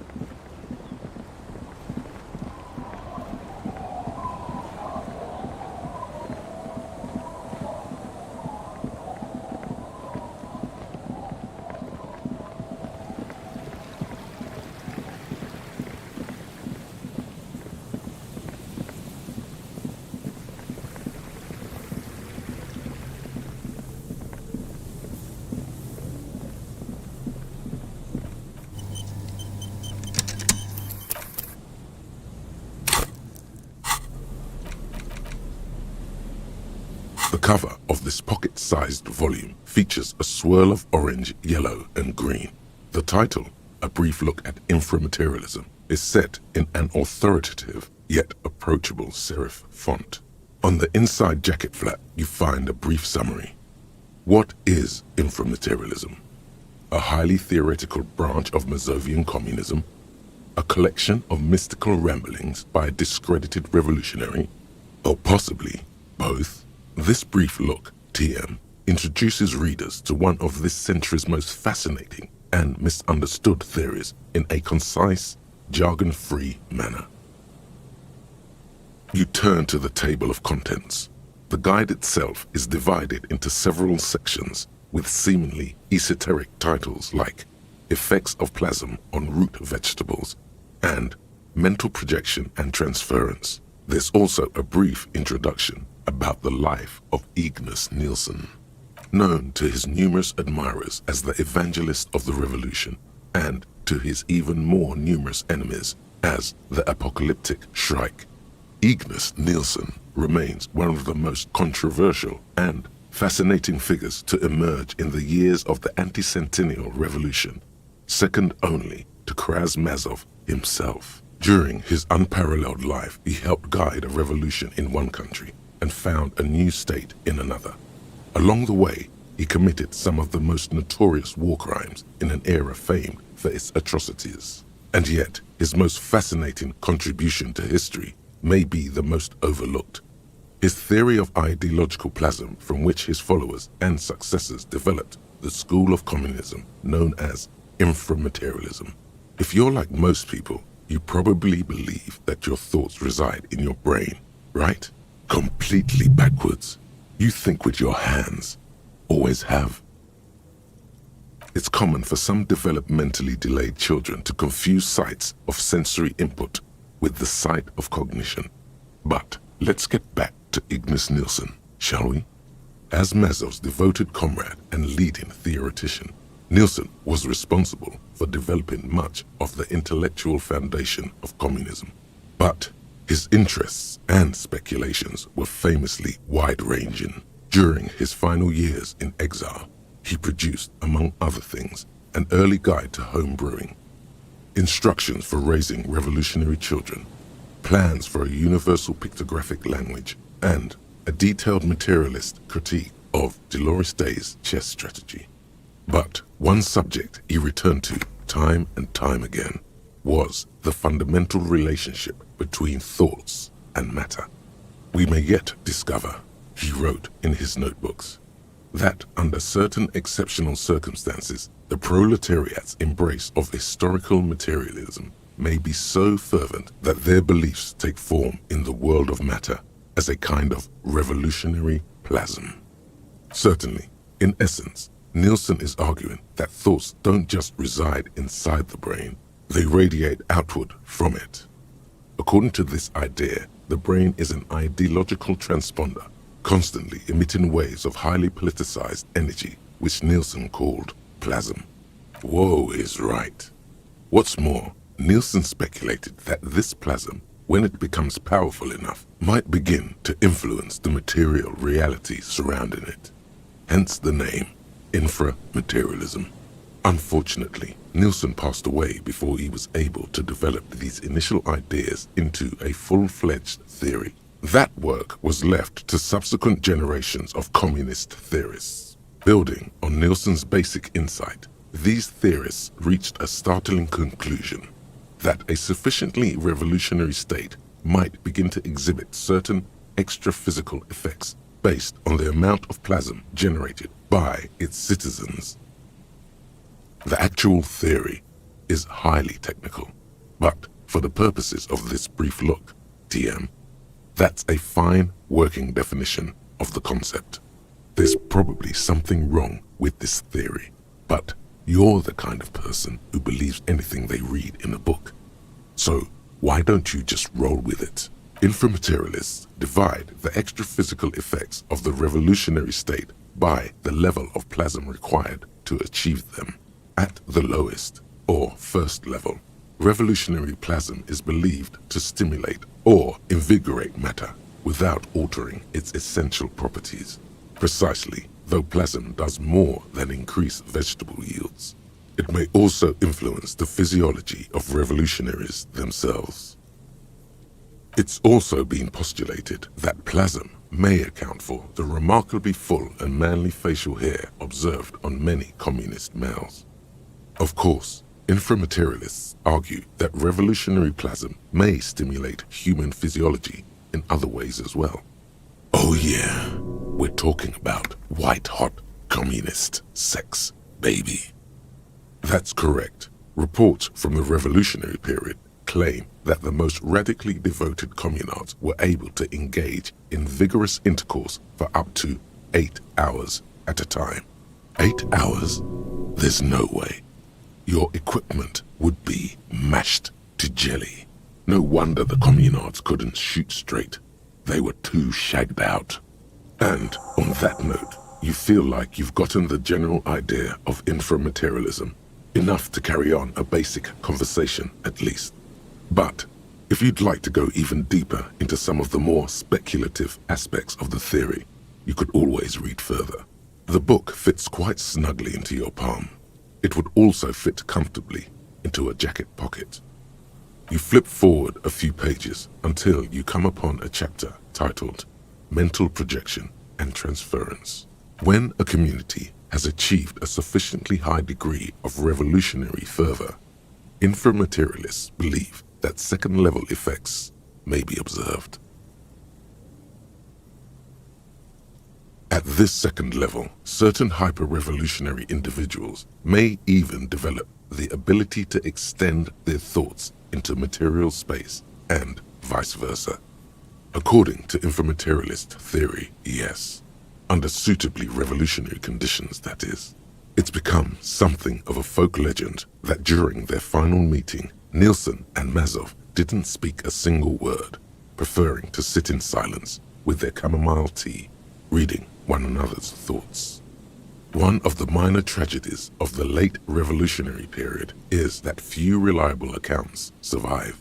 Much of what we know of the communards' activities during this period come from memoirs and second-hand accounts, some only written down decades after the fact, and of dubious authenticity. Because plasm has never been directly observed, the exact mechanism behind these effects remains entirely speculative. This should be more than enough for a stimulating discussion. That said, if you're still yearning for more, you breeze through the next several sections until you arrive at the final chapter, titled A Communism Above Reality. When a society's revolutionary fervor reaches the third and highest level, inframaterialist theoreticians have postulated that the laws of physics cease to be laws. More like suggestions, according to some of the SRV's leading inframaterialists. Of course, it's impossible to say what exactly happens under these conditions. No known society has ever achieved the levels of revolutionary enthusiasm the theory seems to require. Some inframaterialists have even argued that it might require more plasm than humanity alone may be capable of producing. In the SRV, there have been attempts to organize certain species of aquatic mammals, as well as a few of the higher corvids.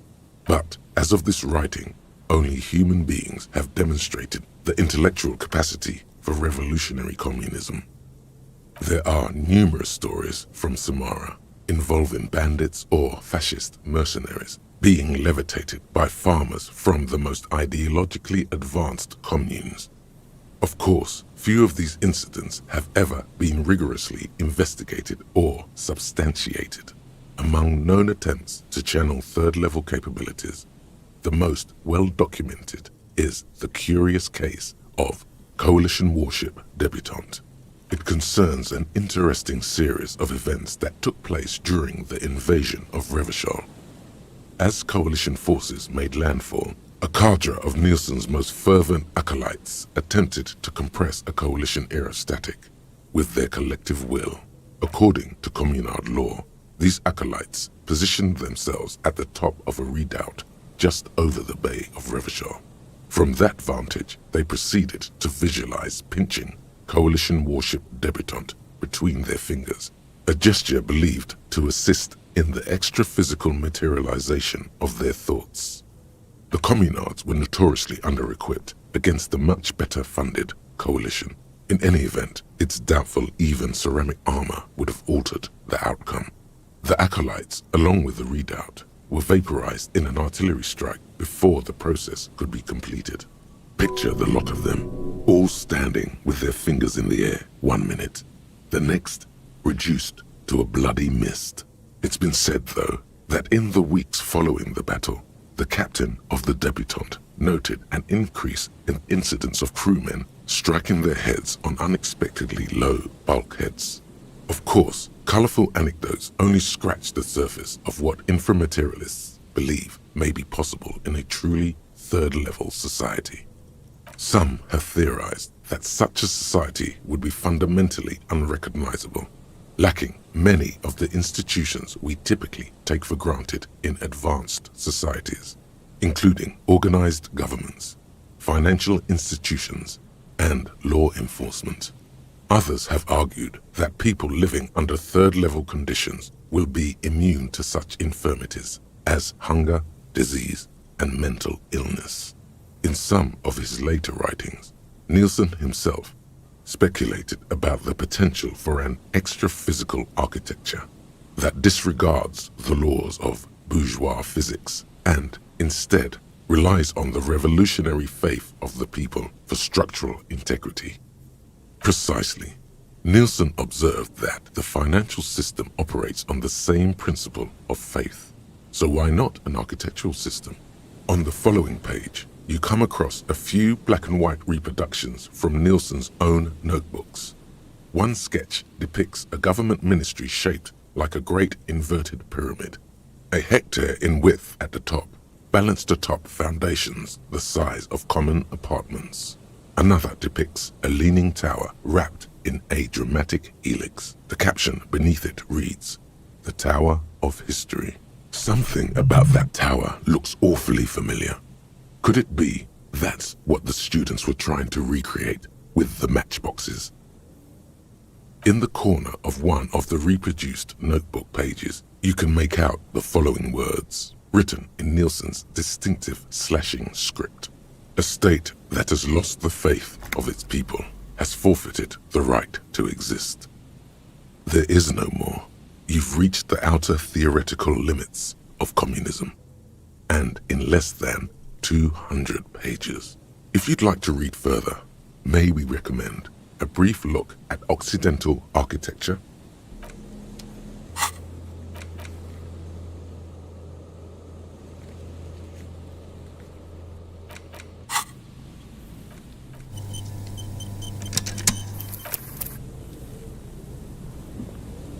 A rusty ladder leads to the rooftop. Some of the rungs are missing. Yeah, that doesn't look good at all. The distances between the remaining rungs are rather wide. You'd have to use the mounting brackets. However, they seem corroded and the peeling rust is razor sharp. In addition, the first rung is going to be tough to reach. It's what, 3 meters above the ground? And you're 180? Okay, but still, the roof is collapsing and the wind gets pretty brutal up there. Dismounting from the ladder is going to be hard. Perhaps if you were to not climb the ladder. Instead, what if you were to do something more subtle? Yeah, because falling from that height seems, well, splat. So don't... Teleportation is not a thing. Okay, let's say teleportation is a thing. Wouldn't you need some kind of scientific apparatus to create a teleportation field? You can't just do it without apparatus. What are they talking about?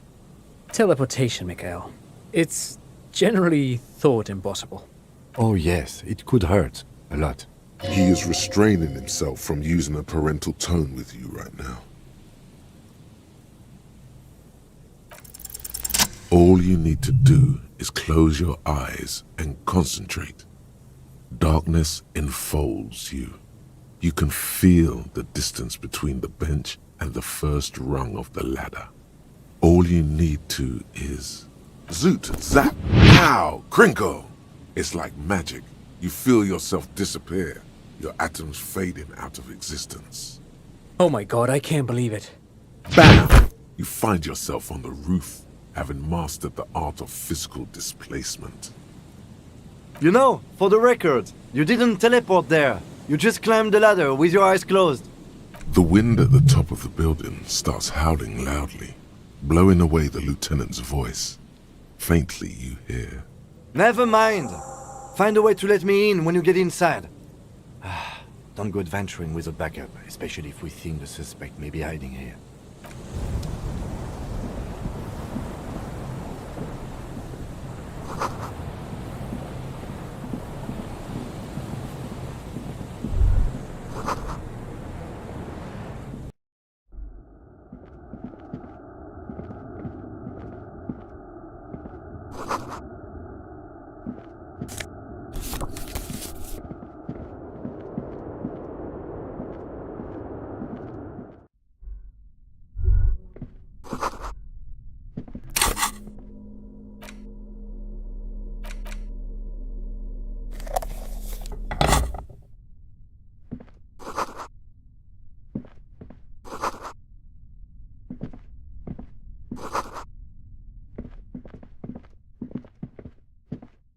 Two rusty metal plates that slide apart form a crude door. It's been here under the boardwalk for a while.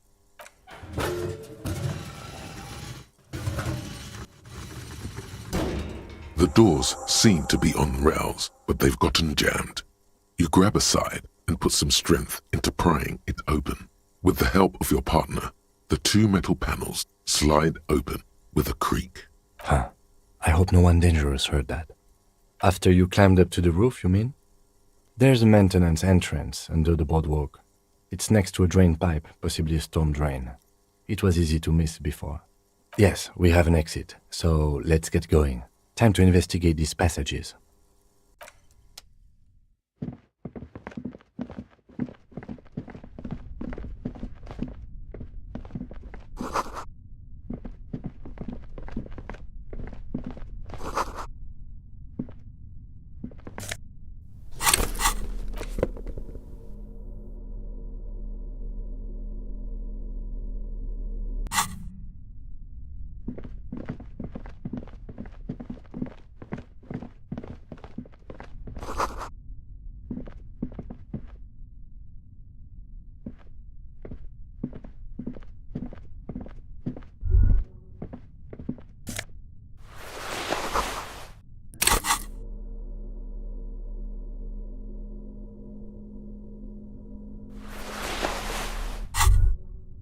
This hat is so soft, so warm. It wraps around your head, and your mind tingles with all manner of socio-economic theory. Kraz Mazov would have worn this, Yushenka. Mazov knew where to cook those thoughts. That's why it bears a Mazovian logo. Glory to the revolution, comrade. Whether you like it or not, wearing this hat has made you more communist.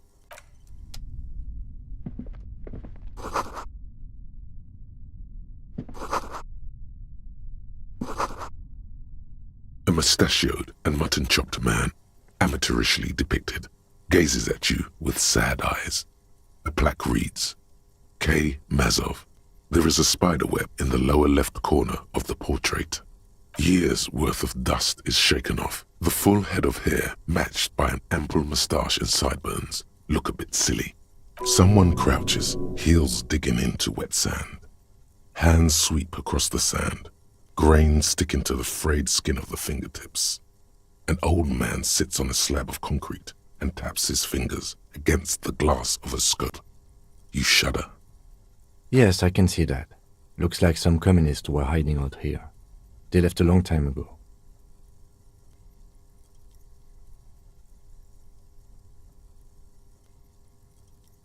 Half a century? This was probably part of the network of defense posts the communards built against the amphibious landing. I think the purpose of this bunker was to produce propaganda. It would have had radio equipment back then, but that's all been looted. I won't stand in your way, but only after we're through with this case. You mean like Ruby? No, I think we've stumbled on a piece of history.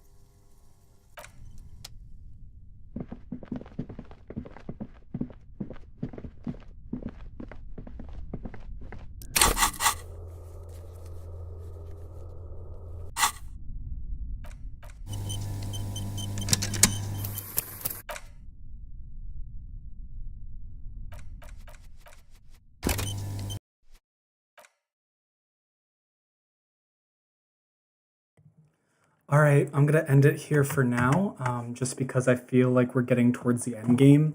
So